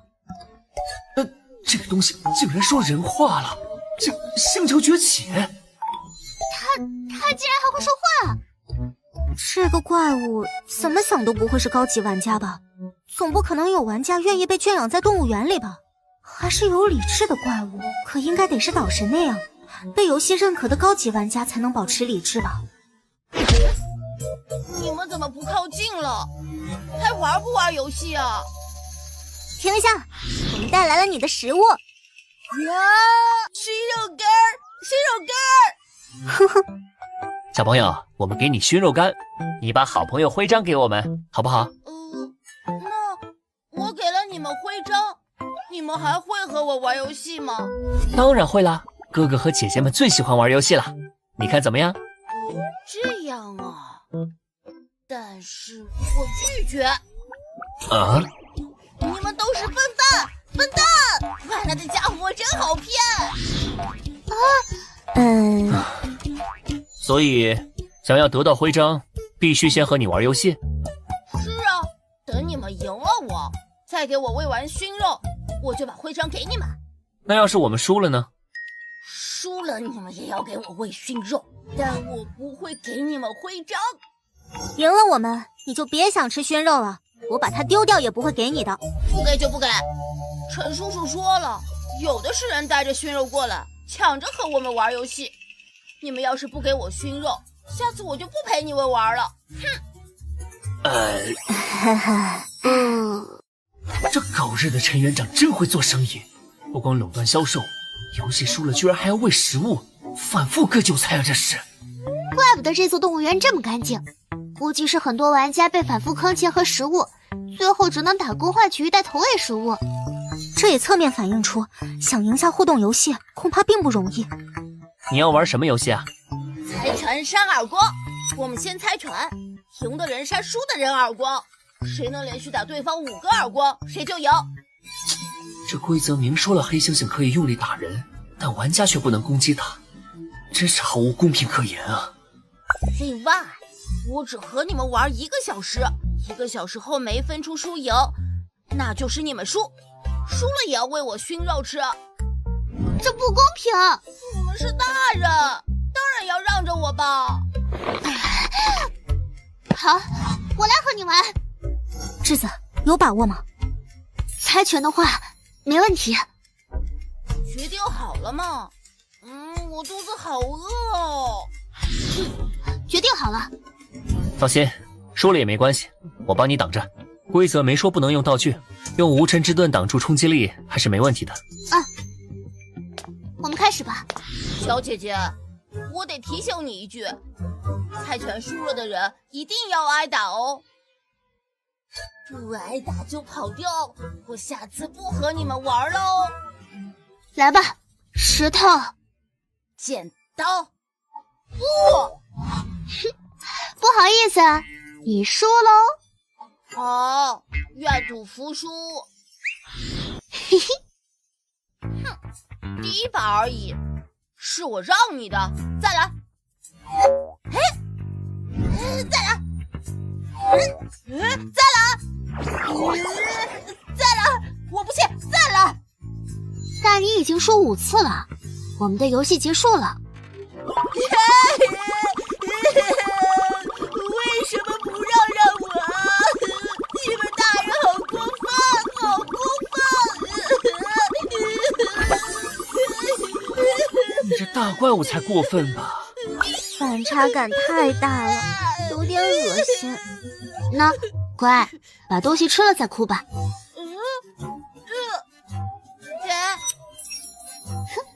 第一枚徽章搞定，我们再来一局吧。好，这回我肯定会赢你。石头剪刀，石头剪刀。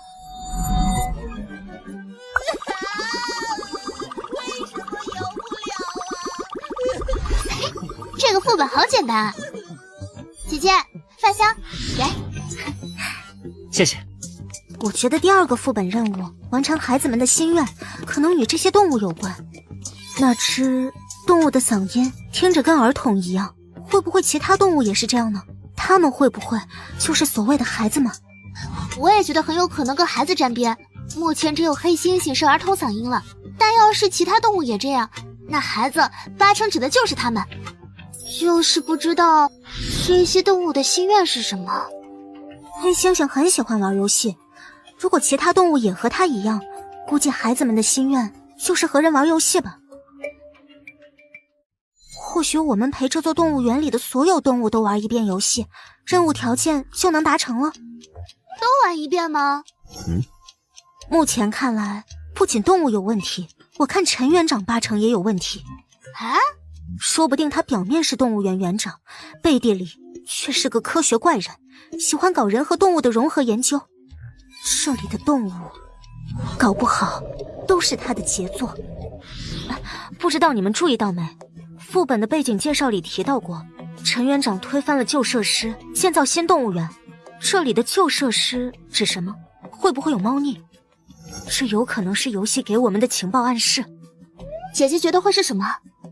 可能是一座大型孤儿院吧。陈园长拿孤儿院里的孩子做实验，搞出现在这些会说话的怪物。这种套路在小说里很常见的。范大哥，这件事你怎么看？你们推测的有一定道理，但是动物等于孩子这个推测有点过于想当然，也有点过于简单了。这里只是个1级副本，本身难度就是有限的，而且需要和所有动物玩一遍游戏，也许是猜起来简单，做起来难的副本考验。我们之前不是还猜测动物园的秘密只会在晚上显露吗？这还没到晚上呢。先别着急下结论，一边收集徽章，一边收集情报吧。让我们先去其他动物那里确认一下吧。这上面的动物和之前的完全不一样，要验证我们的猜想可就麻烦了。那也说明不用担心徽章不够了。怎么样，智子？这次我们去哪儿？这一次我们去6处社。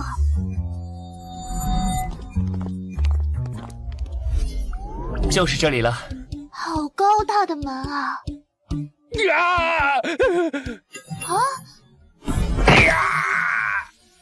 你输了，你输了！大人都好弱啊，快给我熏肉干！快把熏肉干给我啊！我给你个头！你居然骂人，好不要脸的大人！你们给我滚！我这里不欢迎你们！怎么办？就这么离开吗？我们回去，动手干掉他，把徽章全抢过来。啊？你确定？规则不是不允许吗？狗屁规则，就是唬人用的。之前我去的那个副本就是，规则很严酷，但有人违背后却屁事没有。副本就是在赌你不敢出手。好，那就一起上！恭喜发财！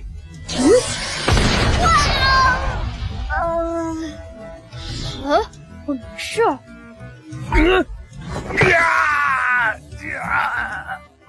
什么情况？救我！救救我！好疼啊！好阴险的大人！我再也不要和你们玩了！好兄弟，救救我！好，我没药剂。好，你等着。先怪我，换你来你也会这么做的。这，他是你的同伴吧？你为什么？哼，临时搭伙罢了。这里就让给你们了。算了，动物在前，没必要追他消耗精力。难道是因为他违背了副本规则，攻击了动物？攻击的伤害反过来降临到自己身上？看起来确实是这样。这究竟是道具效果，还是其他什么原因？暂时没法确定，要么是陈园长的道具，要么是副本规则会主动惩罚违反的玩家。我们对副本的了解很少，还是先不要妄下定论好了。也是，反正这个副本难度对我们来说不大，没有必要铤而走险。人类好可怕！人类又进来了！你们不要过来啊！别害怕呀，小朋友，我们是来玩游戏的，不是来伤害你的。真的吗？你们可不能骗我！果然，声音和心智都和孩童类似。这些动物很可能就是副本任务提到的孩子们。玩游戏赢了你，给你喂熏肉干，你才会给我们好朋友徽章，对不对？对啊，这是陈叔叔的规定，不能违反。对了，你叫什么名字呀？我才不告诉你呢！陈叔叔说不能把名字告诉你们这些外来人。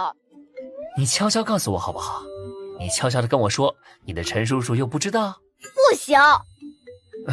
这样吧，只要你告诉我，我就多陪你玩几局游戏，行不行？真的？陈晓，我叫陈晓。真快。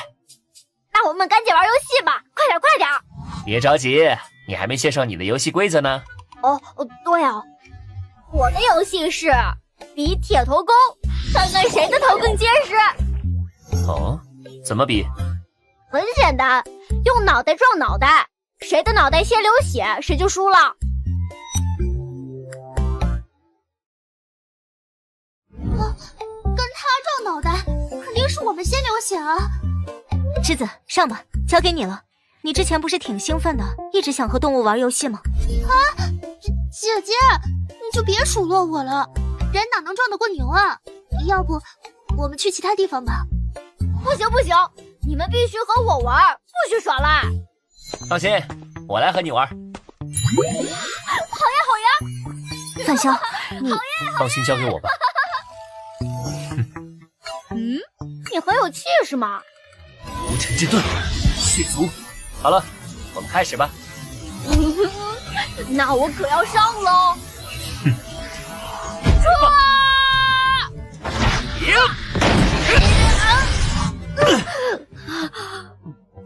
毫发无伤？怎么会？再来！可你已经输了。什么？你流血了？咦，好像真的流血了，但怎么一点也不疼啊？你这么身强体壮的，一点小伤口不会疼的。该吃肉了。嘿嘿，谢了。来，我们再来吧。好，这次我一定要有。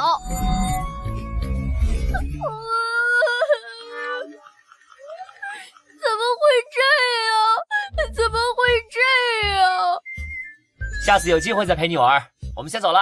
哦，拜拜。小孩子真好骗。你是用你那件可以控制血液的道具，往他头上抹了血液，对吧？是啊，确实没动手和脚，对吧？这个牛头怪物说自己叫陈晓，这明显是人的名字。陈园长为什么要给动物取人的名字啊？也许这不是陈园长取的名字，或许陈晓本就是这个牛头怪物的名字。我们不是怀疑这些动物之前都是小孩吗？而且他们还都姓陈，说不定这个牛头怪原本还是陈园长的亲人。应该不会吧？陈园长应该不至于拿自己亲人做实验吧？这谁说的准呢？别忘了这里是星翼回廊站。我看陈园长对这些动物挺好的，说不定他们变成这样，并不是因为陈园长，反而他是一直在照顾他们的人。对啊，而且姐姐你要记得，我们没有必要去探究清楚真相，只需要专注于副本任务。也对，我们专注于集齐徽章，完成孩子们，也就是动物们的心愿，这2件事就好。是啊，而且我们还不知道孩子们真正的心愿是什么，情报太少，等晚上我们去员工宿舍探索以后，再考虑这些吧。好，那白芝，我们接下来去哪个动物那儿？我看看。我们先去长颈驴那边，再沿着这个方向一直继续吧。于是范潇3人从长颈驴开始，沿途依次去了5只动物所在的场所。长颈驴，范潇使用无尘之盾的斥力效果飞起来，从而伪装成跳高。一击血，范潇同时动用血族和无尘之盾，以300%的身体素质，再辅以炮弹般的斥力辅助，强行赢下了游戏。马骑马，范潇直接贴地飞行。海豚鲸鱼，他同样靠着无尘之盾扫开水的阻力赢了下来。狗头兽，陆白芷再次上场，自然也是大获全胜。至此，3人一共获得了21枚徽章。陈晓、陈清泉、陈烈、陈然，还有邱泽、邱平。除了最开始的黑猩猩的名字没问，其他6只动物都问过了，并不是所有动物都姓陈。这下发现问题了，如果这几人都是陈园长的亲属或者亲朋好友，不可能在变成动物前都是小朋友吧？所以，我们只能推测，是他们变成动物后智商倒退到了幼儿水准，甚至连声音都变稚嫩了。但这样一来，他们还算得上是真正的孩子吗？所以，那也只是一个推测。我们还有之前陈园长利用孤儿院孩子做实验的推测，和现在的情况也非常符合。还是跟你下午说的一样，等晚上收集情报后再讨论推测吧。对了，你们也发现了吧？宿舍和大门相距很远，几乎是故意被隔开了距离。哦，陈园长刻意让玩家晚上待在宿舍，说不定是因为秘密会在晚上暴露在正门。很可能陈园长在试图隐瞒什么，我们直接悄悄跟着他一晚。既然要跟着陈园长，那我们现在去员工宿舍干嘛？直接现在就跟着他不好吗？我们已经有21枚徽章了，可以让2个人在夜间行动。姐姐，难道你们要去抢其他玩家的徽章？别说的这么暴力，别忘了今天早上攻击我们的玩家，我们现在不是抢，叫索要赔偿，出来混迟早要还的。你别忘了玩家都是什么人，我们怎么可能单独留一个人在宿舍呢？而且只要我们一亮徽章，肯定会有人动心。所以我们不是抢劫，是挨打以后索要精神损失费。就是这样。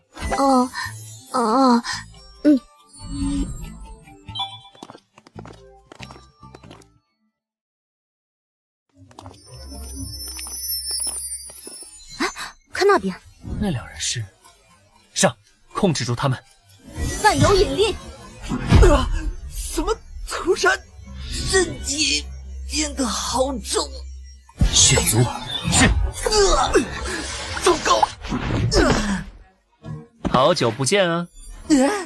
是你吗？你们已经中了我的道具，现在我动一下念头，就能让你们死。识相的话，就把徽章交出来。你得保证不杀我们，否则你什么也得不到。真要杀你们，白天你们就跑不了了。白天放走你们，就是为了现在抢你们的徽章。只要徽章还没凑齐，就不会动手，明白了吧？怎么了？发生什么了？这是在当众抢劫？好像是那2个人白天抢了他们，现在报复回来。嘿，我提醒你们，我手里有吐真剂，要是敢藏着徽章不交，被我问出来了。好吧。算你们识相。20、21、25，我们快要凑齐30枚徽章了。运气好的话，明天早上就能通关副本了。已经25枚了，这么快？哎，收起来，别那么傻。啊？哎呀，太多了，有点兴奋呢。这里不安全，我们快回宿舍。溜了溜喽！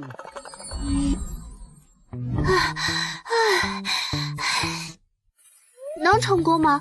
会不会被人看出是陷阱？放心，玩家又不是傻子，这么明显的陷阱还能看不出来？但贪婪会压倒恐惧，一个人不敢来，多聚一些人就敢来了。我们现在可是大肥羊。先做好准备吧，别阴沟里翻车了。金属人偶，无尘之盾，城墙。先把血刃埋伏起来，万一有穿洞的，我们直接打击到。布置好了，等鱼上钩吧。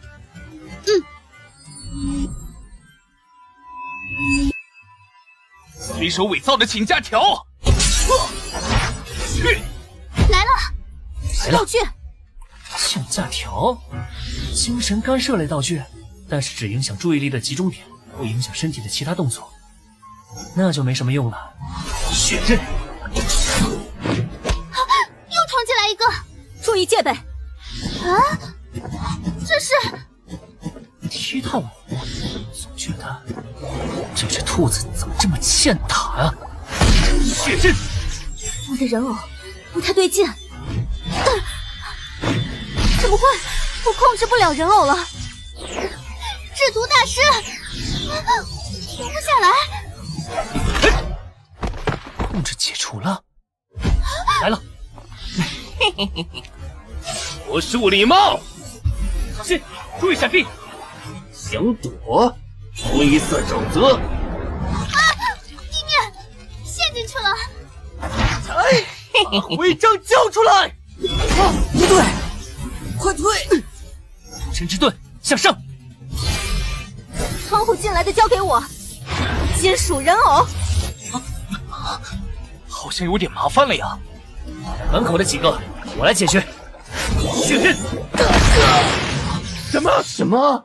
血族血液控制。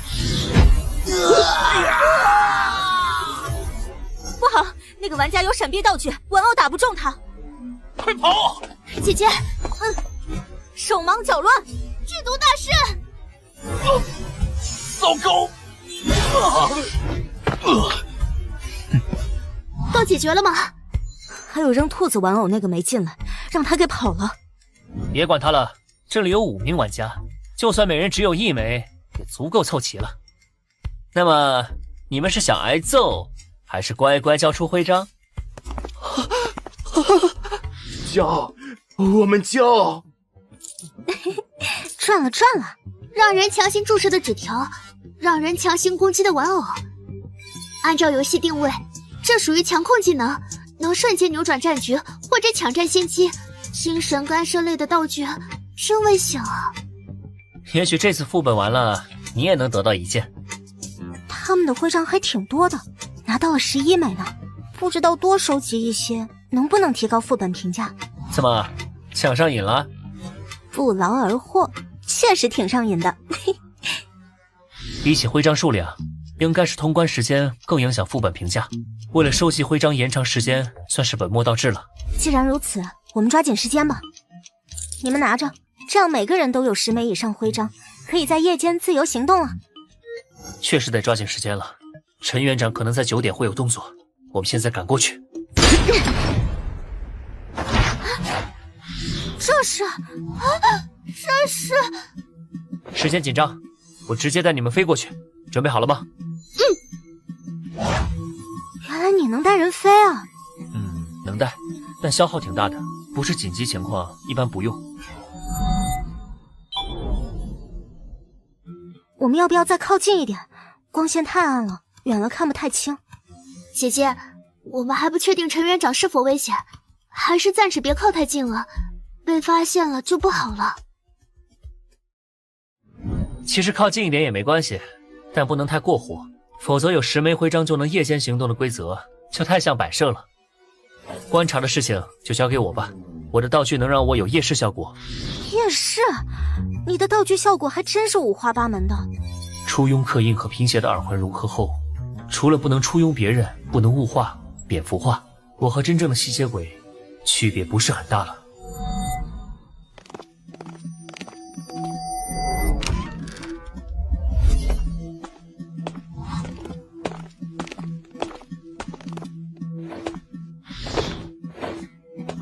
这是之前我们见过的玩家。总之，先跟上去吧。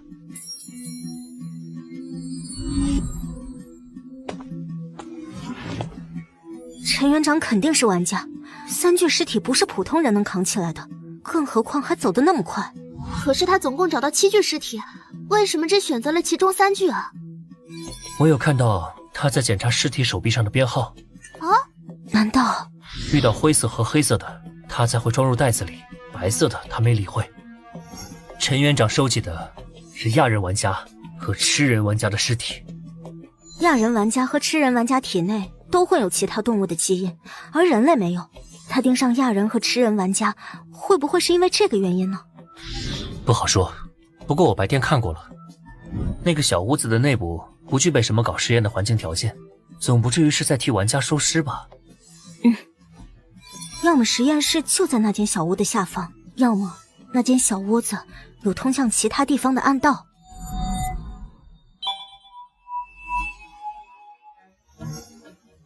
人不见了，我们过去看看。人和尸体都不见了，先进去再说。门没有打开，人也没有从窗户出去，也不知道陈园长是从哪里离开的。既然陈园长有可能是玩家，估计是使用了什么道具吧。要不你挖开地面试试？啊，正有此打算。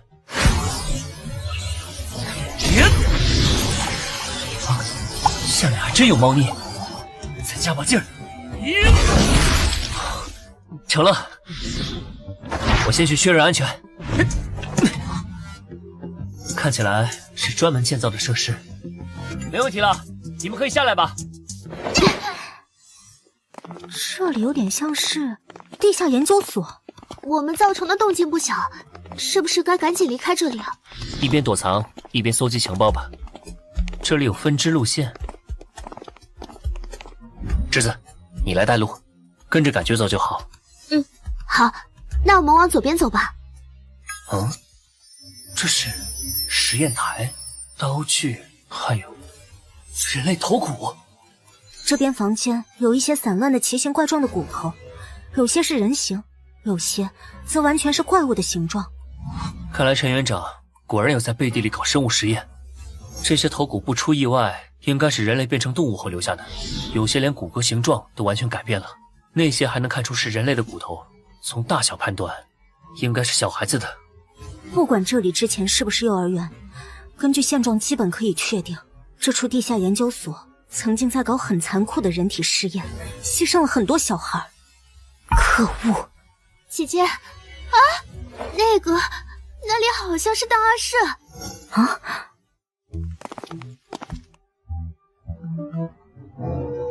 邪尘之盾。这里好暗啊！这里真的会留有什么资料吗？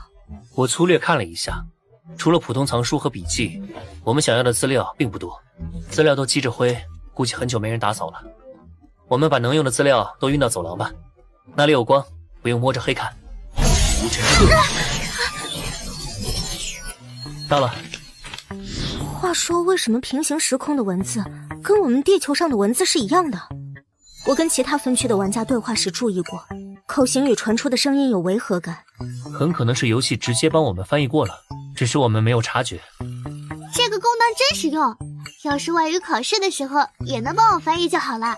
给我认真读书。啊，这是关于普通人类如何成为进化者的研究，竟然研究成功了。这所地下研究所之前一直在研究如何让普通人也成为进化者，为了实现这个目的，他们抓来了很多进化者，暗地里搞起了违背伦理道德的人体实验。除了进化者外，普通人也是目标。研究药剂自然需要试药的人，单纯的小白鼠满足不了这些疯狂的家伙们。如我之前猜测的那般，新艺城动物园的前身是一座大型孤儿院。研究人员们把没人要的孩子当成实验品，不断用他们的身体测试最新研究出的药剂，然后观察不良反应，一次次介入，直到研究出了最终的成品 J4 型进化药剂。至于服用失败品药剂的孩子们，他们无一例外都变成了没有理智的怪物。我们的猜测算是被验证了，不过还有个矛盾的地方。资料上说，服用失败品药剂的孩子们会变成没有理智的怪物，为何地面上那些动物还残存着理智呢？这个可能得问陈园长本人了。不出意外的话，这位陈博士就是陈园长了。有没有可能是陈园长良心发现，研究出了新的药剂，让他们恢复了部分理智？他呢研究出 J4 药剂，让人类变成进化者，再研究出能恢复理智的药剂，也不是没有可能。恢复理智的药剂吗？确实有可能是这样。陈园长收集的是亚人玩家和吃人玩家的尸体，说不定他是想通过研究这两类玩家的身体，找出两类基因平衡的方法，让那些动物们彻底恢复过往的理智。他这算是在补偿那些孩子？补偿？恶魔可不会忏悔。你看看这个。这是什么？这应该是孤儿院的名册，上面全是陌生名字，没有陈晓、陈清泉、陈烈、陈然这些在动物园中的动物的名字。J4 药剂成功研制的背后是多少孩子的牺牲？而主导这一切的陈园长真的会因为后悔或者良心不安去弥补他伤害过的那些孩子吗？这不会吧？换句话说，你们觉得恶魔真的会忏悔吗？可人都是复杂的，不能脸谱化，这话是你自己说过的。对啊，可能他已经悔过了，不然他应该不会主动建造这么一座动物园。副本没开启时，每天照顾这些动物们的饮食、清理粪便，和他们互动的人应该只有陈园长。如果不是真心悔过，应该不至于做到这种程度吧。不要只看上面，别忘了我们刚才看到的那些骸骨啊！一个已经悔过的人会将小孩们的尸骨遗弃在这个地方不管吗？我想陈园长从来不曾在意过这些成为实验品的小孩，就像他从来没在意过这些房间里的尸骨。你是说陈园长帮地面上的那些动物恢复理智是另有所图？看来你还是不认可动物就是孩子们这个结论呢。是啊，看到那些骨头以后我可以确信了。不过如果要证据还差一些，需要去另一边看看。等等，那这些资料怎么办？这些资料最关键的部分都缺失了，作用并不大。你们想带可以带着，等回去后上交国家，估计能换来丰厚奖励。还是先带着吧，万一有什么疏漏还可以再检查。那个，我们去研究所的另一边会不会有危险啊？陈园长有可能就在那边。放心，应该没事的。我估计陈园长和之前的岛神一样，不能主动攻击玩家，否则早上被威胁时就不会无动于衷了。再说，我们已经收集齐了徽章，随时可以通关副本离开，安全还是有保障的。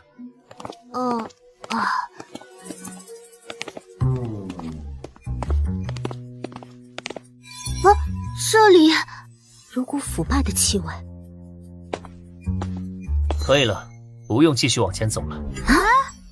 谜题我已经解开了。这所研究所里曾发生过战斗。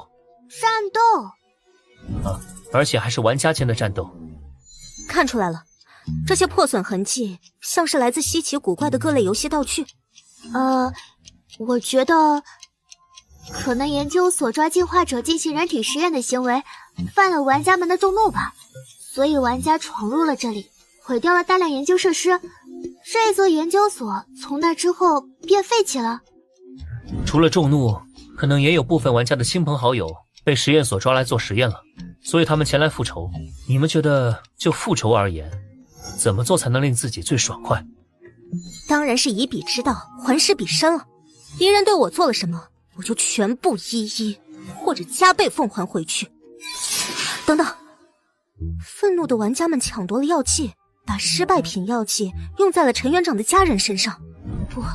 不只是家人，恐怕陈园长的亲朋好友都被波及到了。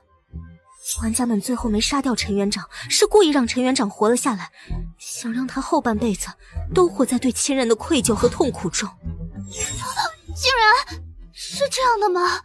至于动物们的同质嗓音，我估计是陈园长研究出了可以让怪物恢复理智的药剂，但效果并不彻底，比如理智只能恢复到幼儿水准，所以他收集亚人和吃人玩家的尸体，试图研究出更完美的理智恢复药剂。可是如果这么说，通关任务中的孩子们究竟去哪里了呢？地上那些动物很多不符合孩子定义了，难道我们要挑选出曾经是孩子的那部分？不用那么纠结，孩子自然就是孤儿院的那群孩子，否则以现在上面那些动物的心智，真能让人分辨出他们的心愿是什么。当然这也只是我的推测，不过遗愿却是个概率很大的推测，就看你们信不信了。人死灯灭，一切成空，那些孩子生前的心愿会是什么呢？可能他们只是想离开这个地方吧。就跟栀子说的一样，那些孩子或许只是想逃离这个会让他们痛苦的地方，去外面的世界看看。所以我们带上这些尸骨离开动物园，就算是达成第2个任务条件了。应该是这样，如果不成功的话，就按之前的计划再去和那些动物们玩游戏看看。行，就是尸骨有点多，可能得多搬运几趟了。放心，我在空间里放了袋子。接着哇，超大号的，都可以装下一个我了。你都往储备空间里放了些什么呀？个人隐私，别打听了，赶紧干活吧。大部分尸骨都是零散的，没法拼凑出完整的形状，而且里面还混杂了大量奇怪形状的骨头，完全分不清归属问题。我们只能做得粗糙一点，把骨头全部放到一起，算集中处理吧。希望这些孩子们不要介意吧。这里的尸骨都收集好了，我们再去其他地方看看吧。最后再去东边吧，估计陈园长在那儿。好了，收集到的尸骨就先送到外面，然后去东边看看吧。没想到有那么多，我们得抓紧时间了。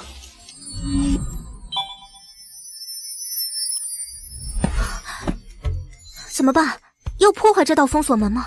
可是万一这是早上那个反弹伤害的道具，破坏门说不定会中陷阱，要不我们破坏墙壁吧，把这里的墙壁全给它砸烂。范笑这是……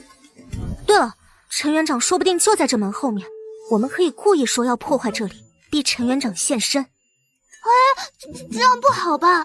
不如我们把这里的地板掀了，挖个地道如何？这道大门说不定是电子控制，我们破坏掉电路，也许它就自己打开了。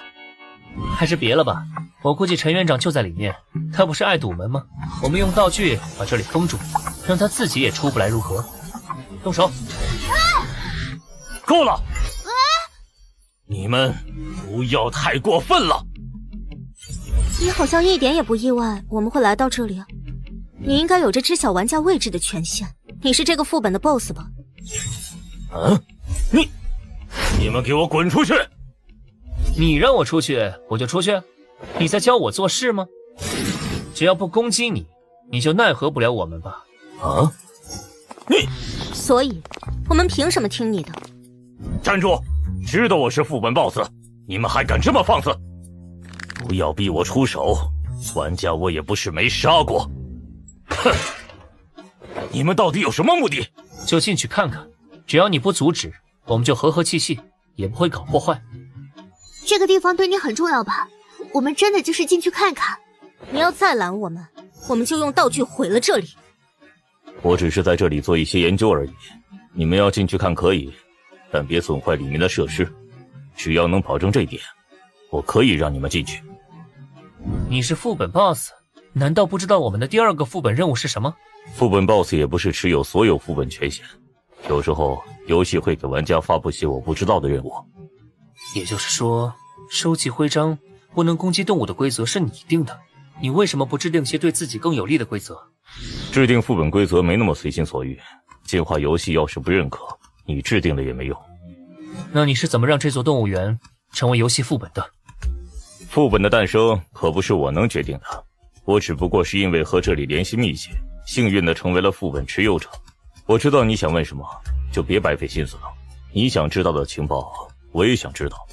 唉，那好吧，把门挪走吧，我们进去看一圈就出来，否则我们搞破坏，你也拦不住。这，好吧，我跟你们一起进去。那些就是你研究出的理智恢复药剂？你们连这个也知道了？我们的任务是来探索真相，都闯到这里来了，自然不会毫无进展。怎么有胆量拿孤儿院的孩子来做实验，害死那么多人，却没胆量让人知道吗？你说什么？你们这些外来的玩家没经历过之前的事情，看法很片面，根本没资格对研究所的过往做出任何评价。你的意思是本世界的玩家就可以？你们本世界的玩家攻陷了研究所，抢走了失败品药剂，然后用在了你的家人身上，把你的家人全部变成了怪物，就跟你对孤儿院的孩子们做的事一样，你接受吗？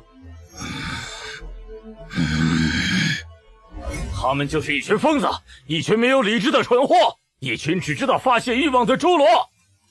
我们牺牲那些孩子做实验，是为了完成伟大的事业，是为了让这个世界变得更加美好，而不是出于我的私欲。但那些玩家做了什么？他们为了发泄自己的私欲，抢走药剂，到处害人，把大量无辜的人牵连了进来。他们就是一群疯子。哼，既然觉得他们是疯子，你还主动去招惹他们？不用把自己摆在冠冕堂皇的位置，我们可不会因此而高看你一眼。你们要看就赶紧看吧，看完了赶紧出去。好的，好的。难缠的家伙。这些人骨是什么？是上次副本开启时死掉的玩家。你们好像在找孤儿院儿童的遗骨，这里没有，毕竟他们的价值已经耗尽了。没必要跟他说太多。既然如此，我们就不打扰你恢复药剂的研究了，先走了。你就做着有一天亲人们会全部恢复过来的美梦，困在这一辈子吧。我们要不要干掉陈园长，也算是为这些死去的孩子报仇了。副本结束前不能伤害陈园长，副本结束后，我们不是低级玩家也留不下来。而且，干掉了陈园长，这座动物园里的动物怎么办？他们需要陈园长的照顾。唉，现实真是让人无奈啊。别多想了，柏智，我们只是见证者，不是历史本身，别陷进去了。历史吗？这丝药剂的诞生确实算是历史性的事件了。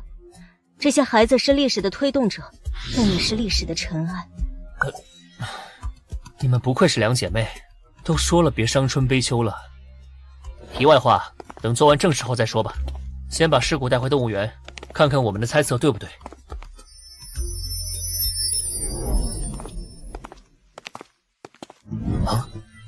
您已完成孩子们的心愿，希望他们能安息。所有副本任务条件均已达成，此次副本结束。副本评价 A， 副本奖励如下：玩家海豹于4次1级副本中表现优异，升级为低级玩家。您获得一份属于低级玩家的特殊奖励，1张低级副本的时空车票，1瓶低级净化药剂。您的玩家面板已更新。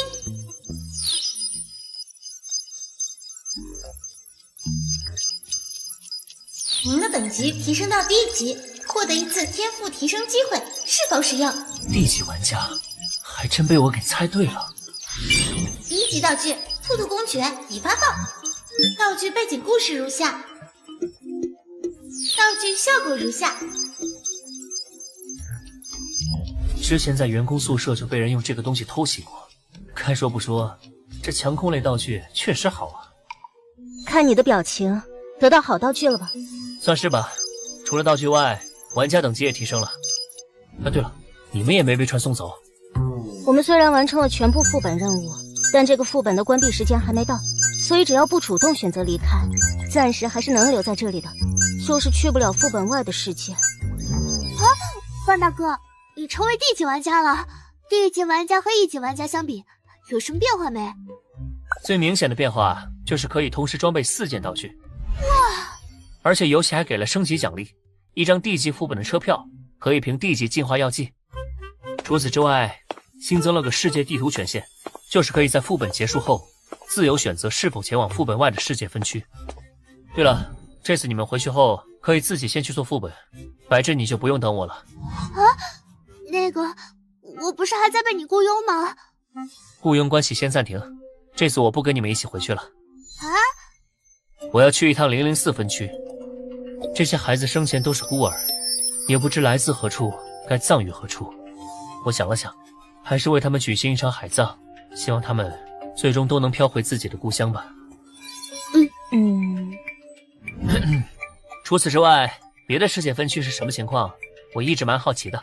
刚好可以趁着这个机会，好好去看一看004分区的现状，顺带还可以去看望下李文栋父女如何了。那大概多久会回来啊？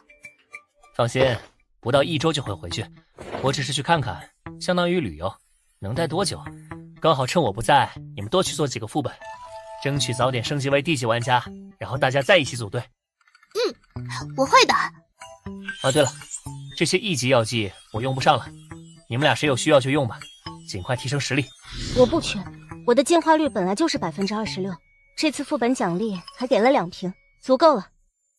既然如此，就给白芝吧。啊，这算是预支工资，赶紧加油，赶上来吧。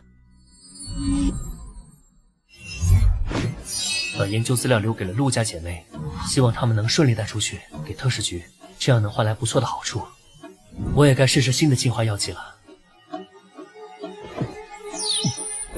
进化率涨了3%，也不知道D级玩家的极限进化率在多少。0%之后的进化似乎不再是单调的力量、反应、体力等的提升，还有一些精神力和抗性的提升，真是严格又实用啊。您获得1次天赋提升机会，是否使用？没什么好犹豫的，提升天赋杀戮天使。天赋杀戮天使提升中，提升完成。您的杀戮天使获得新的原罪暴食，备注已提示，备注2已提示。七七获得了自主性，也好，毕竟我不是机器，总有松懈的时候，算是变相的保命手段吧。还有暴食这个天赋，意味着七七每夺走1条生命，就会让我的精神上限和它的强度更高，好像不太适合我。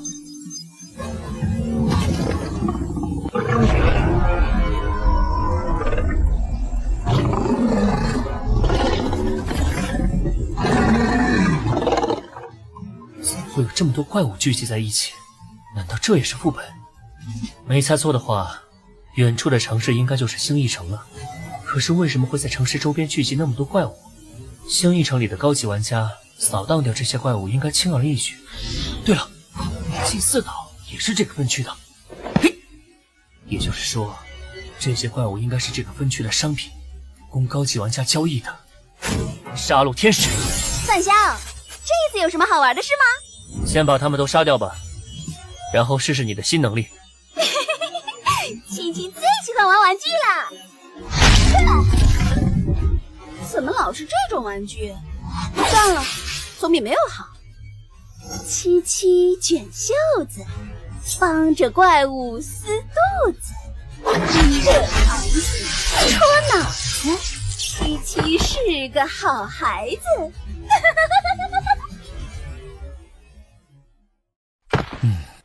好像是有一些精神反馈，但不多。几十只怪物才增加这么点精神上限，果然怪物的精神都很弱。正是因为没有理智，精神脆弱，很容易就会被精神的手段所操控，才会成为商品和工具。范香，范香，我们去那边吧，那边还有玩具。撕开丑八怪有什么意思？看见那个地方没？它叫星翼城。等你什么时候变得更强了，高级玩家见一个撕一个，我就带你去那里面撕个痛快，撕个够。总算安抚好范七七了，不能忘了这趟的主要任务啊！直接倒出骨头可能会被野兽捡走，稍微按这边的习俗处理一下，希望你们不会介意。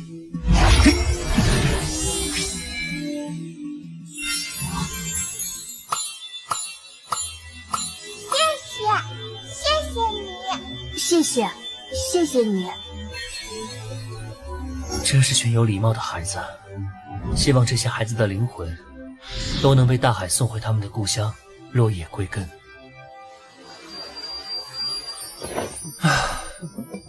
还好范七七的冷却时间减少了，没有个保命手段，真不敢在004分区随便晃悠。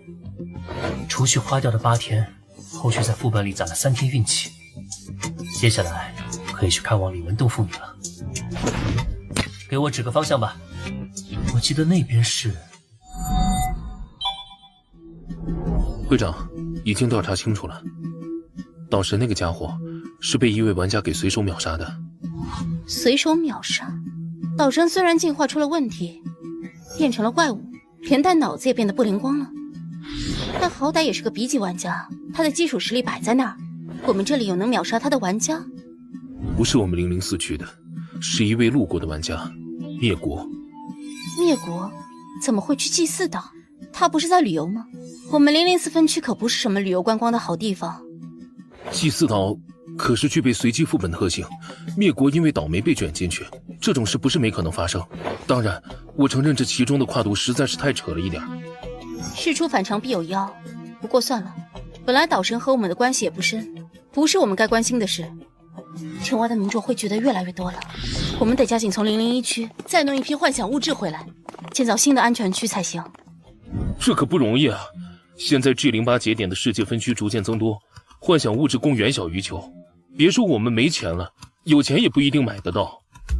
要是我们能和001分区一样，完成对本分区的统一就好了，届时就有权限彻底融入第9维度，等展开生意往来，就不用担心钱的问题了。好了，先处理好眼前的事情吧。至于分区的统一，放心吧，我们迟早会干掉那群拖后腿的杂碎。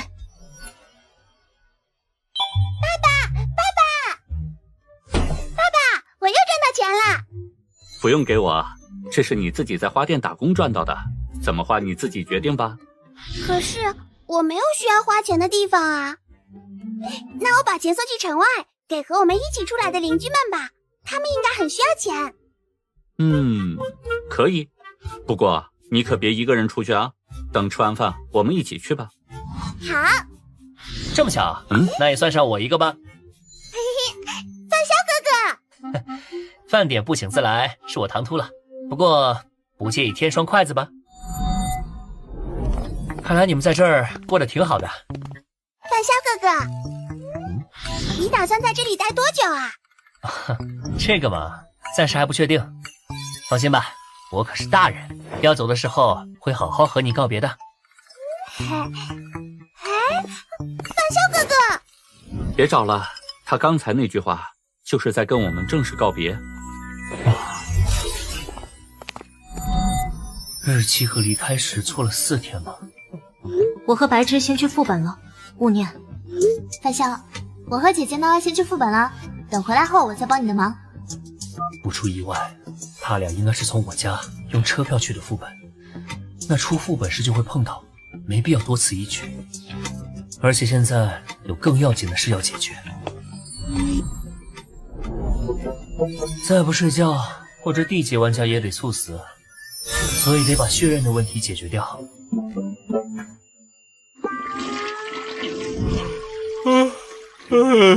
终于可以睡了，希望谁都别打扰我的精致睡眠。哎呀，睡得真好，还好没人打扰我。陆家姐妹不在，难道是杜若？喂，哥，你最近怎么样？有事说事儿。这是我妹妹宋玉，我们2婚时宋叔叔带来的女儿，但是还挺亲我妈的。哦，我们今天要搬家，妈妈让我打电话给你，叫你回来帮忙。好端端的，为什么突然要搬家？哥，你没看新闻吗？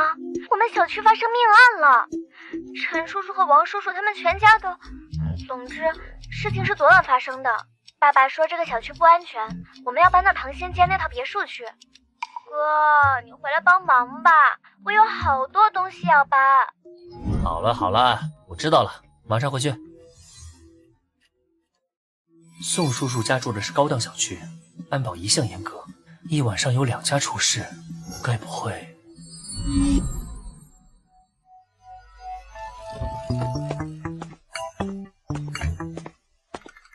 哥啊！哥，头发都要被你弄乱了！你好过分啊，哥！一般来说，哪有人会按着妹妹的头不让她靠近的？外面这么多人，我不好意思。啊，对了，我这次回来的急，忘了给你带礼物，下回一定给你补上双份啊。那个礼物就算了吧，哥你太客气了，快欢迎哥哥回家。我暑假作业还没写完呢，谁知道范潇又会带什么习题测试卷当礼物啊？先去一趟出事的地方吧，搬东西待会儿再说。啊，要去那边？那边封住了呀，不让过去的。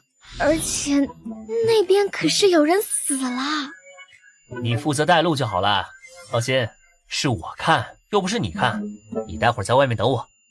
刚好我最近在做私家侦探，现在工作可不好找啊，算是提前锻炼一下业务能力了。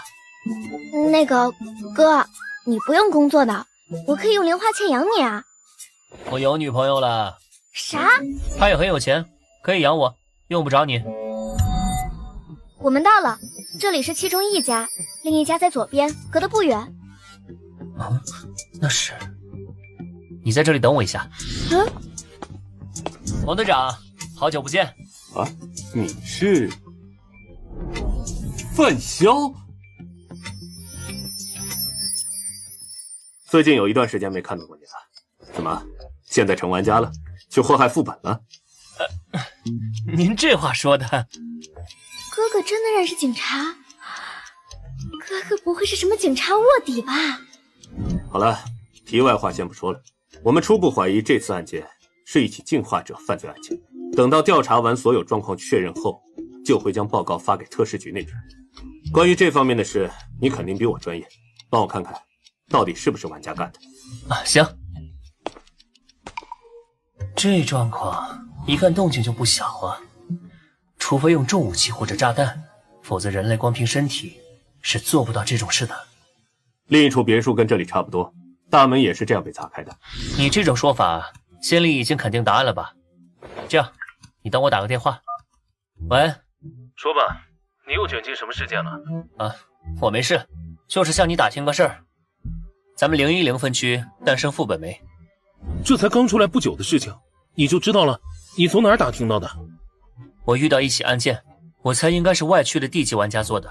这些破坏所需的力量，1级玩家应该还做不到。而我们的世界刚被卷入进化游戏2个月，能成为地级玩家的都是谨小慎微的性格，就连那个养殖组织的老板也只敢在私底下做脏活。而且杀人的方式有很多种，何必选择最会暴露身份的一种？你不来特事局真是可惜了，确实是有个地级副本诞生了，在安城下辖的一个偏远县城，不过其存在状态很古怪，并没有直接与地球的空间接轨。军方目前正在对那里进行封锁，不过玩家的手段千奇百怪，可能已经有玩家躲过封锁了。如此看来，我这边的事件基本可以定性了，应该就是外来的地级玩家做的。我最近没有积攒运气啊，应该不是我让安城倒霉的。安城要开始不太平了，帮个忙，你们应该有建立那种被特殊保护起来的居住区吧？给我4个入住名额。确实有这种居住区，我之前也跟你说过，只是名额难搞而已。那就照常，我们来个交易吧。不用交易，由我亲自出面还是没问题的。那就算我欠你一个人情。真难得啊，那我可得好好替你记着啊。王队长，确认了，就是玩家干的，没错。啊，越来越乱了。放心，你们负责你们的事情，玩家负责玩家的事情，只是一开始会出现问题，乱不起来的。哥，你怎么跟警察那么熟？你是不是有什么隐藏身份？小孩子家的别问那么多，该回去了。我有件重要的事得和你们说下。切，不想说就算了，我可不是什么小孩子了。哥，啊，哥，你回来了。宋青山，你吵死了，声音能不能小点？小月，这里没你的事，你先去帮忙搬东西。唉，宋青山这个弟弟也很麻烦。话说，你好像又大了一圈啊。嘿，都是坚持苦练的结果。哥，咱们去练练。我这段时间呀，请了好几个散打教练，进步了很多，说不定能多给你斗2个来回了。待会儿再说吧，你保持现在的身材就好了，别再增肌了，再增会变得很奇怪。哥，你这说的是什么话？别人想增肌还增不了呢，我这可是天赋。好好好。对了，我听说哥你找女朋友了。哥，情情爱爱的浪费时间，我们应该把注意力放在更有价值的事情上。更有价值的事？格斗，研习更精深的格斗技巧。男人就应该干男人该做的事情。宋青山，你在胡说八道些什么呀？哥他才刚回来，你能不能别烦他，别惹他生气？小玉，你还没意识到烦人的其实是你吗？啊？哥其实对你很不耐烦，根本就不想理你的。我劝你呀，不要自找没趣。你给我爬！就算你是我哥哥，我也要打死你！好了。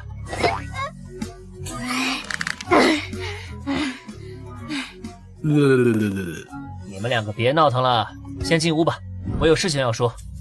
该不会哥你准备跟爸官宣女朋友吧？啊？有时间做这种事浪费生命，还不如跟我去地下室练练。青山啊，你有点膨胀喽。哈哈，哥，你是不是最近懈怠锻炼，害怕输给我了？放心，看在你是我的引路人的份上，我会让着你点的。不用去地下室了，就在这里过2招吧。也是该敲打敲打你的脾气了。好，这可是你说的。我以前不是跟你说过，凡事不能只靠蛮力吗？走你！糟了，躺下吧你！哎呦！我愚蠢的弟弟啊，现在明白做人不能太膨胀的道理了吧？这不可能！等等，你是怎么练的？力气怎么会这么大？跟之前比，简直脱胎换骨了一样。能不能教教我？哼，想知道为什么就跟我进屋吧。啊！宋青山以前是个乖孩子，但自从我替他用武力惩罚了欺负他的校霸，他就变了一个人。一开始还觉得练身体挺好的，但现在已经是朝着奇怪的方向发展了。范潇，到底是什么事这么神神秘秘的？怎么还得等搬家公司的人离开才说？对啊，这个小区太不安全了，我们得抓紧时间搬走。范潇，你也搬来跟我们一起住吧。还有你的工作问题，真真跟我说过了，这回你就别犟了，来我公司上班吧。工作的事情先不说，我们说搬家的事。像这种高档小区都不安全，唐兴街那边也不见得能好到哪儿去。我托我朋友找了个安全的小区，你们搬到那边去住好了。全天24小时都有持枪的警卫巡逻，属于有钱也进不去的小区。你是我儿子，我还不了解你，你怎么可能弄得到这种房子？你知不知道安城的房价多贵？唉，没办法，是时候给他们说一说进化游戏的事情了。虽然不想家人为我担心，但现在安城都出现了副本，再不可能没有接触了。注意裙子。咦？无穷之盾。这是怎么回事？这样，你们就能认真听我说了吧？你说什么？进化游戏玩家副本是真的？这太不可思议了！我知道你们会比较难接受，但现实就是如此，我们必须做好心理准备。哥，怪不得你那么强，力气那么大，那要怎么样才能成为进化者呀？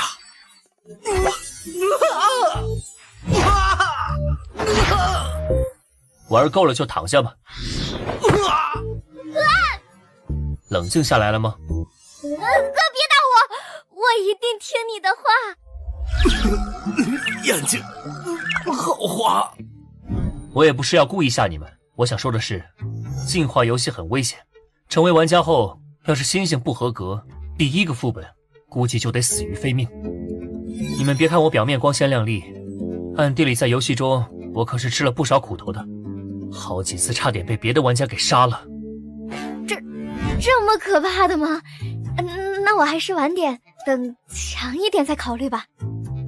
是啊，就是这么可怕，而且也不是你想成为玩家就能成的。不管怎么说，都得自己做好准备。哥，你说成为玩家要心性合格，怎么才算合格？那我问你，你敢杀人吗？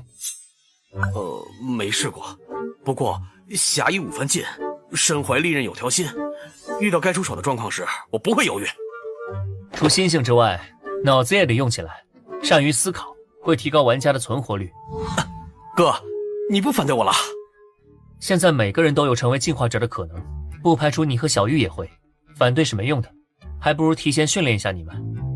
我把特使局的号码给你们，要是你们的身体出现我说的那些征兆了，记得第一时间联系我，或者打这个电话。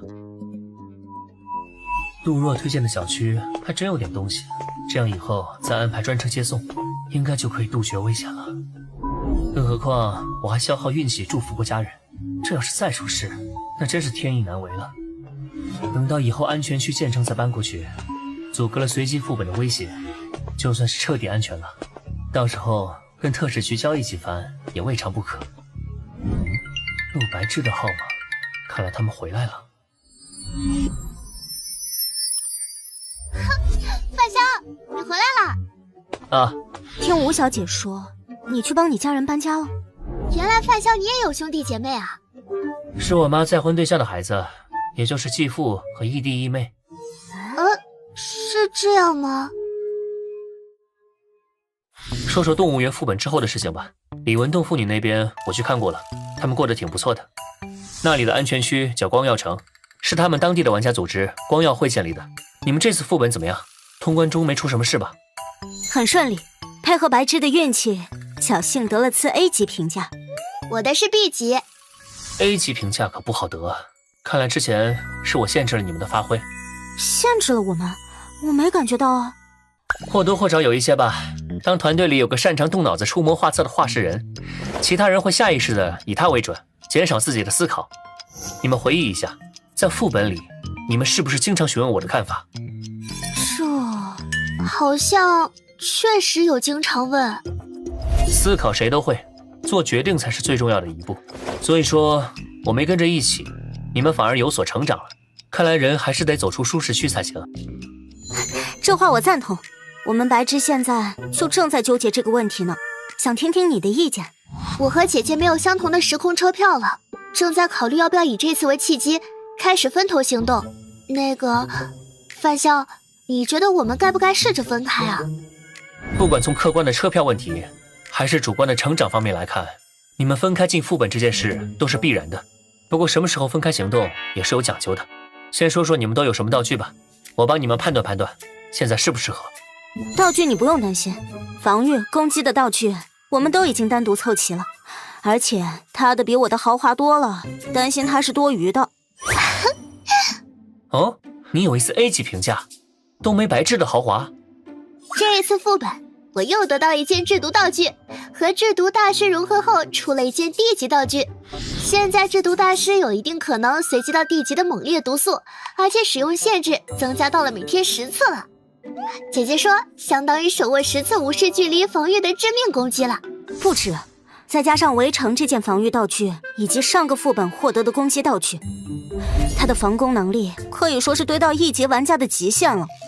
而且他本身又有 C 级治疗天赋，即便受到致命伤，也能几秒内恢复。你说他够不够豪华？哼，确实够豪华的。那你呢？我收纳群，负面状态免疫，具有力量增幅。上个副本奖励的道具和手忙脚乱融合后得到的新道具，可以让我免疫1级道具隔空施加给我的负面状态，逼对方和我白刃战。力量增幅呢，就是字面意思，可以让我时刻保持精力和体力不枯竭，同时力量上涨5倍。你们现在算是1级玩家里特别强的了，攻防一体，短板很少。单独去副本没什么问题，反正现在没有相同的车票了，不如就趁着这个机会分开行动一次好了。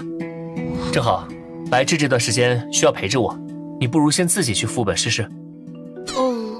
要不然我抛硬币试试吧。啊，可以试试。如果是正面呢？这一次就分开行动，如果是反面，就暂时不要分开。是正面。这下你们能下定决心了吧？安城最近突然就乱起来了，是不是我们010区诞生地级副本了？副本就在安城。真聪明，是外区的地级玩家来这里闹事了。没想到那么快，没有办法限制吗？地级玩家还没法应付现代军队，所以引不起太大的事端。只要官方出面抓住他们，应该很快就会平息下去的。即便抓不住，这批玩家也待不了多久。地级玩家每2个月需要去一次副本，他们最多在这里待2个月。我要去副本了。啊，这么快就要走啊？本来打算再休息几天的，但现在我们分区出现了副本，有外区玩家来捣乱，我得抓紧时间成为地级玩家才行。你姐姐是想快点成为地级玩家，增大自身的价值啊？这样她加入特使局后能得到更多好处。既然你知道，我也不多说了。我去副本的时候，白芝就交给你了。他还小，你别对他乱来啊。姐姐，我已经17岁了，你能不能别把我当小孩子？好吧，我订正之前的发言，是你得坚持点，别乱来。你这么看着我做什么？没什么，再见。哼，注意圆滑点，别再随便和人起冲突，保护好自己。知道了。接下来几天，我一直带着陆白志实验他的好运能力的极限。期间，陆西宁不断的完成副本，照这个速度下去，估计暑假结束前他就会成为地级玩家。这几天里一直没有倒霉的事发生，直到第13天。可能是小孩滑的吧。范晓，你别生气啊，这可能只是刚好遇上了。哦，对，是刚好，是巧合，不一定就是你的霉运道具起作用了。算了，先去看看监控吧。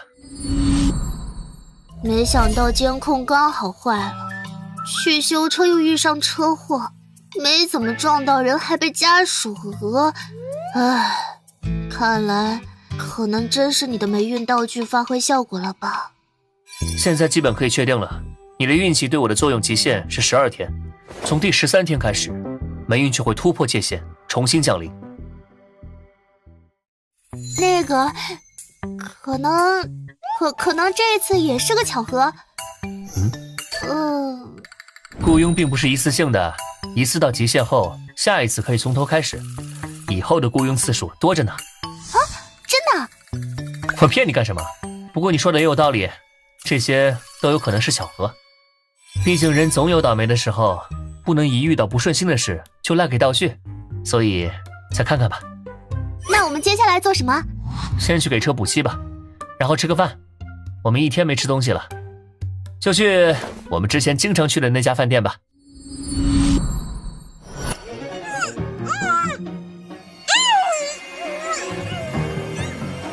吵死了，别叫了。我今天心情不错，暂时还不想杀人。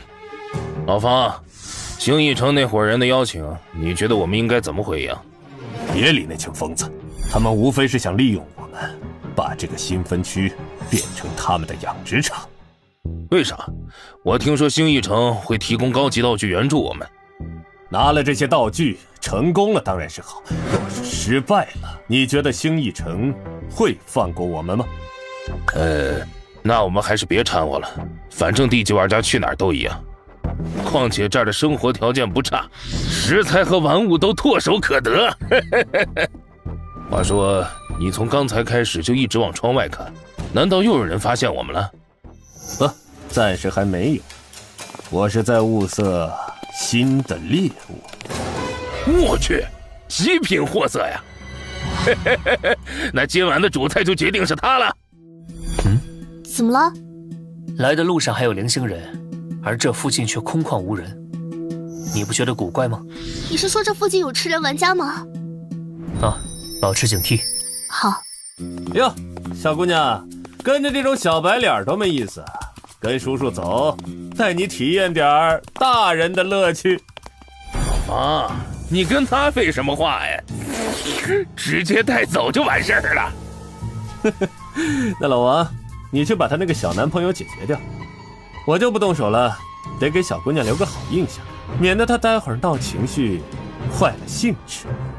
小子，遇上我们算你倒霉。找死！我来。去死吧！哇！竟然能接住我的拳头，难道他们也是玩家？而且我的手艺，力气挺大的嘛，你应该是吃人玩家吧？这家伙很强，硬拼绝对吃亏，必须使用道具才行。爆！不要啊！不堪一击，你这种货色也敢出来嚣张？老王居然一个正面就被秒杀，我甚至都没有出手的机会。快逃！短跑冠军。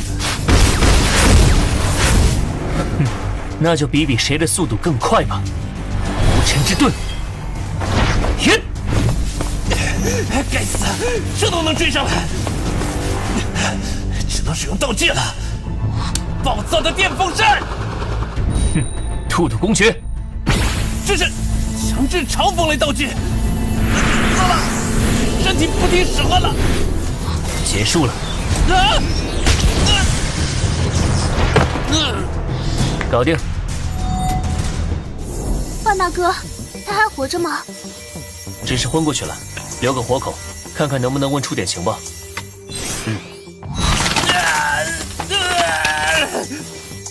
清醒了吗？现在我问，你答，老实配合，待会儿可以让你死得痛快点。没想到他们就是从其他分区流窜来的地级玩家，而且还是之前8名女性失踪案的元凶。已经通知特市局了，他们的人应该很快就到。这次混进安城的玩家，大部分都是从兴义城来的，估计是想把这个分区也变为殖民地吧。报！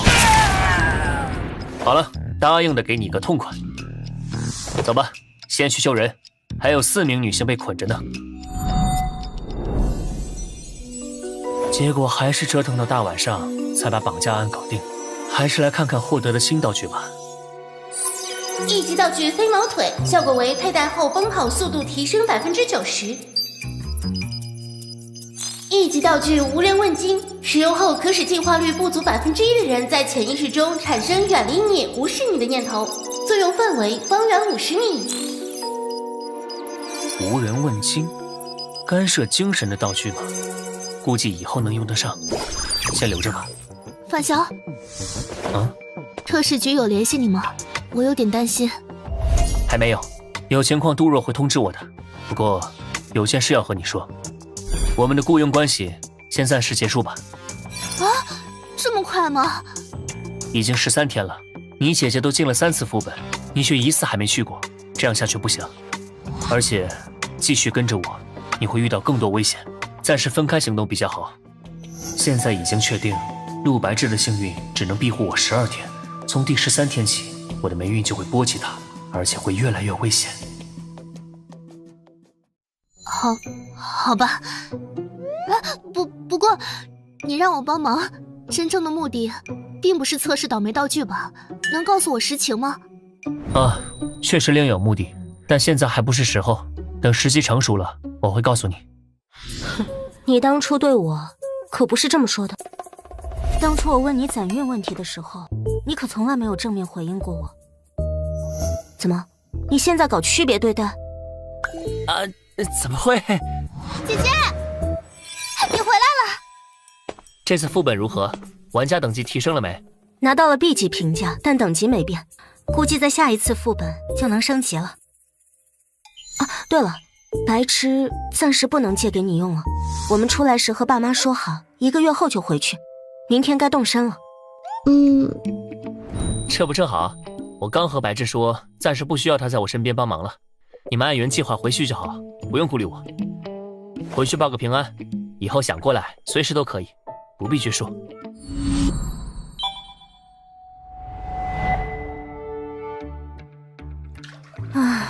根据我的分析，你的运气大约只能护他平安12天。从第13天起，你反而会被他的霉运牵连，所以你也别想着那么快就去找他了，否则反而会降低他对你的好感。我不是那个意思，我是在想，要怎么才能更好的帮到范潇。我不否认范潇是个不错的男人，至少他跟你孤男寡女相处那么多天，竟然什么都没做，加上他外貌出众，实力强大，我估计你的竞争对手不会少啊。姐姐你别说了，光听你的话我都感觉压力好大。所以你先努力成为D级玩家吧，相信我，只要能跟上他的步伐，就已经赢在起跑线了。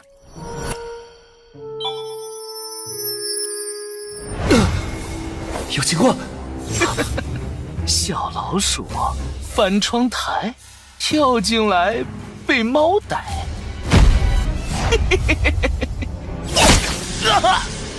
小老鼠被猫逮，脑袋咕噜滚下来，喵喵喵，七七就是大猫猫。虽然七七能自主防御很方便，但没必要弄得这么血腥吧？给身血迹没干，赶紧用血柱清理掉。明天还得叫保洁。范潇，这个男人突然出现在窗外，一下子就把窗户融了个大洞。还好我一下就把它解决了。七七真棒。范潇，你最近获得了好多新玩具，都不叫人家出来玩了。可不是嘛，毕竟这都已经是攒运的第45天了。因为这霉运，我被不断的卷入玩家相关的冲突里，不知道干掉了多少人，也不断获得尝试各种新道具，但大多没什么实际用处。除了这一件能够伪装自己的道具，某些时候可以发挥奇效。七七，先把这东西送到特事局去。哼，臭范潇，又让我干这种无聊的活。我杀了那么多玩家了，到底还有多少其他分区的玩家进入了我们的世界？特事局到底在盘算些什么？所以昨晚你又干掉了一个玩家，感觉你一个人的业绩都要超过我们分局了。有事说事，我不保证每次都有空接你的电话。别介，这次是正式通知你，我们准备对外区玩家展开反击了。你的实力在本区地级玩家里也算顶尖了，我们可能会需要你搭把手，所以提前跟你说一声。兴义城那伙人憋了这么久，还没搞事？他们正在召集更多外区玩家，扩大势力范围，很可能再策划一次总攻。所以你们人手集结好了吗？对方可是持有高级道具的。从其他市分局抽调了一些玩家来协助，并且此次行动限定地级玩家参与。再说了，我们不是还有你这条大腿吗？我可是很忙的。哎，范潇，你别急着拒绝啊，别忘了你还欠我个人情呢。头回见人这么主动讨要人情的。放心吧，我没那么无情。不好，出事了！快来支援！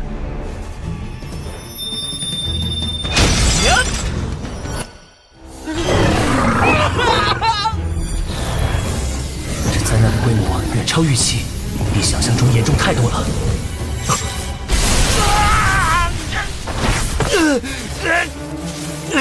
血族发动！哎呀，真是件好宝贝！希望我能继承你的好运。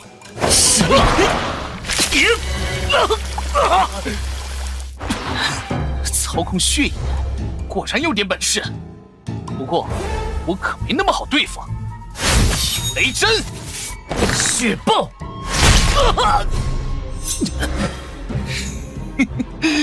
不过，你杀不掉我的。这人有古怪，这一击血爆，怎么可能还站得起来？无尘之盾，让我看看你还有什么底牌。你杀我一次，就有人替我去死，你确定还要继续吗？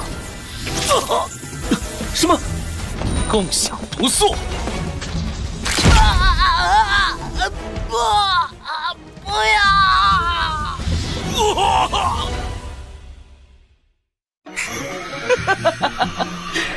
哎呀，你先陪这些小可爱玩玩吧。混蛋！无尘之盾！可恶，已经逃了吗？这次绝非偶然事件，若不追查到底，后果不堪设想。哎，总算找到你们了。你来了，我手机坏了，没能接到电话。这边情况怎么样了？很糟，对方拥有强大道具，并且他们的头目很可能就藏在这栋大楼里。我们已形成包围，但暂时无法突入，正在等待上级的进攻指令。也许我们可以考虑转移敌人，而非平民。怎么做？随机副本，我的运气很差，或许能把他们拖进去。看来外面暂时没动静。哼，他们知道生命归元的威力，暂时不敢乱来。但我觉得有个家伙不在乎，他真的很恐怖。懦夫，再不行动，我们的计划就完蛋了。西宁，你和白芝来我这一趟，我需要你们的帮助。发生什么事情了吗？我需要白芝诅咒我，把我卷进随机副本里。什么？卷入随机副本？你疯了吧？没时间解释了，快让白芝帮我。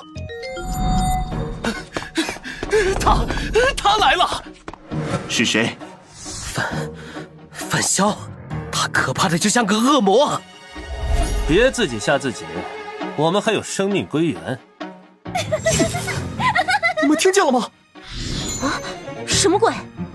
保持冷静。我们走得越近，他们越不安。准备进入吧。希望你的计划可以奏效。相信我。这是我们的战场，记住我们的目标。明白。我们得先找出副本任务。这是哪里？啊！我们被拉进随机副本里了。我们快走，抢在他们之前，尽快行动。我们得转移到小镇入口，才能触发副本任务。走。好。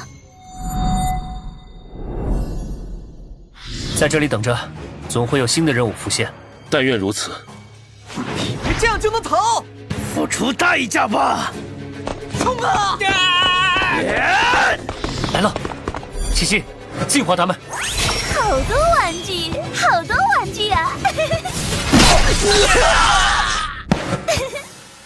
耶，收割完毕。这是什么怪物？快逃啊！不可能，我们怎么可能打得过这个小女孩？装肚子，扯肠子，肠子脏，撕胸腔。恶魔，有恶魔！救命啊！范潇，我能感觉到力量在膨胀。很好，七七，你做的不错。今天就到这里吧。她好漂亮啊，范潇，我想跟她交朋友。将来七七长大了会更漂亮，不必着急。七七最喜欢范潇了。哎呀，好了好了。他的力量果然不一般，后面会发生什么呢？哦，总算结束了。范潇，你做到了。只是暂时的结束，真正的战斗才刚刚开始。话说，你现在是什么等级的玩家？刚才秒杀那么多人。嗨，就D级呗，运气好罢了。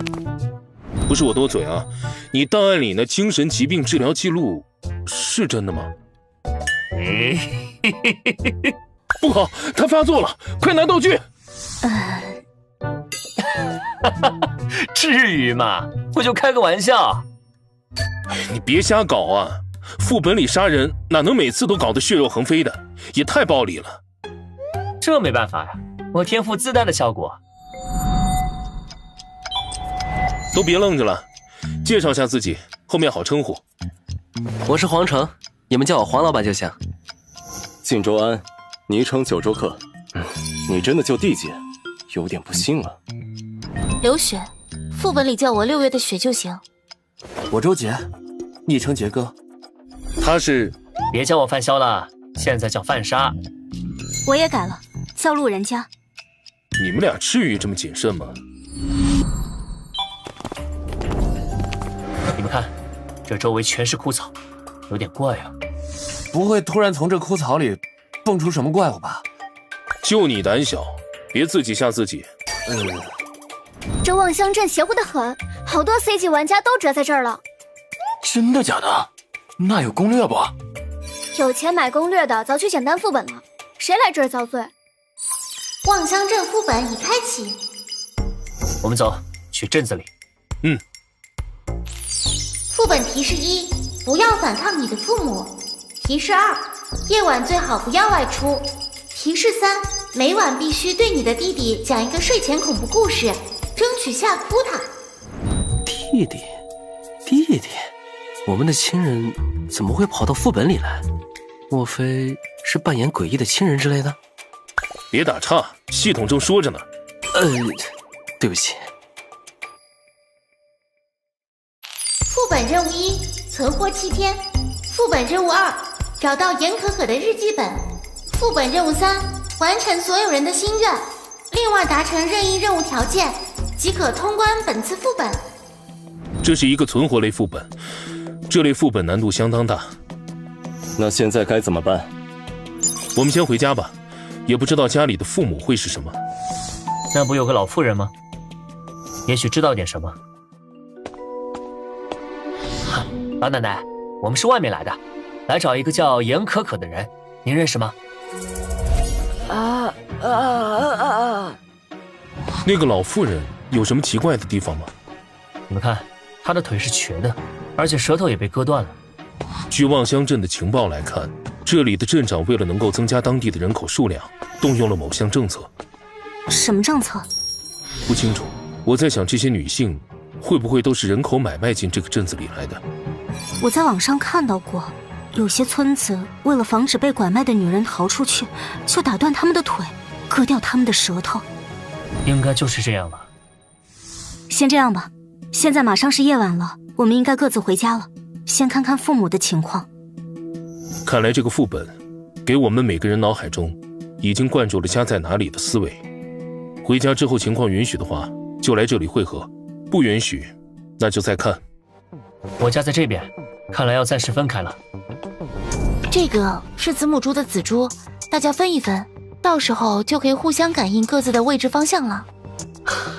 这还真是帮了大忙了，谢了。按照脑中的印象，我的家应该在这里。兄弟，等等我！怎么，你的家也是在这里？是啊。没想到我们两个的家居然在一起。嘿嘿，正好，我们两个一起，互相有个照应。你们两个还知道回来，专门盯着吃饭的时间往外跑，是想气死我吗？阿姨，我们认识吗？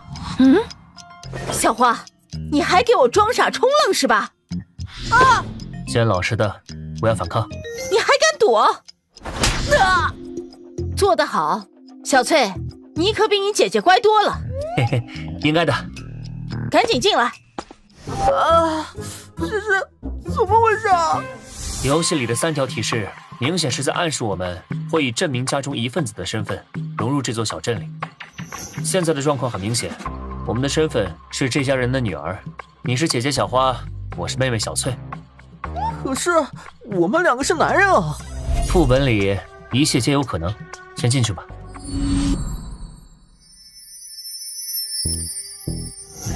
怎么感觉那幅画像上的鬼在看我们？关门，开始。不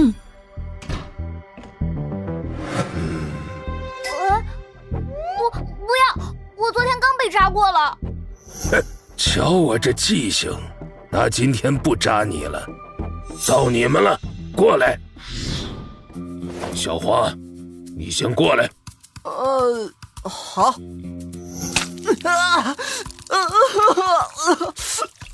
好，你的够了。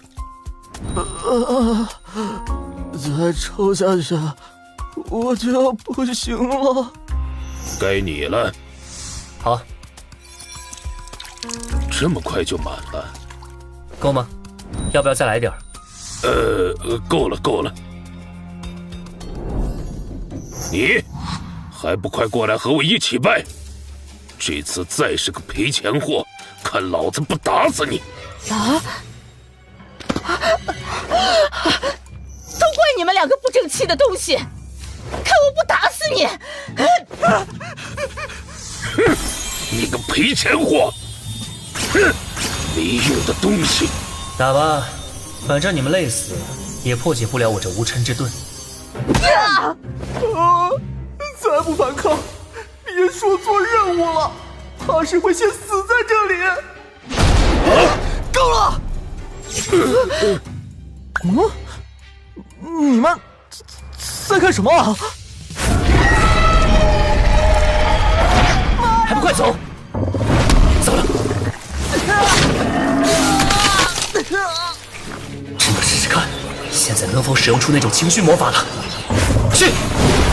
糟了，没有效果，消失了，是他主动消失的。还好没死，把这个喝了还有救。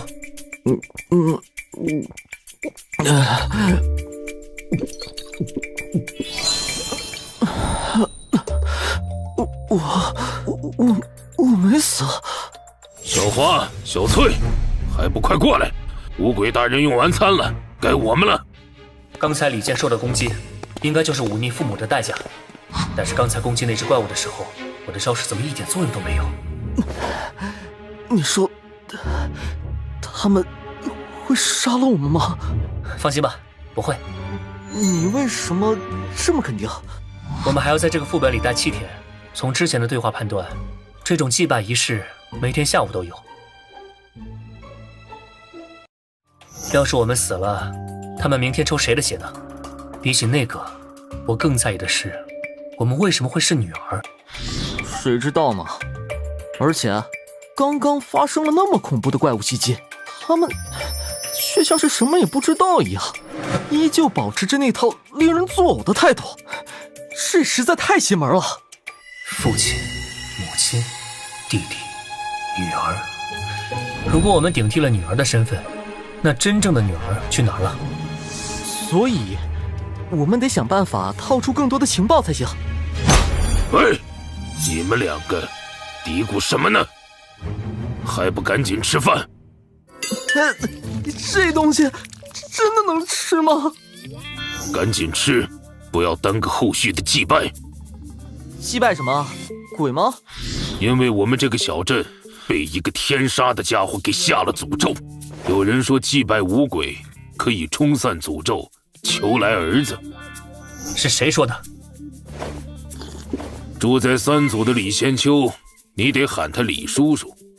求生男孩，父母有这种心愿倒不奇怪，但之前见到的那位老婆婆估计没这种念头。那我们这里发生过什么灾难？小孩子不要问东问西，赶紧吃饭。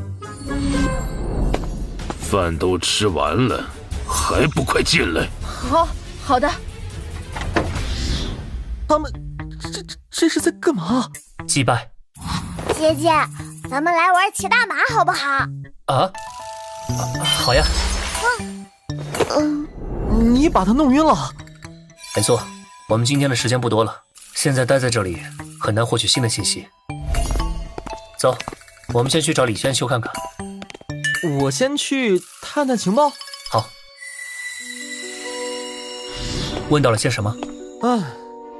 你说这些村民会不会是在演我们？根本套不出半点有用的信息。这个副本开了多少次？不知道，但肯定不是第一次了，不然这些村民也不会这么不耐烦。有玩家介入，为什么这里还会有这么多村民？也是啊，这个破小镇外面都是荒地，也不可能有人移民过来。这些人该不会根本杀不死吧？你可以试一试。我哪敢试啊？你怎么不试？我会试的，不过现在还不到时候。范山。你们也是来问李仙秋的？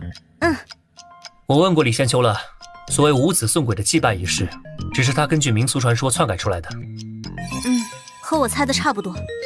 哦，对了，关于小镇的诅咒，你们调查到了什么？是玩家对小镇降下的诅咒。什么诅咒？我的推测是，看不惯这些镇民的玩家出手了。话说，你们两个扮演的角色也是女孩子吗？对。不过奇怪的是，无论是放血还是抽鞭子，力度对一个小女孩来说，是不是太过了？看来我们遇到的情况基本一样。你们应该也都有个弟弟吧？每个家庭都有个弟弟，你们不觉得这一点很奇怪吗？这个小镇可是有诅咒的，哪来这么多男孩？什么意思？我的意思是，为什么是弟弟，而不是哥哥？这个小镇的诅咒在很久之前就有了，导致镇上居民生下的第一胎都是女孩。我猜应该是哥哥都被玩家给杀光了。杀光了？这样就说得通了。玩家为了惩罚这个重男轻女的小镇，杀光了哥哥，随后又降下了诅咒。所以这个诅咒的作用，大概率是会大幅降低男孩的出生率。但话又说回来，那些弟弟是怎么回事？会不会是祭拜的五鬼仪式真的起作用了？不可能，五鬼祭拜只是乱改出来的一个仪式而已。那现在出现的这些弟弟，到底是些什么东西啊？反正不是正常人，可能都是怪物变的吧。毕竟我们刚刚遇到了那只怪物。你们遇见怪物了？啊，这只怪物我的实体攻击不起作用，应该是攻击精神类型的。我们的猜测都是建立在这个小镇没有哥哥的基础上，是真是假，还需要逐家检验才行。验证的事交给我，我和其他同事一起。等等，既然我们顶替了哥家女儿的身份，你们想过原来的女儿去哪儿了吗？这个问题我一直没什么头绪。对了，虽然女儿去哪儿了不知道，但我找到了严可可。那我们是不是可以通关了？严可可在哪儿？你问他要日记本没有？严可可的扮演者该不会就是你吧？什么都瞒不过你，我的父母都管我叫可可，而我的父亲姓严。那你有没有尝试过找他的日记本？我到处都找过了，就是没有发现他的日记本。我们抓紧时间吧，等到晚上就危险了。我们继续分头行动吧，节省时间。好。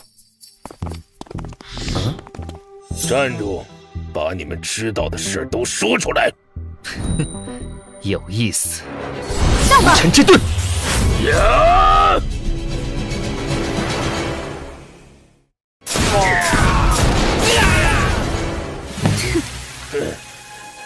你们给我等着！我们悄悄跟上去。好。这个方向是李仙秋的家。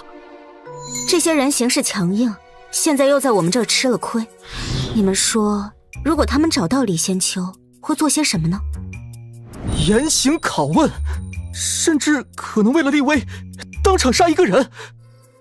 我在想，如果玩家攻击甚至杀死了父母以外的镇民，会引发什么后果？等等。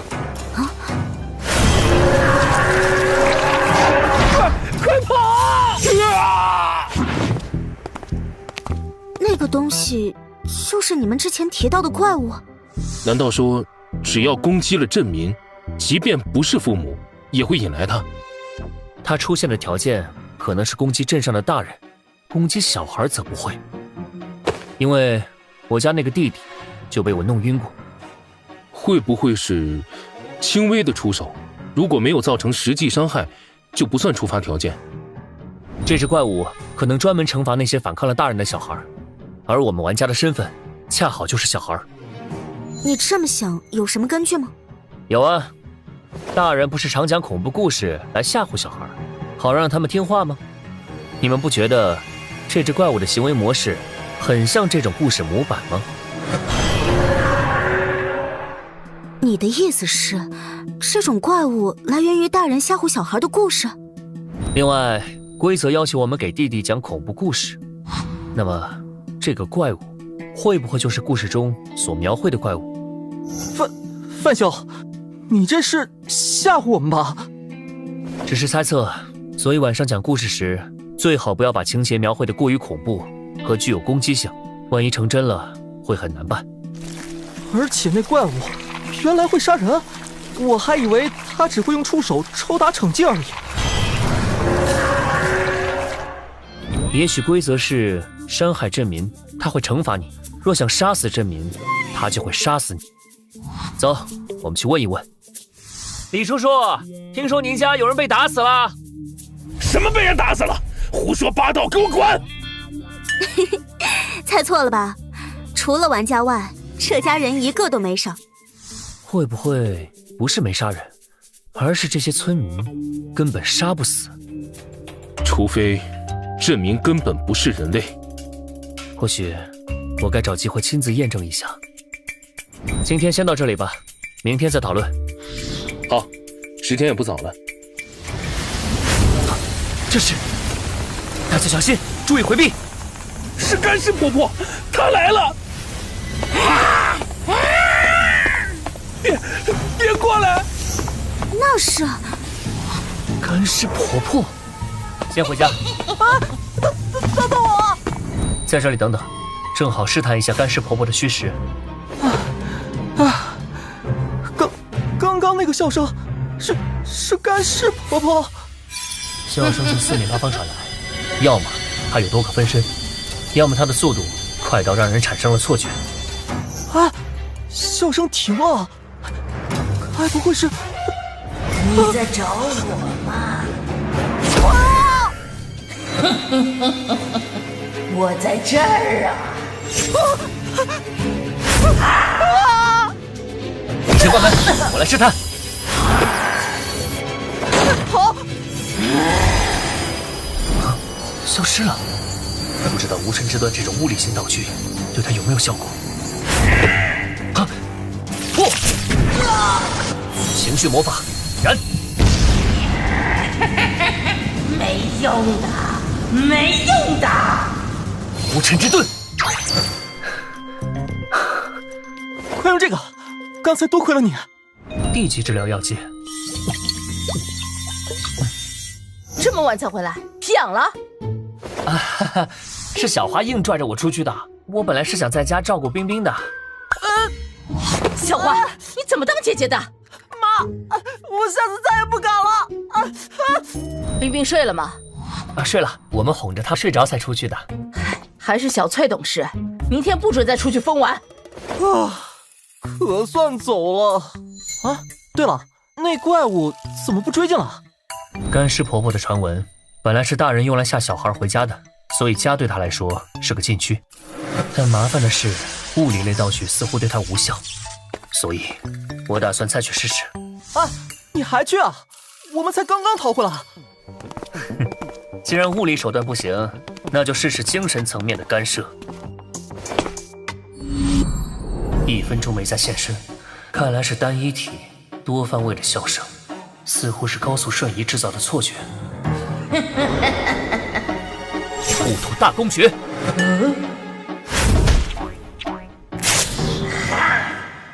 他的速度明显下降了，说明精神干涉有效，但效果持续时间有限。糟了，注意到我了！无尘之盾。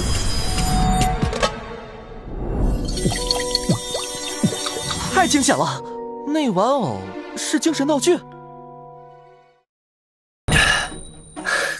没错，现在可以确定精神类手段对他们有效。可副本里至少还有3个怪物，恐怕没那么好对付。问题不大，只要我们不讲太恐怖的故事就行。又有人出事了，范兄，幸亏你有飞行能力，不然就危险了。闲话少说，我们该去关照一下弟弟了。轻点，他可能是怪物变的。放心，晕着呢。对了，你说我们要是跳过讲故事环节会怎么样？大概率会出现怪物，而且晚上我们只能待在屋里，外面还有干尸婆婆，内外夹击。你想试试？别，还是老实讲故事吧。喂，醒醒！小崔姐姐，我的脸好疼，我怎么睡着了？可能是你睡着时自己不小心碰到它。既然醒了，姐姐给你讲个故事吧。好呀。从前有个贪玩晚归的小孩，叫小明。路上，他遇见一个扎马尾的女孩在哭。女孩说和家人走散了，却一直不肯抬头，说怕吓到小明。小明再三保证不会害怕。女孩终于抬起头，结果她的正面也扎着一只马尾。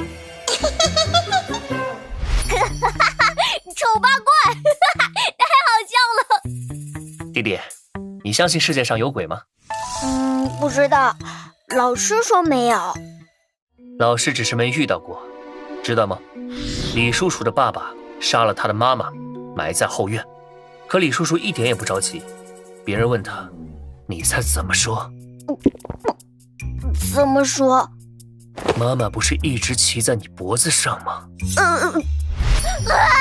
姐欺负我！冰冰，不哭，小花姐姐给你讲个好玩的。小镇北边山上有一对情侣和朋友去露营，女孩呢留在营地。7天后，浑身是血的男朋友冲回来拉她跑，说其他人都死了，变成鬼了。于是2人是连忙下山逃跑，跑到一半，女孩才发现男朋友的脖子被树枝刺穿，还扭过头对他笑。就像这样，走开啊！我们讲的故事里鬼都没有伤人，应该没问题吧？路人甲说过，副本可能会扭曲故事，制造怪物，别抱侥幸心理。可那也只是他的猜测。无论真假，都做好迎接风暴的准备吧。这副本里的麻烦越来越多了。明天外出探查，对其他玩家必须保持12分警惕。其他玩家会攻击我们？大家的目标不都是活过7天吗？不是针对我们，是所有人，都可能相互攻击。恐怖故事会成真的事，过了今晚，肯定会传遍到所有玩家。要存活7天，意味着至少还会出现6只怪物。为了控制风险，明天必然会有人选择猎杀其他玩家，减少故事的产生。我们都是潜在的猎物。靠！光盯着干尸婆婆，把玩家界的算计给忘了。她该不会早就想过把其他玩家全部清除掉吧？那我之前岂不是……你一直盯着我做什么？没什么。客厅门还没关，我去关。不能再深聊这个话题了。开门，是我。啊，陆小姐，你怎么来了？怎么说？严可可的日记本出现了，就在我家里。日记本怎么突然出现了？我给弟弟讲完故事后，鬼怪就出现了，日记本在他手上。我尝试抢夺，但不是他的对手，需要你们支援。没时间细说了，必须趁他没离开前行动。等一等，有件事我很好奇，你不知道路人家有厌男倾向吗？主动来拉男人的手，可不是他会做的事。你说他是假的？可他跟陆小姐一模一样啊！既然被看穿了，那就好好陪你们玩玩吧。李健，看看我脖子上有什么？什么也没有啊。你蹲下，从下往上看。有个披头散发的女人骑在你脖子上。范兄弟，你快把他弄起来啊！慌什么？不过是只没实体的鬼，无尘之盾，无效。看来物理类的势力对他没用。那怎么办？总不能一直让他骑在你脖子上吧？万一……现在呢？还在不在？还在。那血刃直接穿过去了，根本碰不到他。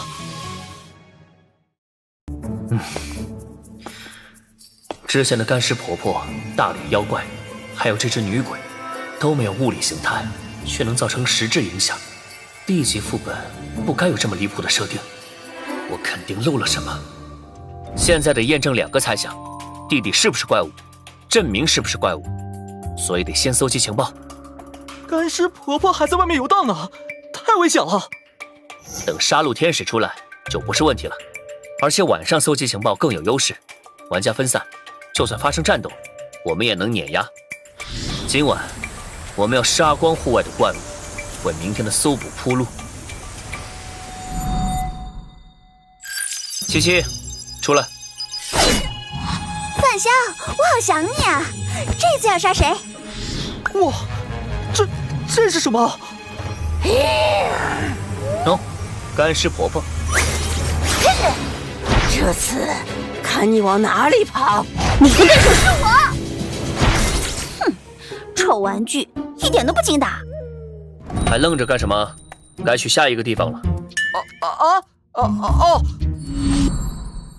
杜若，你没事吧？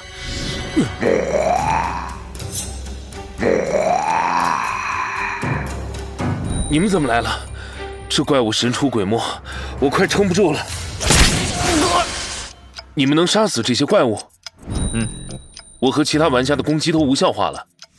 这个嘛，我的天赋是杀戮天使，能对这些无实体的造成概念性伤害。现在我们需要搜集望乡镇到底有没有哥哥，学校里有没有严可可的日记本。学校？小镇里根本没有学校，而且就算找到日记本，又能怎样呢？日记本里可能藏着副本的真相，而且我怀疑这座小镇根本不是真实的，是精神幻象。精神幻象？这怎么可能？我们能摸到，怎么会是假的？现在没时间细说，我们兵分两路，一队去搜集哥哥的情报，一队去确认学校的位置。为了安全，我们最好一起行动。范萧，你脖子上刚才有个丑女人。啊，真没了！七七小姐，你刚才是不是偷偷动手了？他敢缠范萧，我就把他砍成小块。不过他像烟一样散了，根本没有精神本源。没有精神本源？难道这些鬼怪连精神体都不算，只是纯粹的幻想？七七，解除实体化，看看这座小镇的真实样子。范萧，下面好破，房子都是他的，跟我们看到的不一样。那屋里的父母和弟弟呢？看不到，屋里只有辉和藤万，没有刚才那些人。所以我们看到的都是假的？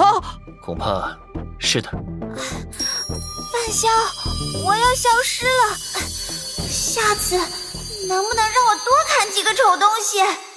七七的出现时间是我和他共享的，刚才验证幻想用了不少时间，接下来得更谨慎。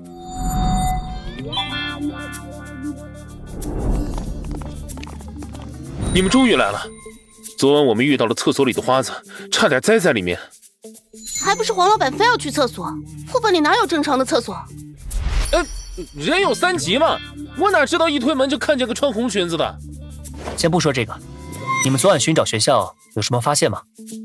我们把小镇翻了个遍，根本没有学校的影子，整片区域只有居民房和废弃的祭祀台。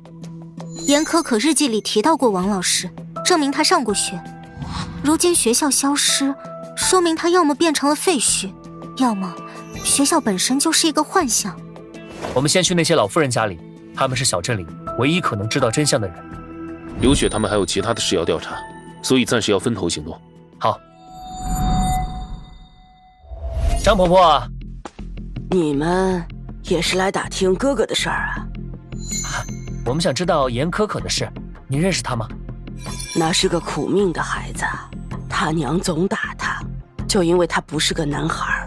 后来镇上的男人都死了，孩子们也不见了。您知道他的日记在哪儿吗？他说过要当大作家，会把事情写在日记里。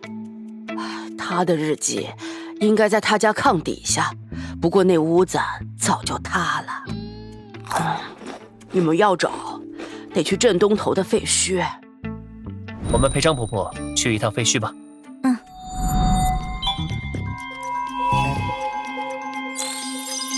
时间刚好，七七，出来吧。哎，这里比之前看到的还破。七七，解除实体化，看看那下面有没有日记本。好，哎，找到了，藏在土里面，好脏。真的找到了，这下终于能知道小镇的真相了。拿来给我看看。这里写着，爸爸把妹妹扔到山里，好多女孩被父母打。看来小镇的灾难根源在于女孩们累积的怨恨。你们看这句，我能在脑子里幻想东西。严可可很可能觉醒了一种能力，这或许就是小镇化为幻象的原因。日记里还提到，好多女孩的精神在我脑子里，说明严可可和其他女孩的精神体仍困在这里。我们需要找到她们，并了却她们的心愿。可可他们太可怜了。张婆婆，您的心愿是什么呢？我想回家，看看我的爹娘还在不在。啊，七七，我们带着张婆婆回家看看。严可可的灵能可以将人拉入精神世界，或许我们现在所处的整个小镇，就是她与其他女孩共同构建的妄想之国。范萧，那里有好多小光点，躲在破房子里。能靠近看看吗？别惊动他们。嘿，他们都蜷缩在一起，那个最大最亮的光点应该就是严可可。他很可能是失控了，日记里写好多人喊救命，我把他们拉进来，结果其他女孩的怨恨侵蚀了他，导致灵能暴走，杀死了镇上的大人。七七，你能和那些光点沟通吗？我试试看。好吵，他们一直在哭，说着爸爸妈妈好讨厌。得想办法让严可可放下戒心，他现在肯定视我们为敌，毕竟之前那么多玩家都想伤害他。这便是您的爹娘？我15岁，被拐到这儿，如今我老了，都不知道他们还在不在了。范兄弟，我们真的能帮到张婆婆看到她爹娘吗？严可可可以制造真实的幻觉，只要她构建出幻想，在感知上就等同于愿望实现了。但严可可不信任我们，怎么让她帮忙？这件道具有轻微安抚精神体的效果，明天我们带她去废墟试试。范萧，那个小光点还没动静吗？我都快睡着了。你们不会伤害我吧？我们读了你的日记，知道你受过很多苦。张婆婆想回家见爹娘，你能帮帮她吗？我可以造出幻想，但我怕做不好，张婆婆更伤心。别怕，我们会陪着你的。你只需要在脑海中想象张婆婆回家了，爹娘正在门口等她就好。我试试。宝贝闺女，你可算回来了！快过来，让娘看看。娘，那个小光点在哭，可是她也在笑。我梦见我回家了，爹娘都在，他们说一直在等我。是严可可，她的意识暂时依附在我身上。心愿完成了，严可可也愿意帮其他老妇人构建幻想。总算了却一桩。以后我们会帮你们找到属于你们的家。副本能量在减弱，我们该准备通关了。范兄弟，我在001区等你，到时候我带你去看最大的花海。保证后会有期。后会有期。你呢？有什么打算？严可可她很依赖你。我答应过他们会留下。范兄，你保重，以后我们会想办法来看你。我也该走了，把严可可托付给你，我放心。再会。范萧哥哥，你真的不走了吗？不走了，从今往后，我就是你们的家人。望乡镇的厄运在此终结，而新的故事正以家人之名开始。